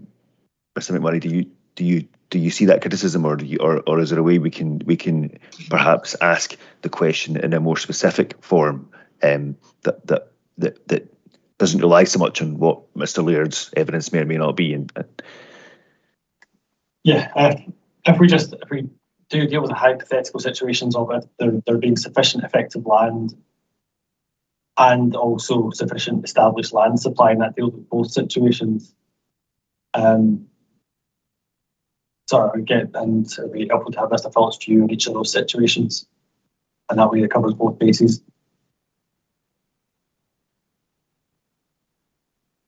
Well, we talked earlier about the established land supply, and I mean, I think, my point was that the effective land supply is a subset of the established land supply, and in the housing land audit 2020, there's a breakdown of the established land supply at table 2, which goes through the planning status of the 8,009 units in the established land supply. And in there it talks about, it breaks it down to under construction, full permission, planning permission in principle, proposal, and then it sums it up in the established land supply. And you can see that there's the majority is under the proposal, so it doesn't have planning status. And it says in the text underneath, the relatively high percentage of units classed as proposal is due in part to approximately 3,500 units expected from strategic sites at Jury's Hill and South Stirling Gateway. So the majority of the established land supply is taken up by those two sites. So that really is the focus in terms of when that will come on board as part of the effective housing land supply to remedy the shortfall in housing land supply and meeting the housing land requirement. So it is the effective housing land supply element of the established land supply that is pertinent to the planning application. Thank you, Mr. Phillips. As we can move on to actually having a look at actually, I don't know if now would be a sensible time to take a break. I'm going to move on to discuss housing land audits and disputed sites programming, but I don't know if now might be a sensible time just for a short break. Yes, that sounds fine. Do you have a feel, Mr. McMurray, I know it's hard, but for how long further cross-examination might take us? I hope to get finished by the end of today. We're sitting until 4:30. I would hope that we could just about get through everything, and I will endeavour to try and short circuit some of the questions so we can get some quick answers and to get to that point we can finish and move on to Mr. Laird in the morning. Okay, I mean, it's not so as to rush you. I have a few questions. One of substance to the other just of detail. and Mr. Finlay, you'll want to come. Well, you may want to come back and re-examine. So it sounds like we may not finish Mr. Phillips' evidence today, but that's fine. Just so as we're all aware that might be position, and you may be in purdah, if that's the right word, overnight, Mr. Phillips. Okay, so can I just say that I would hope that we try, if necessary, if possible, trespass some people's time and sit late, because it would certainly disadvantage me if Mr. Phillips is not available overnight or tomorrow morning, given the new documents that have come out and given the way that the case has been advanced. So I would hope, and I'm quite happy to tailor my re-examination to seek to achieve that, but I would like us to, if possible, retain the goal of releasing Mr. Phillips this evening, if possible. Okay. Well, no, indeed, and for my part, I don't need to get away sharp at 4:30 or anything like that. So, okay. Well, with that in mind, then let's just take a break till 3:15, and then we can resume again. Then, thanks very much.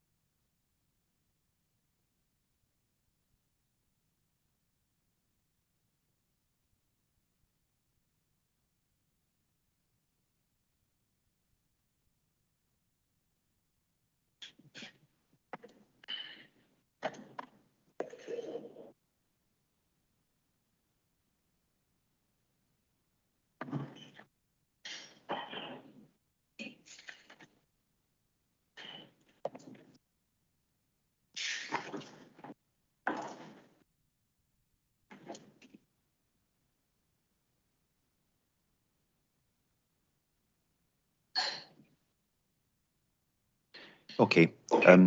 Welcome back, everyone. I will pass back over to you, Mr. McMurray. Thank you.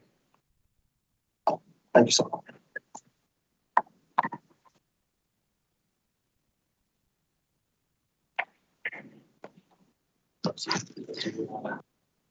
You ready to back to organised? Okay. Thank you.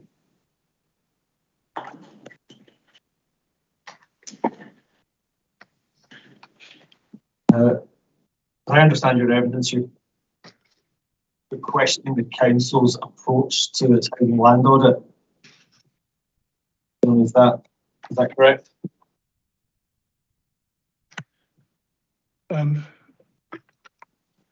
There's the concern that the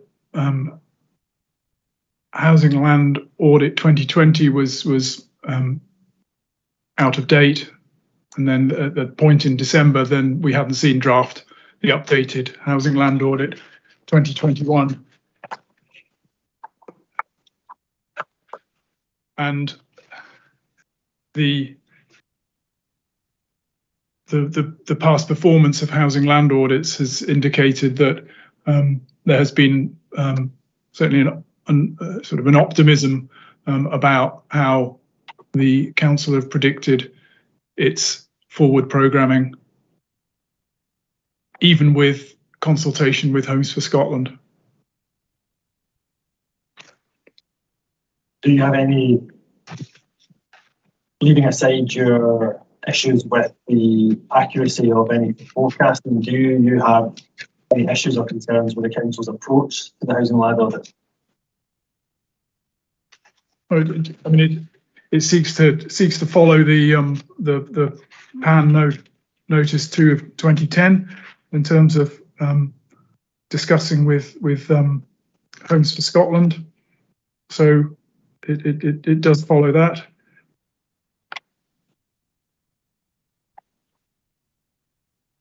Okay. I mean, and I think there has been. I mean, it has been quite slow sometimes to get the housing land audit completed and published. Okay, so if we perhaps we go to document SC1, which is again Mr. Laird's inquiry report. SC1.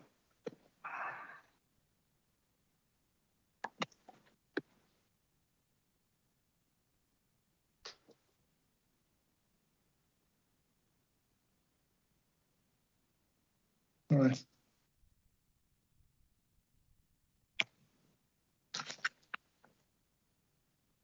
Paragraphs 5.5 to 5.7.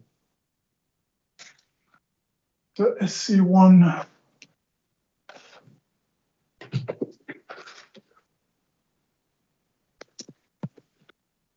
Right.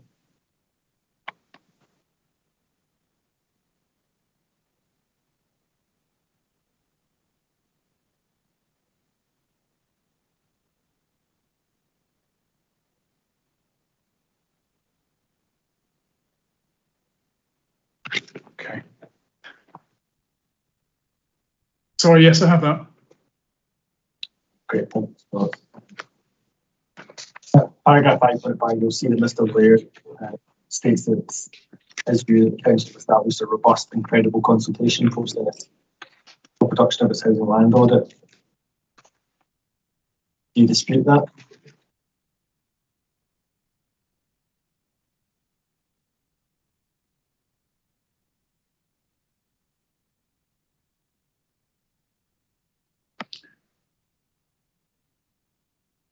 I think the process has been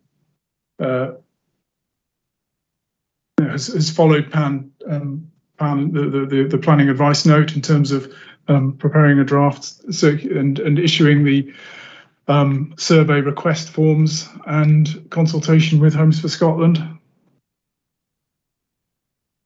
So yes. So would you agree with Mr. Laird in that case that there's a robust and credible consultation process?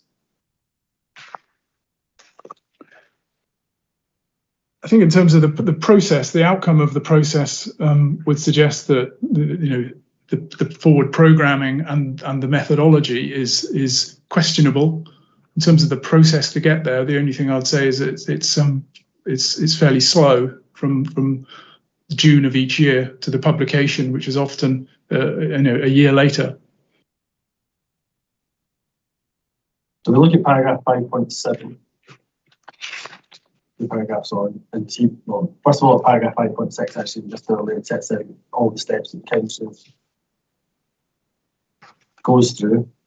And in paragraph 5.7, we have a reference to a government research paper again, and this time the housing land audits was published in January 2019.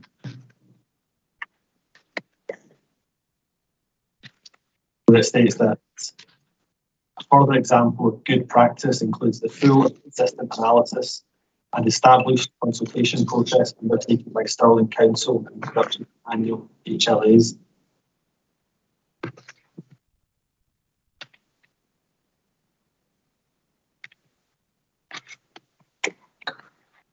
Just bear with me, I'm trying to find that document. Okay. We haven't launched this CD19. That's substance. Yeah.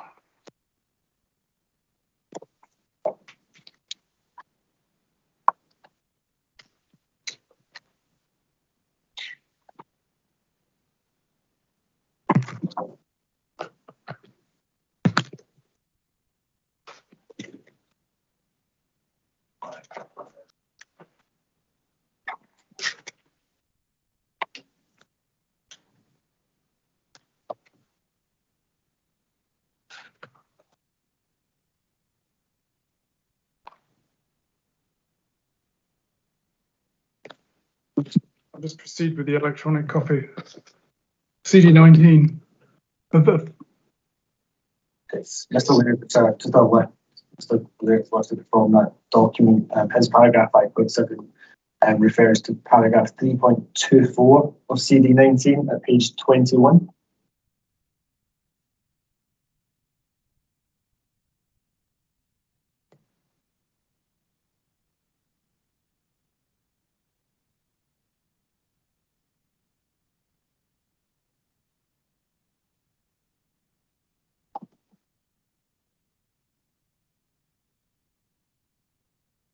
CD21 or CD19?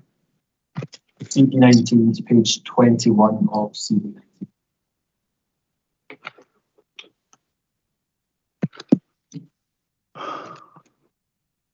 Sorry.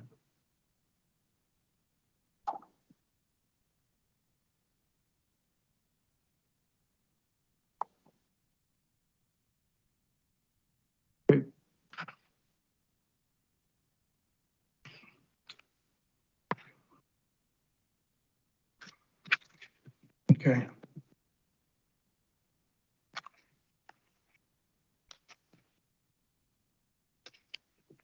Okay, I've got paragraph 3.24 here.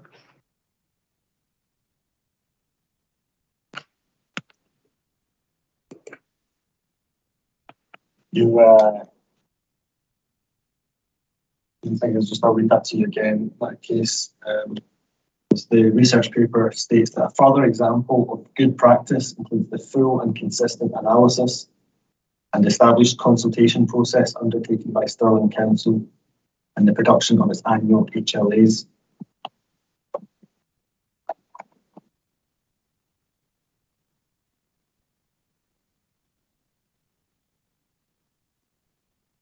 Do you see that? Yes, I do. Yeah, yeah. Do you agree with that? As I've said, I mean the process has been gone through. I think the housing land audit research paper carries out some analysis of the Stirling Council housing land audit, and it compares the completions with the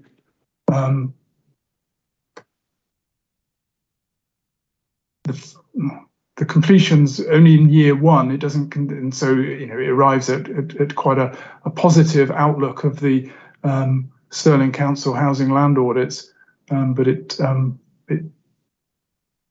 doesn't look. I mean, that's just one example. I'm just using the electronic version here. What was maybe helpful what I'm trying to the point I'm trying to get to. I wasn't clear from your evidence you have an issue with the council's approach to housing land audits, or whether your criticisms were confined to the forecasting contained in the housing land audits. I'm just trying to see, we've had a research paper from the Scottish Government stating that it considers the process to be good practice. And I'm just trying to establish whether you agree with that, and hopefully we can narrow the areas of dispute down to the programming rather than the council's approach. But I'll leave that with you. Yeah, I mean, I think my main point is that how the Stirling Council housing land audit, they've continually got the forward programming wrong compared to their compared to the actual completions, and they've consistently fallen short in that department, and which suggests that their consultation process with Homes for Scotland has an element of an optimism bias, which the research paper supports in terms of the outcome of housing land audits in general. And one would think that, well, Stirling Council housing land audit is a case in point in terms of an example of an optimism bias, albeit that the consultation process has been gone through. I think we're in danger of conflating two issues here, Mr. Cox. There's the process that the council follows and adopts, and then there's the outcome in terms of the final decision the council takes. Are we in agreement that the process itself is good practice, but the point you dispute is this final decision is the output at the end of the day? Yes, that's right. Thank you.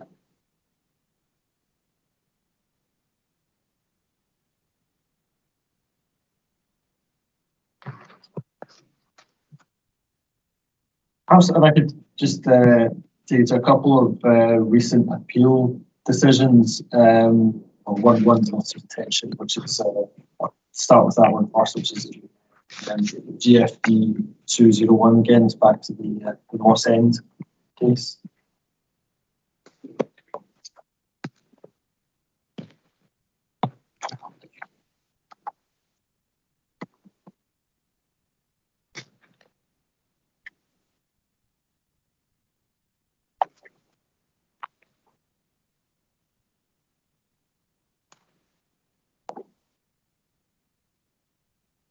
We start with paragraph 8.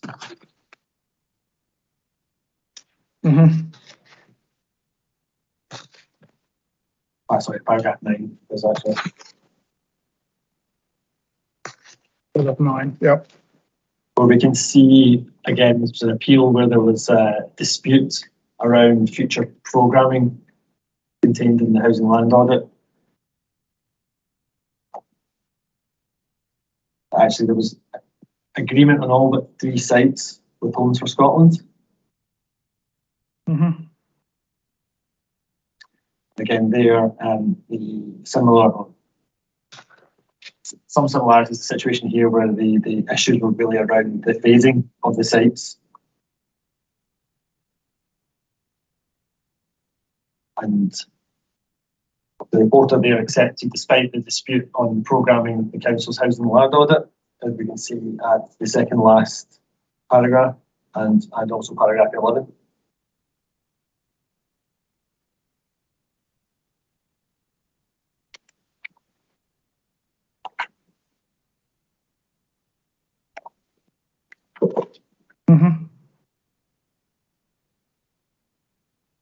If we could then turn to document SC3, which is an appeal decision with the site steps in recent October 2021.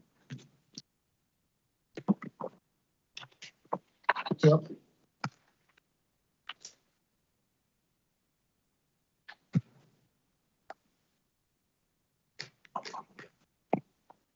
Okay. Again, some similarities to the situation here. Starting from paragraph 23. Again, there were some disputes with Homes for Scotland in relation to some of the sites. You see that's summarised in paragraph 25. Paragraph 25, sorry. Paragraph 23. We can see that subtracting from that gross supply, this is what the appellant did, the subtraction from the gross supply sites that the council had identified in the housing land audit, which were disputed by Homes for Scotland. In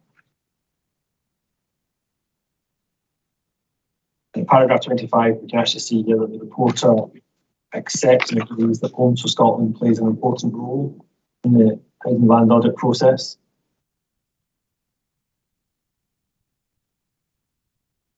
Although it does not have a veto. Yep. Again, the appellants there at paragraph 26, you can see that the appellant was arguing that the council's assumptions were not supported by robust or realistic evidence.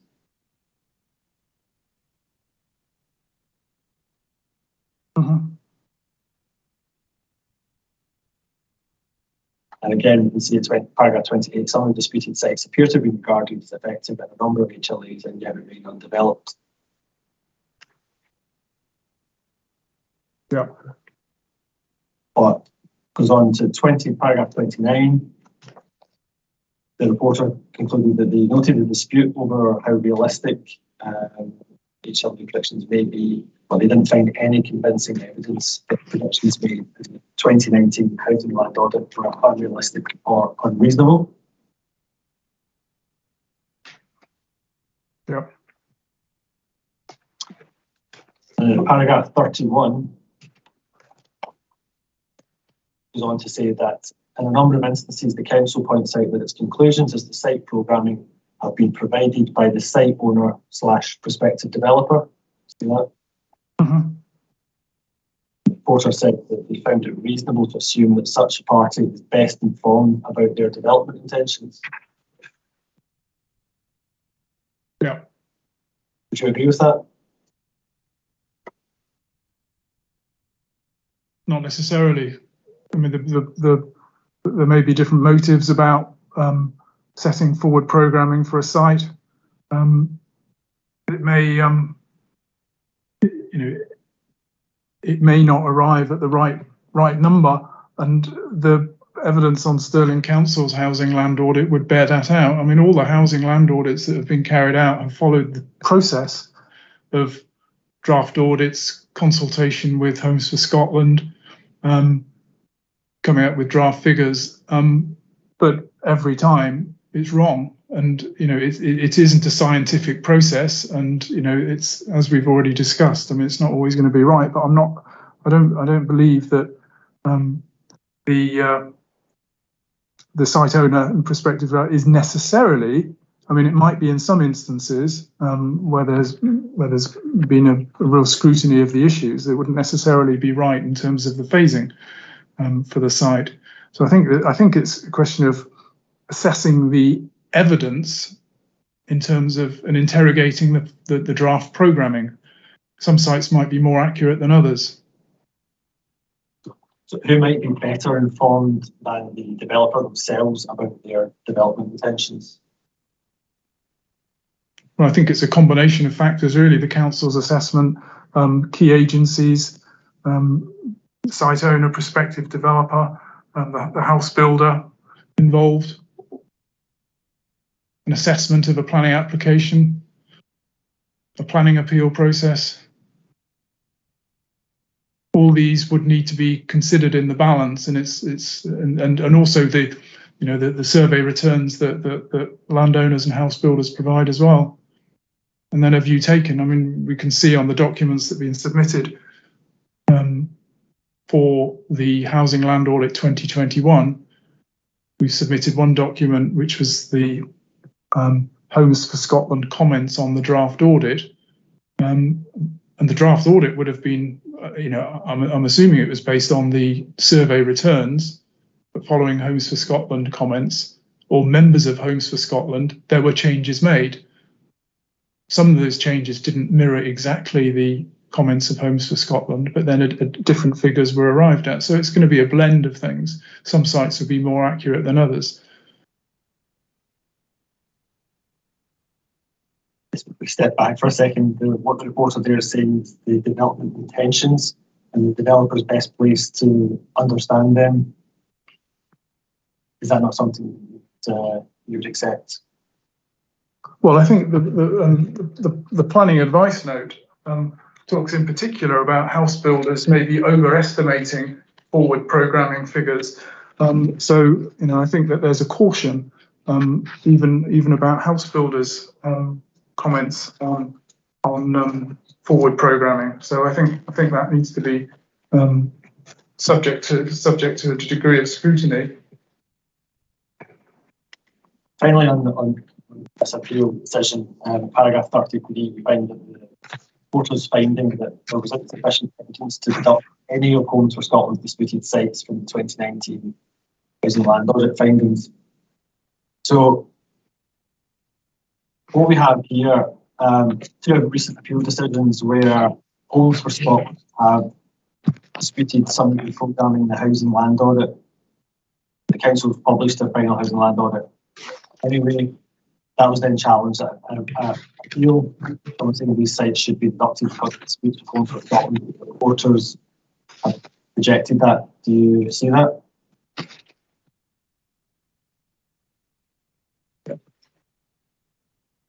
Yeah, got those appeals here. And in this situation, we don't have any dispute with Homes for Scotland. The housing land audit 2021 figures are agreed with Homes for Scotland. And you're asking the reporter to cast that aside despite the recent agreement and to favour your programming. Is that correct? That's correct. I mean, I've gone through the planning issues of each site in a lot of detail, as I gave earlier. I don't expect others would have done the same from Homes for Scotland point of view, and they've been led by the views of their member, being it Springfield and or Persimmon and Bellway in terms of, well, principally Persimmon on the South Stirling Gateway side. And I think the council have been led by Persimmon, who's just one of the house builders on the draft housing land audit, the update of 2021.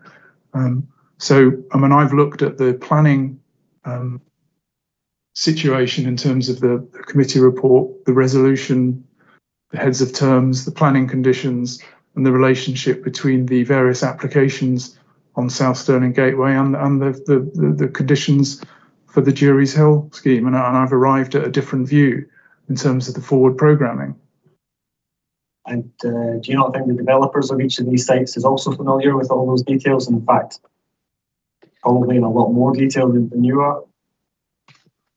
Well, on the South Stirling Gateway side, I mean, it's each house builder is putting forward their view on their application. So it's they may have different motives, or they may have different reasons for putting forward their forward programming figures in order to reflect their objectives and marketing and company objectives. So mine's more of an independent view of what forward programming might be. How independent is that view, Mr. Phillips, really? And you're saying that developers might have their own motives. Might someone suggest that you could have your own motives here as well for your client's appeal? Yeah, well, I've given my professional view, looking at the evidence of those two sites. So what you're telling me is that the developers' motives have to be questioned, but not necessarily your clients. motives? Well, I mean, I'm just looking at the evidence in front of me in terms of the planning situation, the site specifics of that site. And that's the conclusion I've reached. I think Mr. McMurray should make it clear if he's accusing Mr. Phillips of being unprofessional, which he's come very close to. As a matter of courtesy, he should either put that fairly and squarely to him or withdraw the insinuation. He can make whatever insinuations he likes about Graham's the family dairy, but with respect, not about a professional witness. As a matter of courtesy, he should either put it directly or withdraw it. So I make no question of Mr. Phillips' professionalism at all. I was just very hypothetical that someone would, in principle, look at it. If one person's questioning one person's motives, looking at it from a particular perspective, that someone might look at not that they would be unduly influenced, but that they might look at it from a particular optimism bias. The other way around, as Mr. Phillips had put it with the developers, I no way question Mr. Phillips' professionalism at all. I want to make that clear. I'm obliged.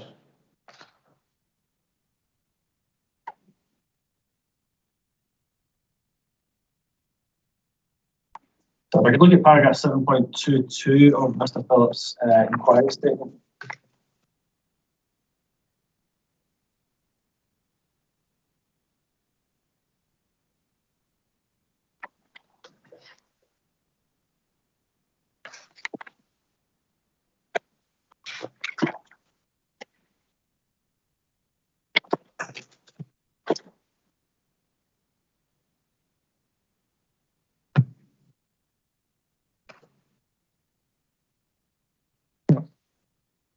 I think I understand your suggestion in paragraph 7.22 is for the council to prove that this forward programming is even potentially achievable, and basically you're putting the burden on the council to demonstrate the accuracy of the housing land audit.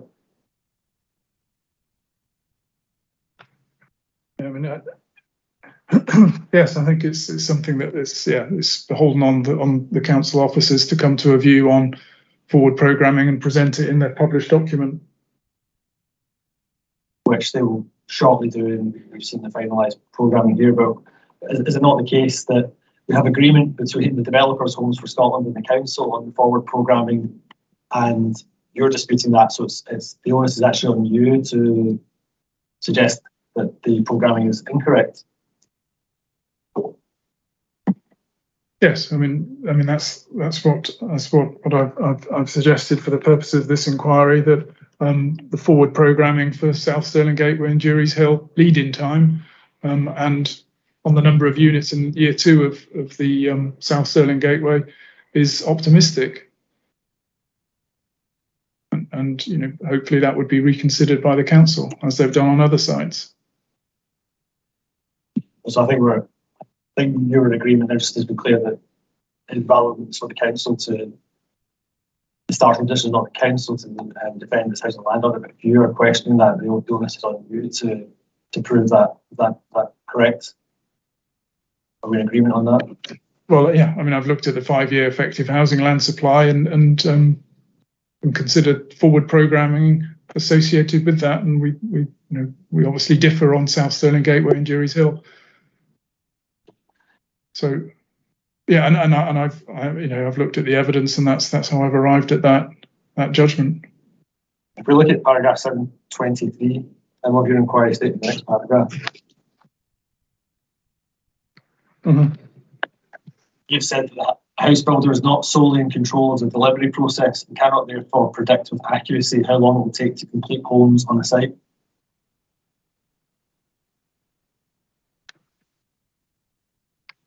That's correct, yeah. But would that criticism equally apply to your own programming for Airthrey Kerse?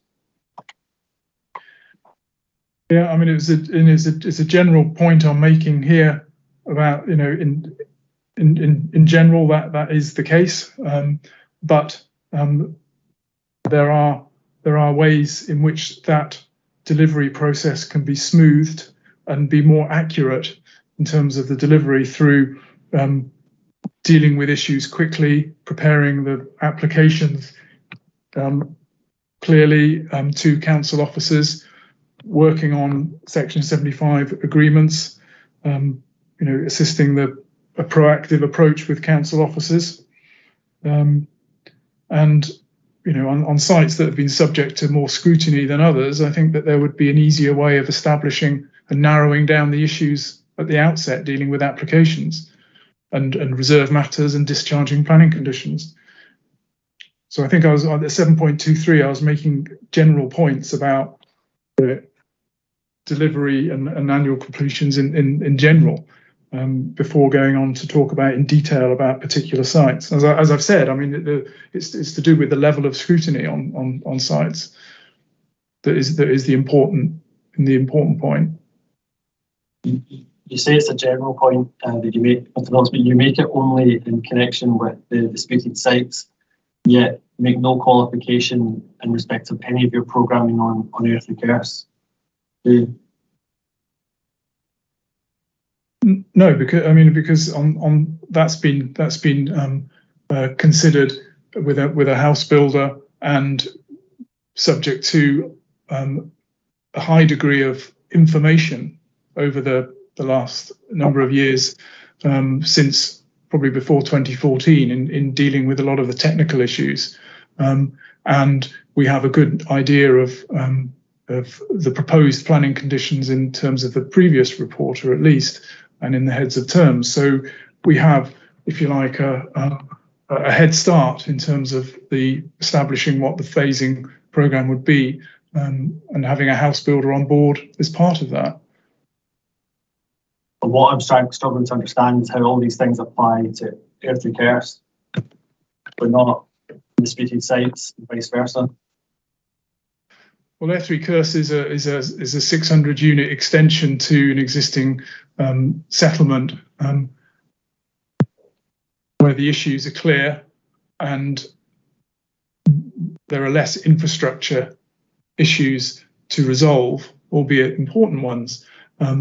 Jury's Hill is a 3,000 unit planning application next to close to another strategic site of up to 1,100 homes, which has multiple owners and multiple house builders, and it's quite a different situation, which has largely been proven through the way the housing land audits have made incorrect forward programming on those sites. But that's not the point you make at 7.23, though, is it? What your point at 7.23 is that the development of a site is relying on the actions not only of the house builder and developer, but on other parties. You give the example of Stirling Council completing a Section 75 agreement, approval of specified in condition, but also discharging conditions. That is equally applicable to Airthrey Kerse, is it not? Yeah, all those matters are issues that need to be resolved at Airthrey Kerse, and the timescales will differ from site to site in how quickly those issues are resolved. Clearly, we know what the key agencies are saying about Airthrey Kerse development through the appeal process, in terms of Transport Scotland, Nature Scot, and SEPA, etc. So we have a good deal of information on the heads of terms for the Section 75 agreement, and we have an indication of that. Pending any future decisions. So we would hope to, if planning permission was granted, we'd hope to work proactively with planning officers to deliver the site as we have planned to do. But again, why does that only apply to Airthrey Kerse and not apply to disputed sites? Would they not be working proactively with planning officers to discharge conditions, etc.? I think Mr. Laird actually alluded to his evidence. Yeah, yes. I mean, I'm sure the reference has been made to a number of proactive measures on those, but it's for whatever reason it's not coming forward. And I think there are some underlying problems with trying to deliver a site at South Stirling Gateway with multiple developers and multiple landowners and at Jury's Hill on a major over 3,000 unit development with 163 planning conditions and to deal with. So it's a monumental task for one house builder to deal with, and for it will take time for the council to resolve that, in my experience, through discharging planning conditions on that scheme. It's quite a different context, if you like, to delivering Airthrey Kerse, which is ostensibly an extension to an existing settlement in a sustainable location where a lot of the issues are known. We'll come on to have a look actually some of the specific issues, Mr. Phillips, but the point I'm struggling with is why your evidence, you've flagged that in terms of disputed sites, there's all this uncertainty because of, for example, third-party input, yet when it comes to Airthrey Kerse, you've not qualified your programming anyway, despite both. So again, can I intervene? I haven't objected to Mr. Laird giving evidence on delivery rates at Airthrey Kerse, but it doesn't actually follow from your procedure note. But I do think it's unfair to criticise Mr. Phillips for not giving evidence about delivery rates at Airthrey Kerse. That's not the basis upon which he's prepared his evidence. By all means, Mr. McMurray, as I said, can cross-examine him on delivery rates. I haven't taken exception to Mr. Laird's evidence on it. But with respect, it's unfair to Mr. Phillips to criticise his approach by reference to that, when certainly on one view, it wasn't an issue on which you requested information. Sorry, in your hand in terms of the scope of the session, obviously, but Mr. Phillips at paragraph 7.32 of his inquiry statement addressed after qualifying all the programming respective disputed sites, we want to say that the development of the application is quite different. So I believe I'm entitled to put this matter to him.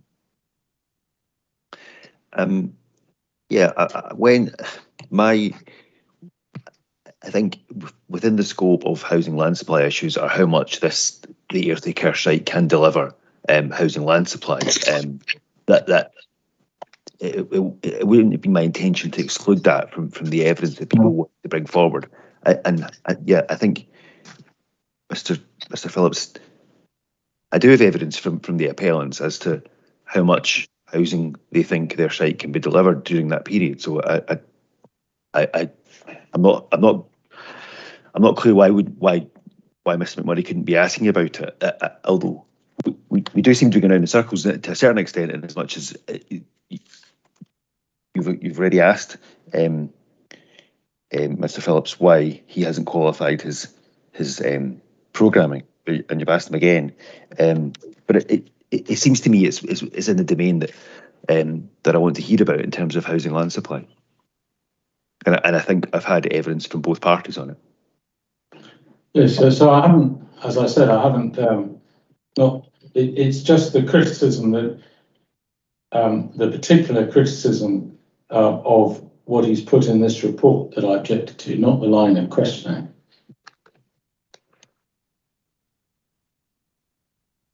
Okay, so what is it in particular? Sorry, Mr. Findlay, if I'm misunderstanding. Well, slightly. There appeared to be a suggestion by reference to paragraph 723 that Mr. Phillips was treating the two sites differently, and he should have, as I understood it anyway, gone into greater or considered these criticisms here in respect to the Airthrey Kerse site. I must admit I'd forgotten about paragraph 732, which does provide many of the answers to Malone Friend's questions. But my main point was that Mr. Phillips' evidence wasn't prepared, whether rightly or wrongly, directly to deal with the issue of the supply at Airthrey Kerse. He does respond to that in his precognition in more detail and give you the information on it there. And I was simply seeking to make that point. Okay, but I suppose without him having to provide detailed evidence to the question, if Mr. McMurray's questions are, well, how can you be so sure of your programming in the light of these types of constraints? Then that seems a reasonable line of question without wanting to get into the detail. I have no objection to that line of questioning. So I'm not sure how much more is to be gained with the line of question. I think the point has been made. You'll have your own notes so on that. So it probably is the point worth just moving on. Just give a second just to check my notes. So move on to the next point.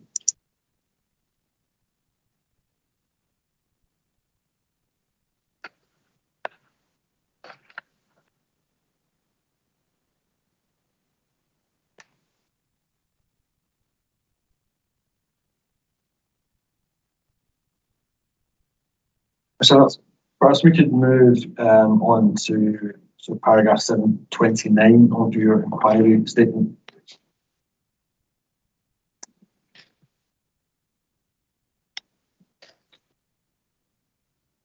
Yep.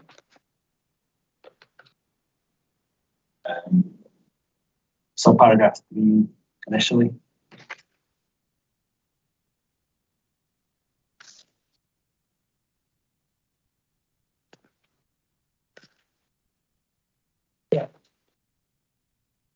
I see you dispute the council's programming in respect of South Stirling Gateway on the basis that it's programmed for 1,100 homes rather than 800, which is I believe the LDP allocation. That's correct. That doesn't make any real difference to what we're dealing with today, does it, given the number of sites that are, number of units rather than programmed within the plan period? Yeah, it doesn't seem to make much of a difference. I mean, it was really just reflecting on. I mean, it was a matter for the local planning examination of the local development plan last time when it was put forward that the allocation should be increased from 800 to 1,100 in the assessment of one of the issues, issue 54 of the examination on South Stirling Gateway. And in particular, pages 402 and 403, when I think the objection to the local plan was for it to be increased from 800 to 1,100, and the reporters said no, it should stick at 800, and it's for the development management process to resolve the capacity of the site, and the capacity was kept to 800. And through the development management process, the only applications we have now on South Stirling Gateway is one for up to 800 units, which is Persimmon, and another one from Bellway, which is 85, which would only make 885 units, accepting that there is some other land still to come forward for residential development.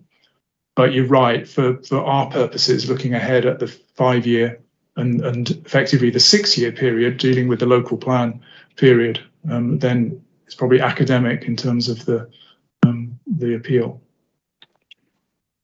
We're just trying to narrow down the points as much as possible. I appreciate that. Yeah.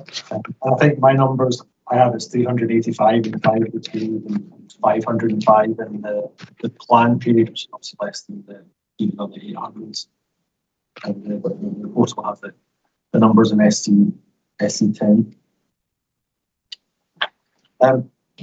Just working back in reverse on paragraph 7.292, the area seems to question the capacity of the local housing market to accommodate Jury's Hill, South Stirling Gateway, East Berlin and East Plain, given their proximity to each other.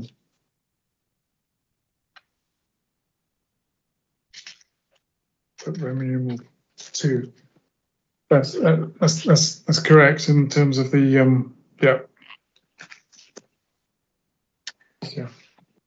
That was the point I made earlier about 5,000 homes. Yeah. Yeah. Is it that unusual though to see large scale housing development all within a relatively small area? I've not seen it before. in terms of multiple sites? So, for example, I appreciate you said you limited experience of large housing sites in terms of your professional experience, but would not be the case that quite often you will see, particularly for sort of strategic growth, major growth, regeneration areas, large sites with thousands of units all in a relatively confined space.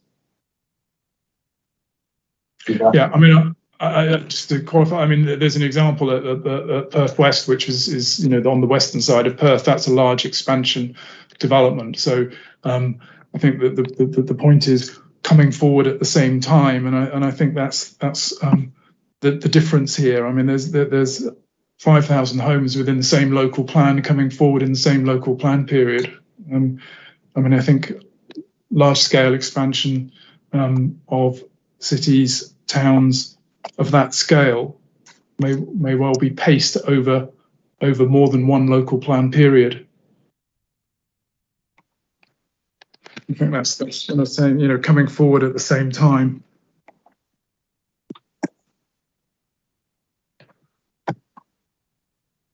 And clearly, take you to document CD6. The paragraph 716.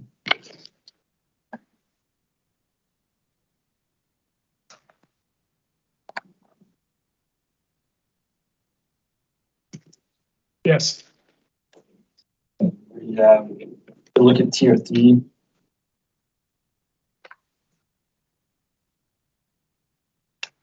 CD6 page.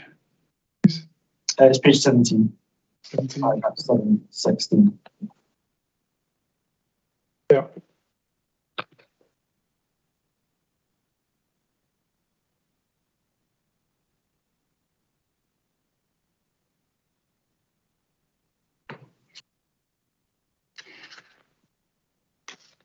That's talking about the eastern villages and Jury's Hill, which is really the area that most of these sites will, in fact, all of these sites will fall within.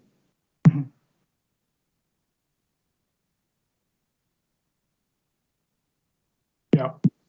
Seeing the development of sufficient scale, and really about halfway down. Yeah.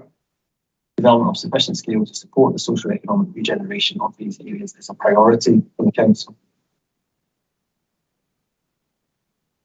Yeah.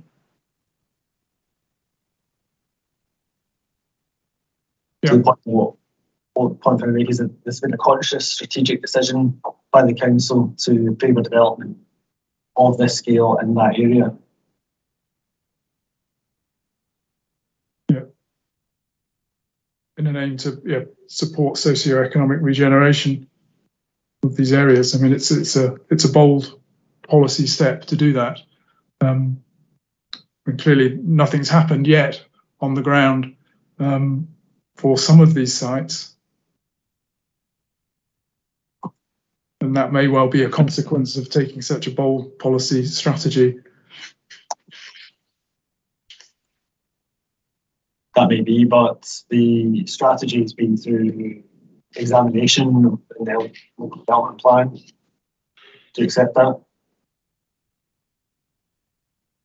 Sorry, say that one more time, thanks. So the council's approach and strategy to development and prioritising development in this area for those reasons has been through examination. Yes. Through the LDP process. Yes, that's correct. Yeah. And been accepted by the reporters. Yeah.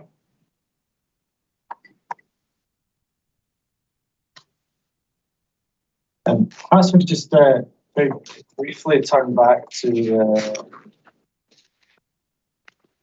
paragraph 4.8 of your inquiry statement.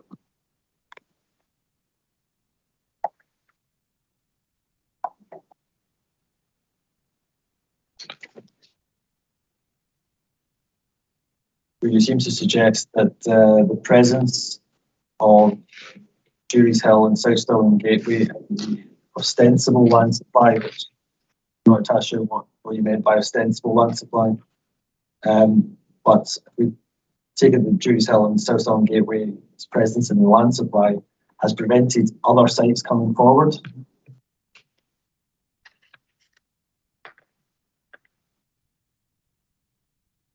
Yeah. What evidence do you have for that? Is there anything in particular you're referring to there?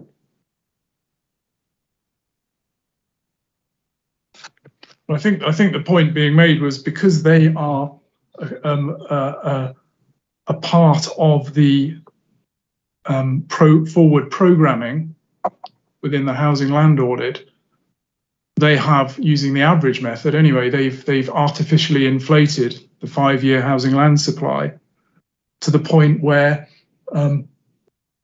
no other unallocated site can come forward, because South Stirling Gateway and Jury's Hill are basically stopping that from happening, because they are being included as part of the 5-year effective housing land supply, but not coming forward. So that was the point I was making. I mean, by their very existence in the 5-year housing land supply, they are preventing other sites from coming forward. Are you aware of any sort of specific examples of sites that have been thwarted by this? Well, I think through the appeals on Airthrey Kerse, I mean, that's been a factor in terms of the assessment of the reporters. They've considered housing land supply to be a key issue, and programming of sites is a matter that has been addressed in both reporters' reports. So it clearly has an influence on planning decisions. Testing my memory, Mr. Phillips, but I don't recall either of the reporters recommending refusal, the Scottish ministers refusing Airthrey Kerse because of the presence of Jury's Hill and South Allan Gateway in the land supply. I think the both reporters concluded on housing land supply and decided that and including South Stirling Gateway and Jury's Hill in that equation influenced the conclusion of both reporters on whether there was a surplus of housing land supply. I think that the second reporter concluded there was, using the compound rate, there was about a 5.2-year supply, including South Stirling Gateway and Jury's Hill. Now, it may well be that if a different conclusion had been drawn on programming of those two sites using the compound rate, it could have been less than 5 years. So in effect, those two sites did have a bearing, or could have had a bearing, on the conclusions of the reporter on housing land supply. Okay. And if we return back to paragraph 730, you start to talk about the reasons why the programming should be revised for these sites. Yeah.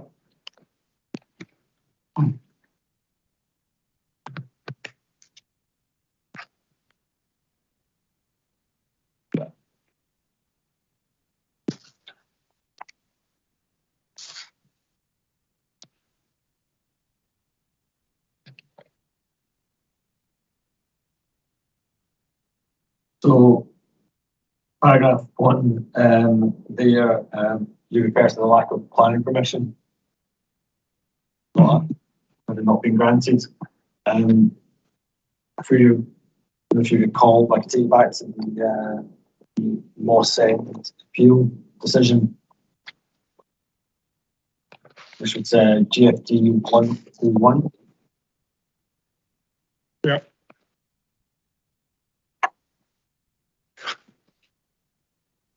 Paragraph 7. The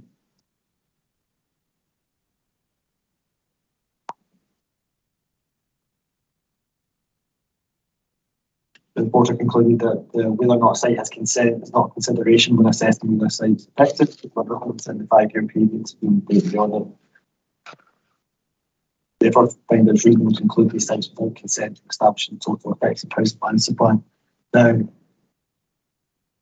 I appreciate that you could be suggesting that it's purely down to timing Mhm. of that rather than its inclusion of supply, but you've no harm with the lack of consent being an issue for including the sites in the 5-year supply, clearly. Yeah.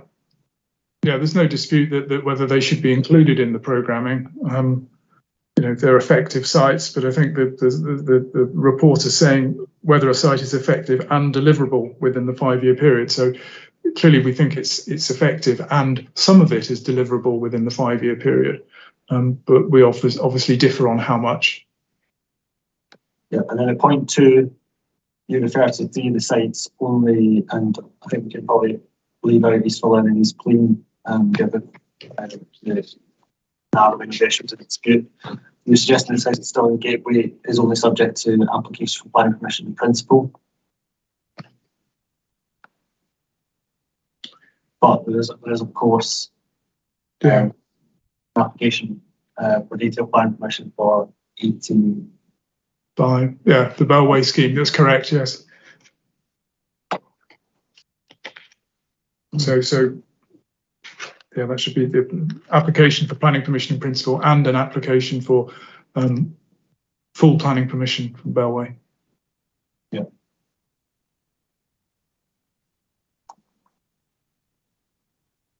And would you accept that an application for full planning permission shows a certain level of commitment from developers in terms of site and likely development?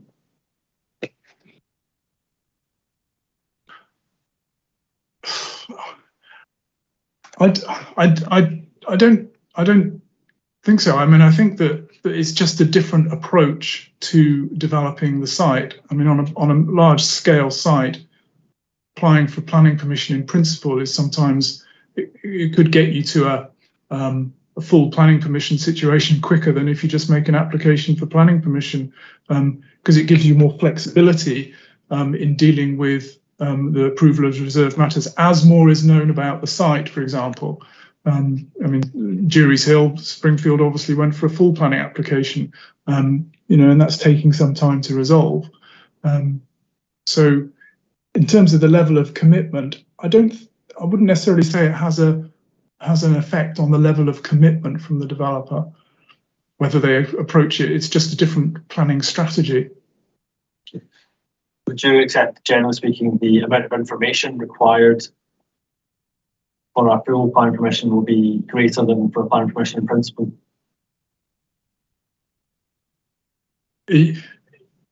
Yes, there'll be more detail that is to be determined, if you like, sort of in terms of, so there's more detail. I mean, sometimes there are quite a lot of technical assessments that will accompany a planning application for full permission as much as an application for planning permission in principle. So it's a greater investment from a developer with respect to a full planning permission than there is for planning permission in principle, generally speaking.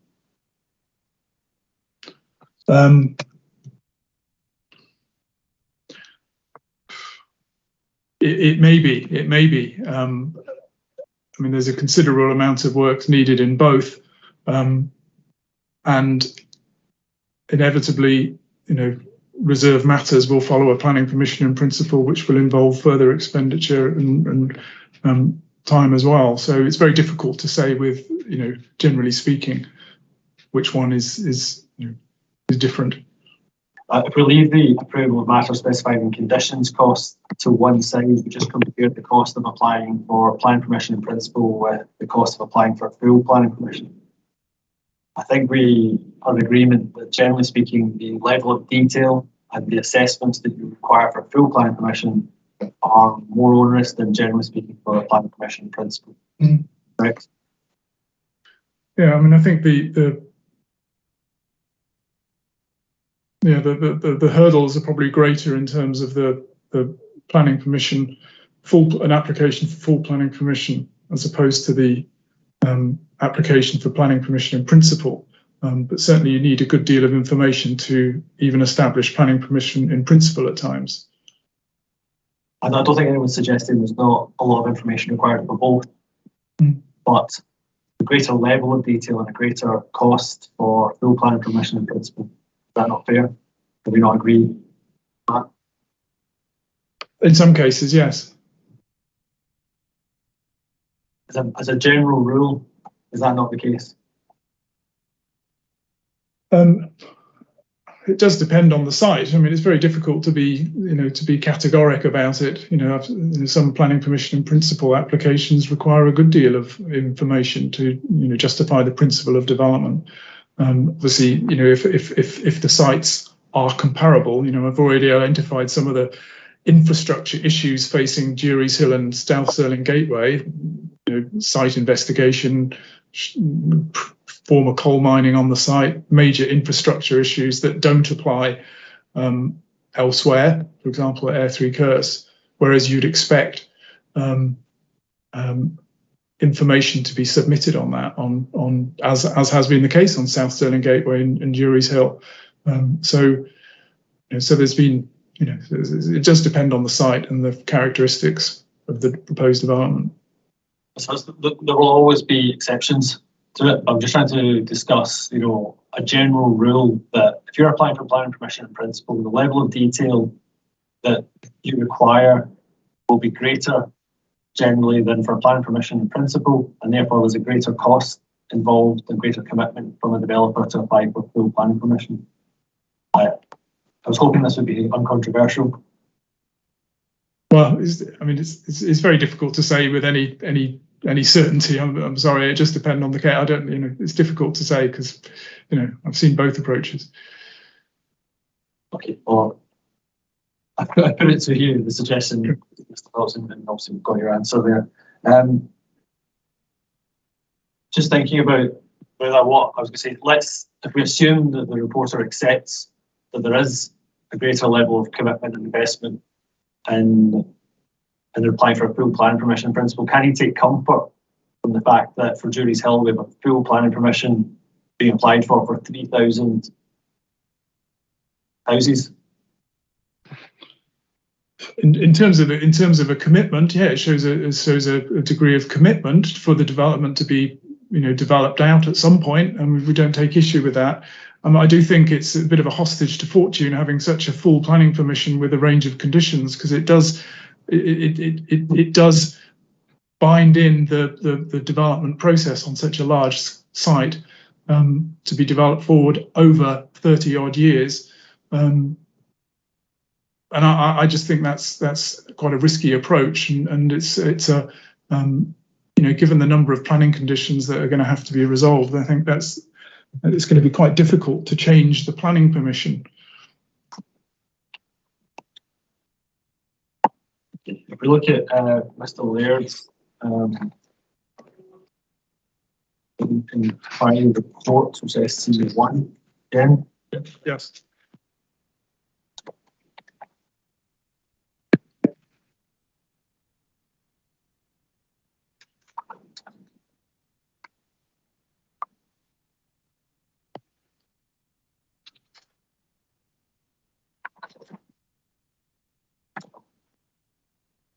Paragraph 518.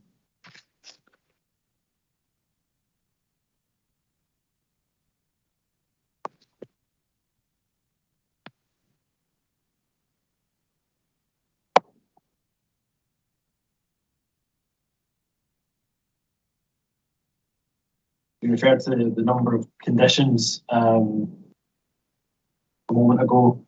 Mr. Laird is suggesting that actually what might appear on the face of it to be a very onerous exercise is actually less than first appears, due to the fact that only 160 conditions are related to the residential element and only 21 pre-commencement. Do you accept that? Well, without counting them, I mean, as I said earlier, there are some conditions that relate to residential development on Jury's Hill that have a lot of sub-clauses or sub-conditions. So, and they're independent things. So, while, I mean, it's when you break down one condition into, was it 14 or what was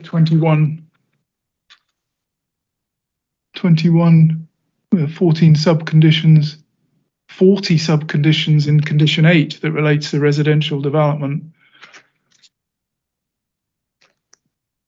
In effect, each subcondition is almost like a condition in itself because it relates to, say, flood risk assessment or drainage impact assessment.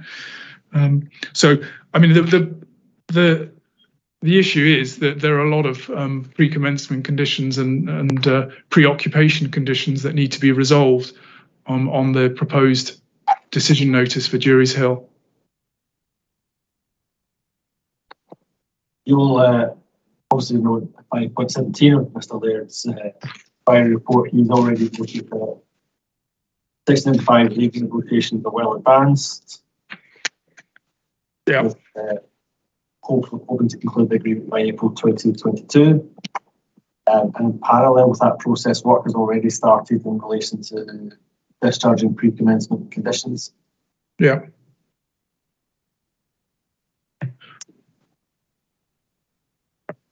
There's a general point here, though, isn't there, Mr. Phillips, that the council and the developer are well aware of all the proposed planning conditions and Section 75 agreements when finalising the housing land audit, aren't they? Yes, they will be in the current in the audit. In the last 2 audits, maybe.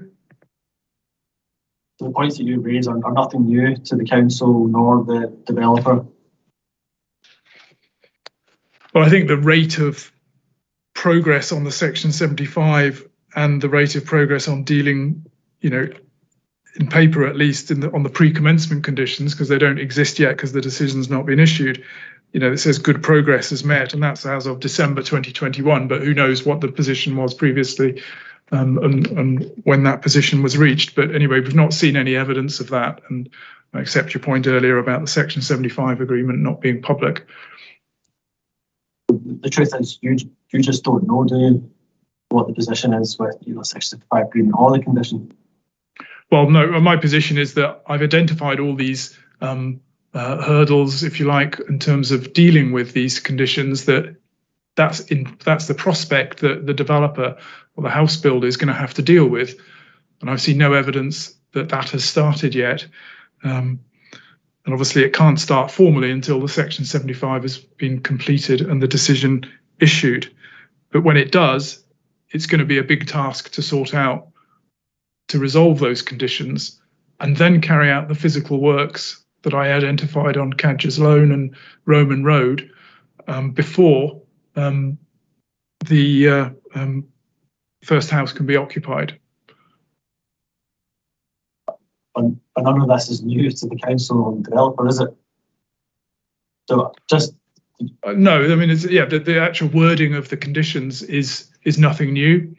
The Section 75 will be a changing process because I don't know how negotiations are going around those heads of terms, and clearly they have to be reported back to the panel prior to the completion of the Section 75 agreement. So that will change over time, or it might stay the same over time. It's difficult to know, but when things need to be resolved, then that will be quite a task.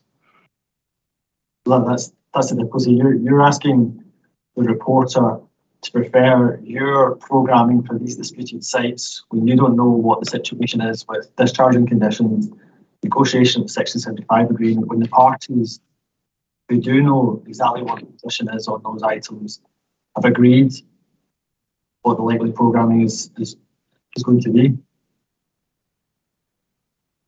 Well, there'll be a better degree of understanding, but that doesn't automatically result in an accurate forward programming. It does depend on the motivations not the motivations, it may depend on the reasoning for setting out the forward programming that we've talked about before. Springfield may have a good reason for providing forward programming as opposed to being influenced simply by where the planning system is at the point in time in terms of dealing with the Section 75 and making progress on pre-planning of the discharge of planning conditions. Can you see the reporter's difficulty in this scenario where you're asking them to prefer your programming while accepting that you don't know what the situation is with the Section 75 agreement or any of the conditions? Well, I think on the GFD 2.14 that I circulated in terms of the programming of the disputed sites, so Jury's Hill, for example, I mean, we can see that the council's position in the draft HLA 2021 and the position in HLA 2021 in the updated version, I mean, that's changed. So in the space of a month or two, there's a change in the council's position, and it's got worse. So I don't know whether, I mean, that's a signal to me that there's something not happening in a way that people have previously been expected. There are difficulties that's pushed out the programming from first occupation 2022-23 of 40 units to 50 units in 2023-24. Now that's in a space of a month or so. Doesn't sound to me as though things are making good progress in dealing with issues which I think pertaining to dealing with Section 75, discharge of planning conditions, and completing work on site, or off-site works really, and some on site that I referenced earlier in terms of work to Roman Road, Cadger's Loan, all the way to Clean. I mean, maybe there's a realization of how much work is involved, and the actual optimistic 40 units in 2022-23 is not going to happen. Well, it's clearly not going to happen in terms of the council's view. This is all speculation, isn't it, Phillips? Well, forward programming is a less than scientific exercise, as the PAN notice describes it as, but the estimates need to be subject to a degree of scrutiny in order to arrive at a meaningful figure. So it's not pure speculation. I mean, there have been question marks about the accuracy of housing land audits in general, and I think maybe that's because there needs to be a greater amount of interrogation on the key sites. I mean, there's a lot of sites, smaller sites, but Jury's Hill and South Stirling Gateway are big sites that have a big bearing on housing land supply and the implementation of Policy 2.1. They are important sites to actually go into a good deal of detail, which I've done. But in reality, your evidence is just speculation, isn't it? Because you don't know the situation with any of the things that we've discussed, and you are just speculating as to what the position may be and when these sites might start developing houses. Well, I've made a judgment on the progress that has been made to date, the change in the council's approach in programming recently, and also the planning status and the complexity around heads of terms, Section 75 and conditions, and the physical work that needs to be done. So, I mean, it's not speculation. It's based on a number of matters that I've taken a judgment on, given my experience on large-scale sites. Yeah, well, that takes me to my next point. At paragraph 7.34, you state that the alternative programming that you propose is based on your judgment and experience. I think we've already established that you don't have any experience of taking a large-scale housing site through from planning through to delivery. Well, I've dealt with many schemes involving Section 75 agreements and planning conditions, as well as physical works on site and how those can be implemented in a development strategy. So I do have some experience on that. So I think that experience is enough to give credibility to the evidence that I've given on those issues. It doesn't have to be exactly on the same type of development. Well, the issues that are relevant to housing can be often very different to what they are in a commercial development, isn't it, in terms of the liaison with multiple house builders, could be dealing with affordable housing providers. All these things can be particular to housing development, and actually I think we've already established, don't have experience of taking a large scale housing site from planning through to delivery. Well, I have dealt with a number of residential schemes, which I alluded to before, in Scotland and elsewhere. In Bristol, for example, I was the planning officer on a housing development from pre-planning, planning, and development. So that is a good example of, and that involved private market housing and affordable housing. And there were question marks over the delivery of the affordable housing, and that actually went to appeal. So yes, there is experience of delivery as well as, and that scheme was a large scale site in central Bristol on the harbour side. Was this your when you were in the local authority? Yes, it was. Yeah, and I think your question before was about private sector work. So I just, and I've dealt with many large scale, mixed use developments that includes residential as well as commercial that have raised issues about Section 75 conditions and implementation. But we're not just talking about Section 75 agreement. I think the point I was trying to establish was hopefully a simple one, was that in terms of large scale housing sites, you don't have experience of taking them from planning through to delivery as consultant. Do you? Well, the delivery aspects are relevant during the planning application process, but not to the final, occupation of houses on a site. In terms of large scale, depending on how that's defined. Thank you, Mr. Phillips. If we could just have a look at 730 of your inquiry statement. And again, paragraph 6 on this occasion.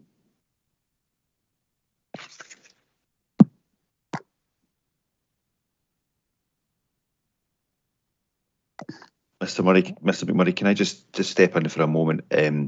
So it's what's that? 4:35. I'd said about my expectation was to finish about 4:30. Now we in DPA can go on until about 5:50. Well, to the latest 5:15. So I fear, Mr. Findlay, that you're not going to finish your re-examination. But I suppose first of all, for Mr. McMurray, what's your expectation in terms of how much longer in cross-examination? I would certainly hope to finish by 5:15. So I think it could be another half an hour or so. Right. Mr. Phillips, how are you? You're the one that's been doing all the work all day on the chair there. So I just want to make sure how you're feeling in terms of your ability to keep answering questions at this point. I'm happy to go on if that's okay. Be good to get to a particular juncture at least. Okay. And Mr. Findlay, you were saying you might be disadvantaged by an inability to check with Mr. Phillips, and I think it was about the late documents and the ability to accept him.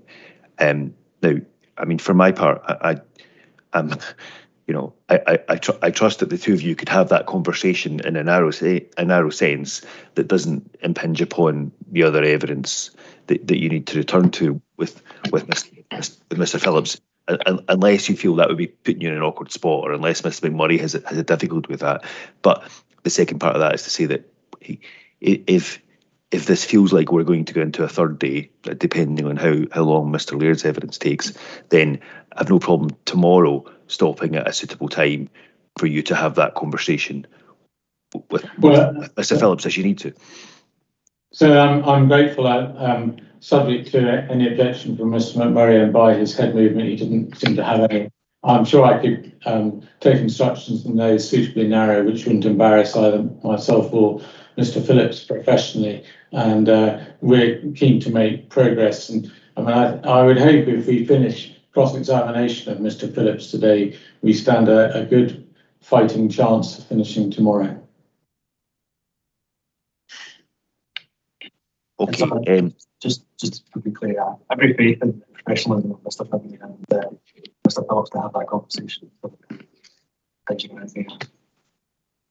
Okay. Well, I'm grateful to you all for that.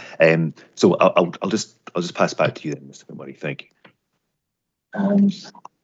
Yeah, just on hopefully this one quite quickly. You've flagged the infrastructure requirements again in respect of James Hill and the requirements for upgrading of the M9 M80 Hall interchange, as well as the A91 corridor upgrading in terms of proposed condition 1 and condition 2. If in terms of CD 38, in a second.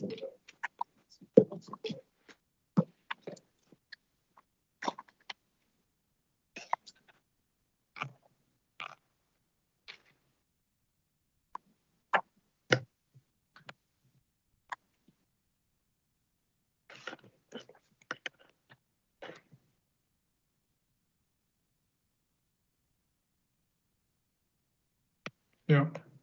I'm assuming by highlighting these requirements, you see these as being the most significant infrastructure requirements for the site.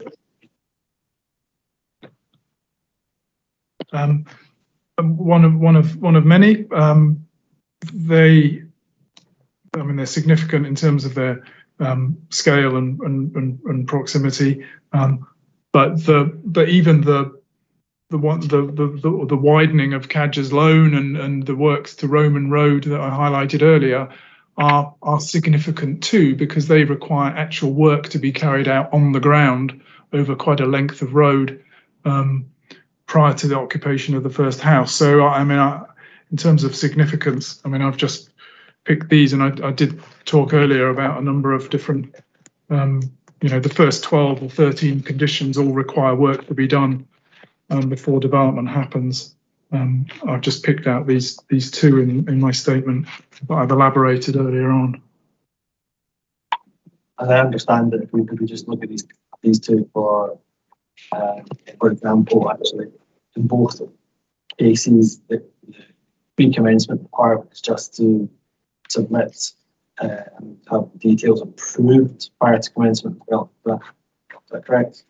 That's correct. There's no requirement to carry that work out. That trigger comes later in the development program. Yeah, as I understand it, look at condition 127. Yeah.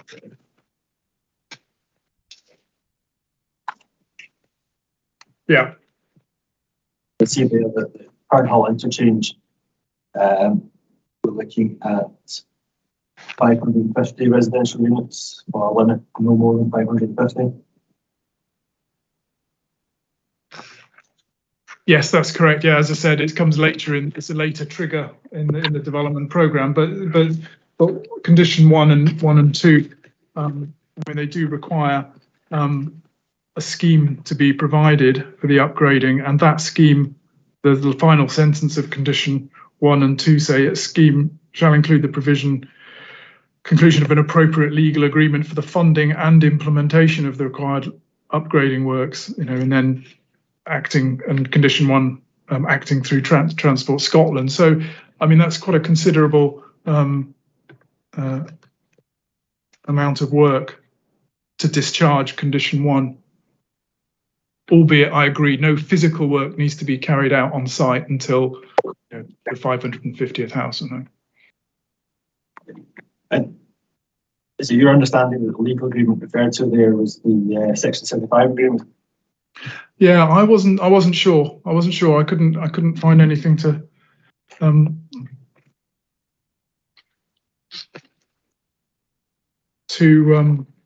confirm that. I did wonder. Perhaps that's the point of Mr. Laird. Yeah, maybe. And you can see it's condition 129, which is looking at the M876 litigation. 29.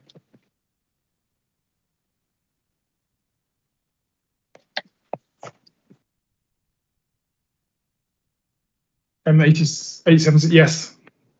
That's looking at 329 residential units. Yeah.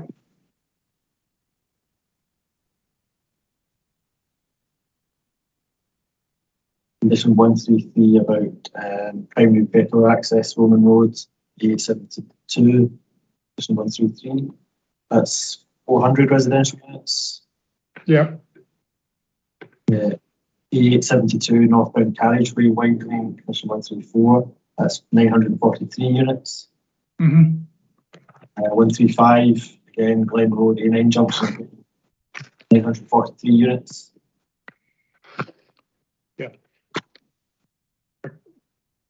I wasn't referring to these conditions, but because they're not relevant for the relevant 5-year period and for the remainder of the local plan period either. No, that's fair comment. Yeah. That sort of gets to the point I was hoping to establish that most of the significant, substantial infrastructure works in respect of Drury's Hill are actually much later in the development rather than being within the current 5-year plan period. Are they not? Well, yeah. Well, no. I mean, we haven't agreed that. I mean, it all depends on how you consider significance, really. I mean, I think the planning conditions that I've identified relating to upgrading Cadger's Loan over a 1.5 kilometre distance and also Roman Road over a 2.5 kilometre distance, and constructing a 650 metre distributor road, 6.1 metres wide, with adoption, street lighting, footways, etc. That's quite a considerable exercise that needs to be gone through before occupying the first house. So I think those are quite significant. And the council are proposing 225 houses in the 5-year period on SC10, and clearly that will trigger condition 138 and 139 at least, which require even further work to be carried out prior to the occupation of the 149th unit and then the 150th unit on condition 139. So you can see how the council are putting more requirements upon the house builder to deal with more conditions within that 5-year period than I have, because of the greater amount of housing. I'm not sure I follow that last point there, and council imposing more conditions than you are. Because the council in the forward programming on GFD 2.14 are proposing there's 225 units in the 5-year period,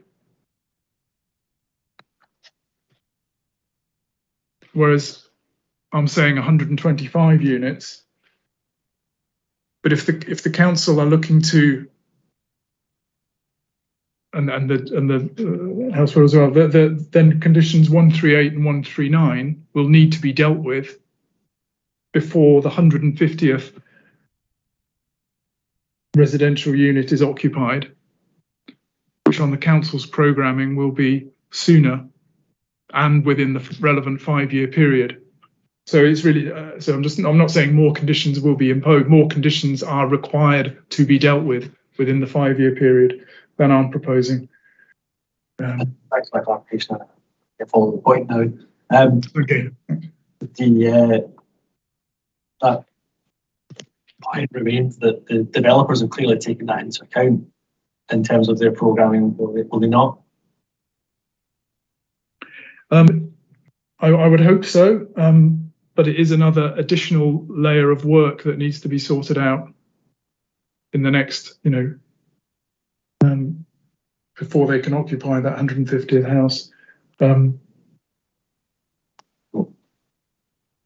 I mean, that's an active travel route along the entire length of Roman Road, and as I showed earlier, that road goes all the way from the A872 in the northwest side of the corner of the site, all the way down to the southeast corner, over probably about a 5-kilometre distance. But all these conditions are basically upgrades to existing roads, which are pretty standard requirements for lots of large-scale housing developments. Well,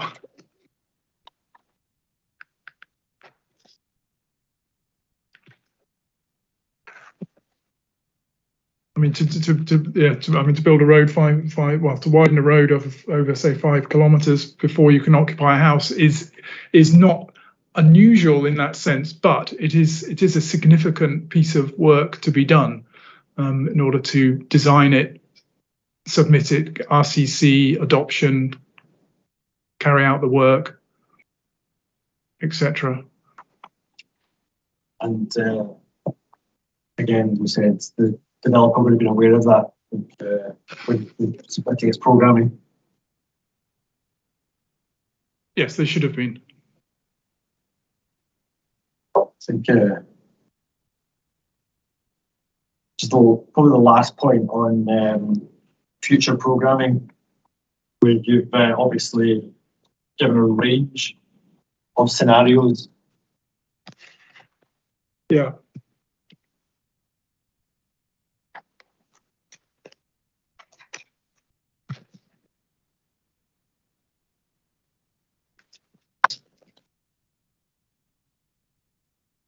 The South Stirling Gateway. Well, initially it was for all sites, wasn't it? You moved certain things back 1 year and then certain things back 2 years. That's right. I mean, yeah, I think in the original inquiry statement, and that changed as a result of further information and the updated HLA 2021. But doesn't that just illustrate the point that you just don't know what the likely programming is like to be for any of these sites? Otherwise, you would be able to predict a certain programming rather than offering a whole range of different scenarios. Well, it's partly responding to the comments made by Persimmon Homes on the via Homes for Scotland on the initial draft HLA 2021, and then the updated HLA 2021. So it's a signal that that things can change. I took a different view based on that new information.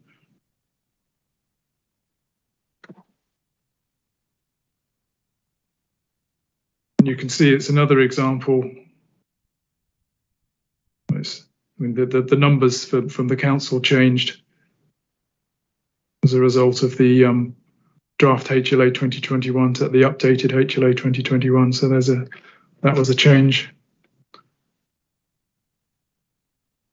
But these are not really predictions, are they? When you're in all these tables of sites, they're just hypothetical scenarios. They're not what it is. I wouldn't say they're hypothetical scenarios. They're scenarios based on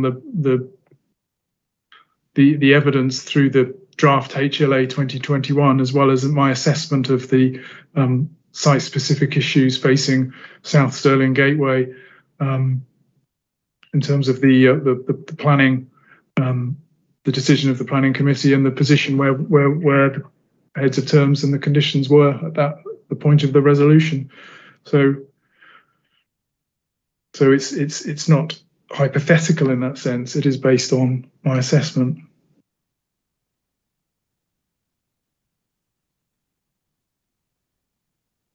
So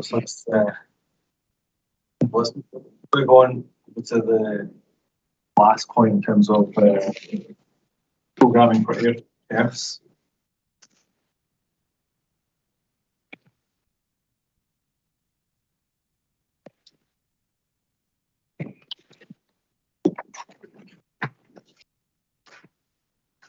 fact, actually, sorry, there's one last point I wanted to take you to in terms of something that came up in your examination chief this morning around the closure of the access to the Bellway site at South Stirling Gateway. Yeah. Apologies.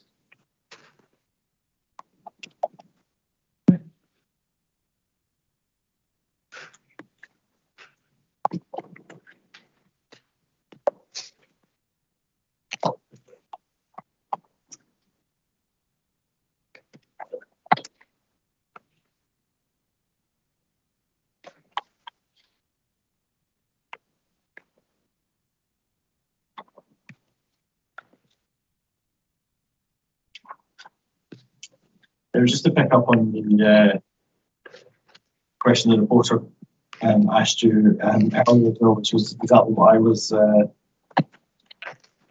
thinking as well. Isn't the sorry, I think it was GFD 224. Yeah.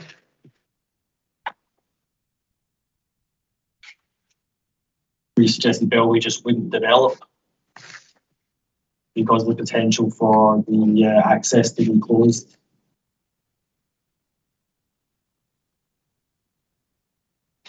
Well, I would say that it would be an issue that I would want to know more about if I was Bellway in terms of the disruption that it would to the access to the site, how that was going to be constructed, and when, and in order to work out what disruption there was likely to be, because from my assessment of looking at what would need to be required, you'd have an existing access onto Pernhall Road, and then all of a sudden a new road would have to connect into it from the south in a way that matched it in terms of levels, and then the surface water drains underneath the road would need to be connected, as well as footways, street lighting, adoption process. I mean, that's quite a considerable disruption. And to my mind, I mean, how that would be done would have a bearing on the residents living in the Bellway site. Without wanting to cast any aspersions on the Bellway, as the reporter said, would they really care if they had developed out this was further down the line? Well, they might care if it affected the sales. It may well be that prospective purchasers would look at this and take a view on whether disruption to their access was something that they could live with. And it may affect and if sales aren't going so well, it might affect the way the development of the site is paced over time, and it may slow things up as more certainty and clarification is obtained, or it might even not start the development in the first place. Are you suggesting it's beyond the width of an experienced developer like Persimmon to connect the new road into an existing road and managing the construction phase of that to retain access into the Bellway site? Possibly, but it would involve some disruption to access to the site that prospective purchasers might take a view on.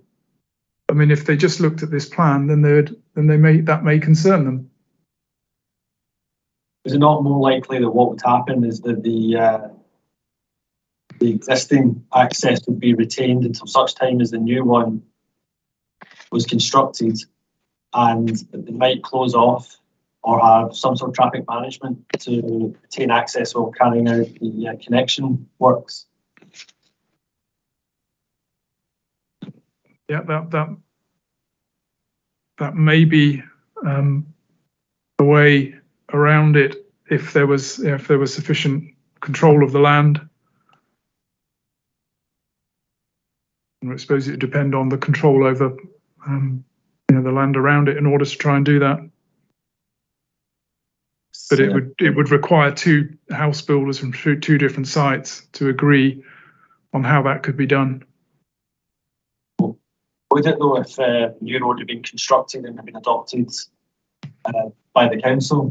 That we might perhaps not need two developers to agree, and actually we just need the council to manage that through the usual roads construction and permit process.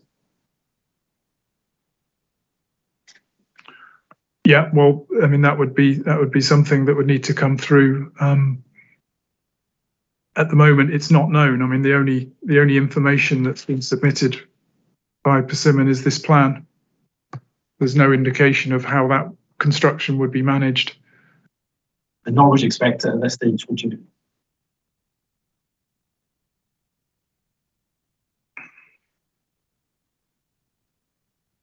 Well, yeah, I mean, it doesn't appear to have been asked anyway from the council for that information. Maybe we should probably just leave it there, Mr. Phillips. Perhaps I could take you to your recognition, paragraph 6.3 initially.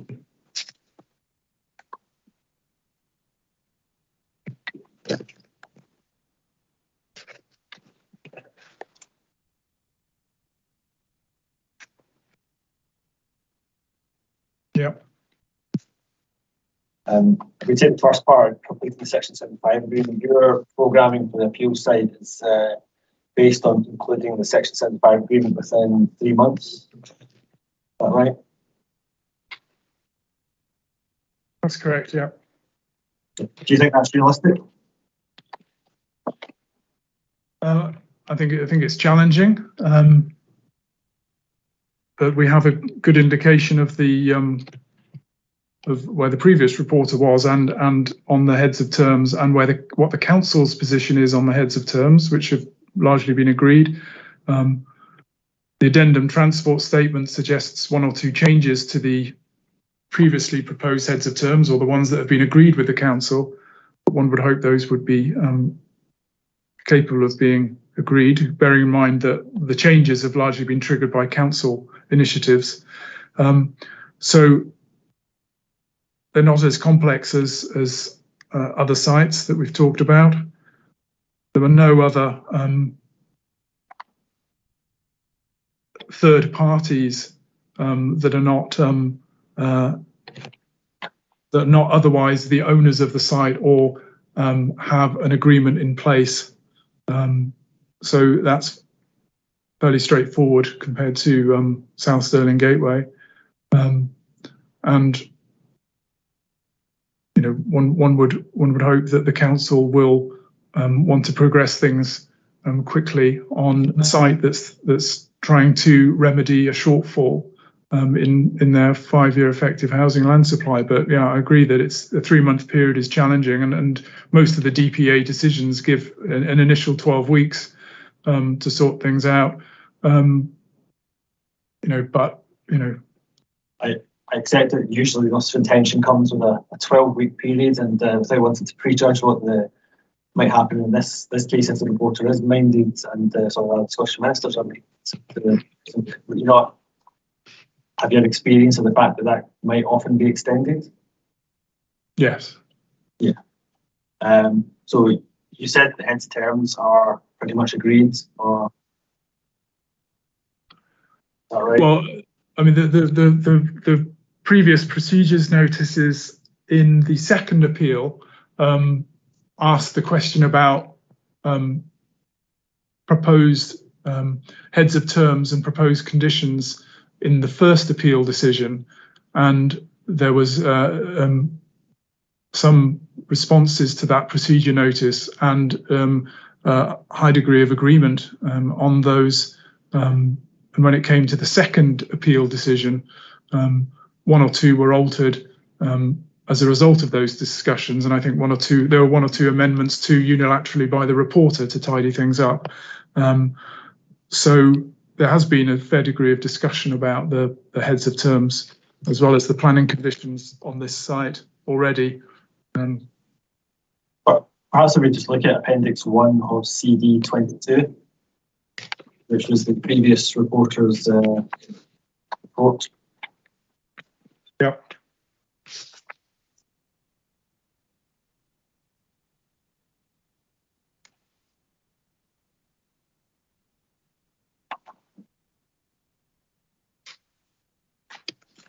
look at the education contribution. Get reference to a financial contribution to provide additional primary school capacity on provision of a new double stream primary school. Yeah. So we get no details on what the level of contribution will be, nor timing for delivery of the primary school. Accept that? That's correct. When it comes to the There will be guidelines within supplementary guidance in the council developer contributions supplementary guidance, which I think is still in draft at the moment. But I think there's guidance in there on education contributions, and the council wanted to take a view in terms of the provision of whether it's a financial contribution or the provision of a new double stream primary school. That was one of the changes in the heads of terms between Appeal 1 and Appeal 2. But I would add that there was no indication that the primary school needed to be provided prior to occupation of 175 houses. What is in terms of concluding the Section 75 agreement, all of that still has to be resolved, doesn't it? Yes, obviously there's some detail to be prepared within the relevant, the 3-month period. But in terms of financial contributions, I would hope that could be drafted in a way that would be phased, whether it's a contribution per house prior to occupation, some formula could be used. And similarly, in terms of the secondary school capacity, that would still need to be resolved as well. There's no detail of the level of financial contribution. I would have to check the supplementary guidance on that, but there's nothing in the decision here about the contribution. We've also got a community medical hub.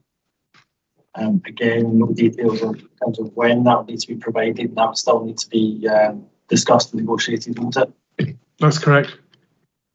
We have flood risk management and proposals for operation and maintenance of flood management scheme, operation of financial bond and council step-in rights for access, etc.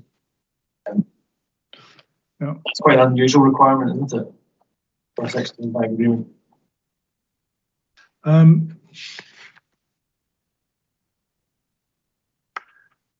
mean, it's not one that you'd see on most planning permissions, but obviously there's a clear issue here to address. But as we can see in paragraph 5.2 of that appeal decision, the reporter helpfully sets out the work and the documents that have been submitted in support of the proposal in terms of flood risk and drainage. And there's a briefing note, a technical note, correspondence on the operation and management of the surface water management system, a legal opinion on the operation and maintenance strategy, supplemental information.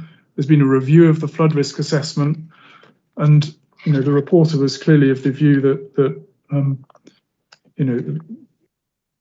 this could, sufficient work had been undertaken to give confidence that that is a way of addressing it. And so there's a lot of work that has been done to help deal with the detail of this flood risk management. It's not as though there's not a lot known. There is a lot known on this that would feed into clarifying the obligations and then dealing with any related planning conditions. And that may be the case, Mr. Felton. I'm not suggesting for a second that it's insurmountable. I'm actually familiar with this. I was involved in the original officer's report to panel back in 2016. So I'm familiar with the proposals, and all I'm trying to suggest in terms of agreeing the Section 75 agreement, it's quite a bit of work still to be done to resolve a lot of these details. Except, well, I mean, there will be work to be done. There has been an awful lot of work done already, and there's the obligations that need to be set out here. And then there's a related planning condition number 4 about surface water drainage systems so there's work there to be done prior to commencement of development.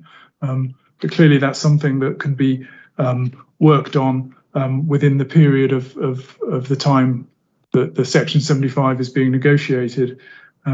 So there can be work in tandem with that. So there's a good deal of understanding about the site. There's been site surveys done, boreholes done, and as you've just said, you know about the site, and it's a lot of work has already been done.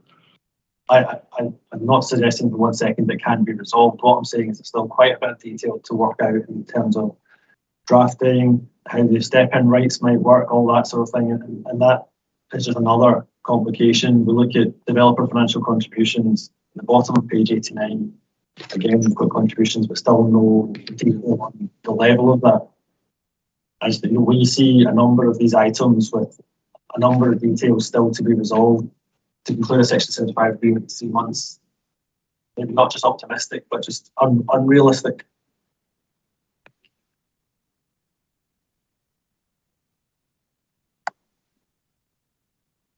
Sorry, you're asking whether it is. Optimistic but unrealistic. As I've said, a 3-month period will be a challenge, but it won't. We would work with the council and whoever they appoint to resolve the Section 75 agreement, because I understand they may well contract these things out to a private company to deal with. But we would also work at the same time on preparing information to discharge planning conditions. We may even submit a license to SEPA to deal with the controlled activities regulations in terms of the drainage system, which could be progressed prior to getting planning permission in place, planning permission in principle.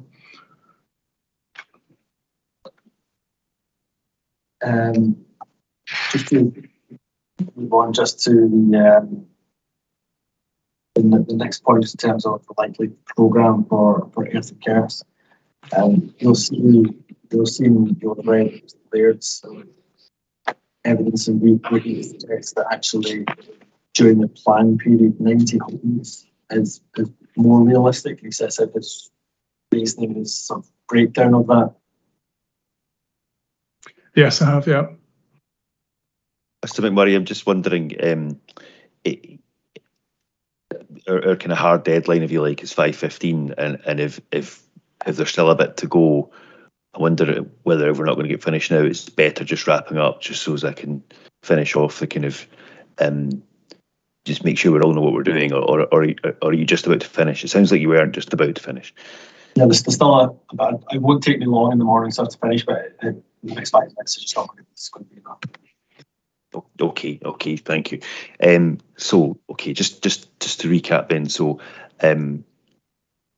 we'll finish the cross-examination in the morning. I'll have a few questions, not many, and then we can move on to the examination. Mr. Phillips, obviously you'll not be speaking to the rest of the team, if you like, and except insofar as we've agreed in terms of that narrow point on the documents. Is a 9:30 a.m. start okay for everyone tomorrow? I'm happy to move it for whatever reason, but I was just proposing to start again at 9:30.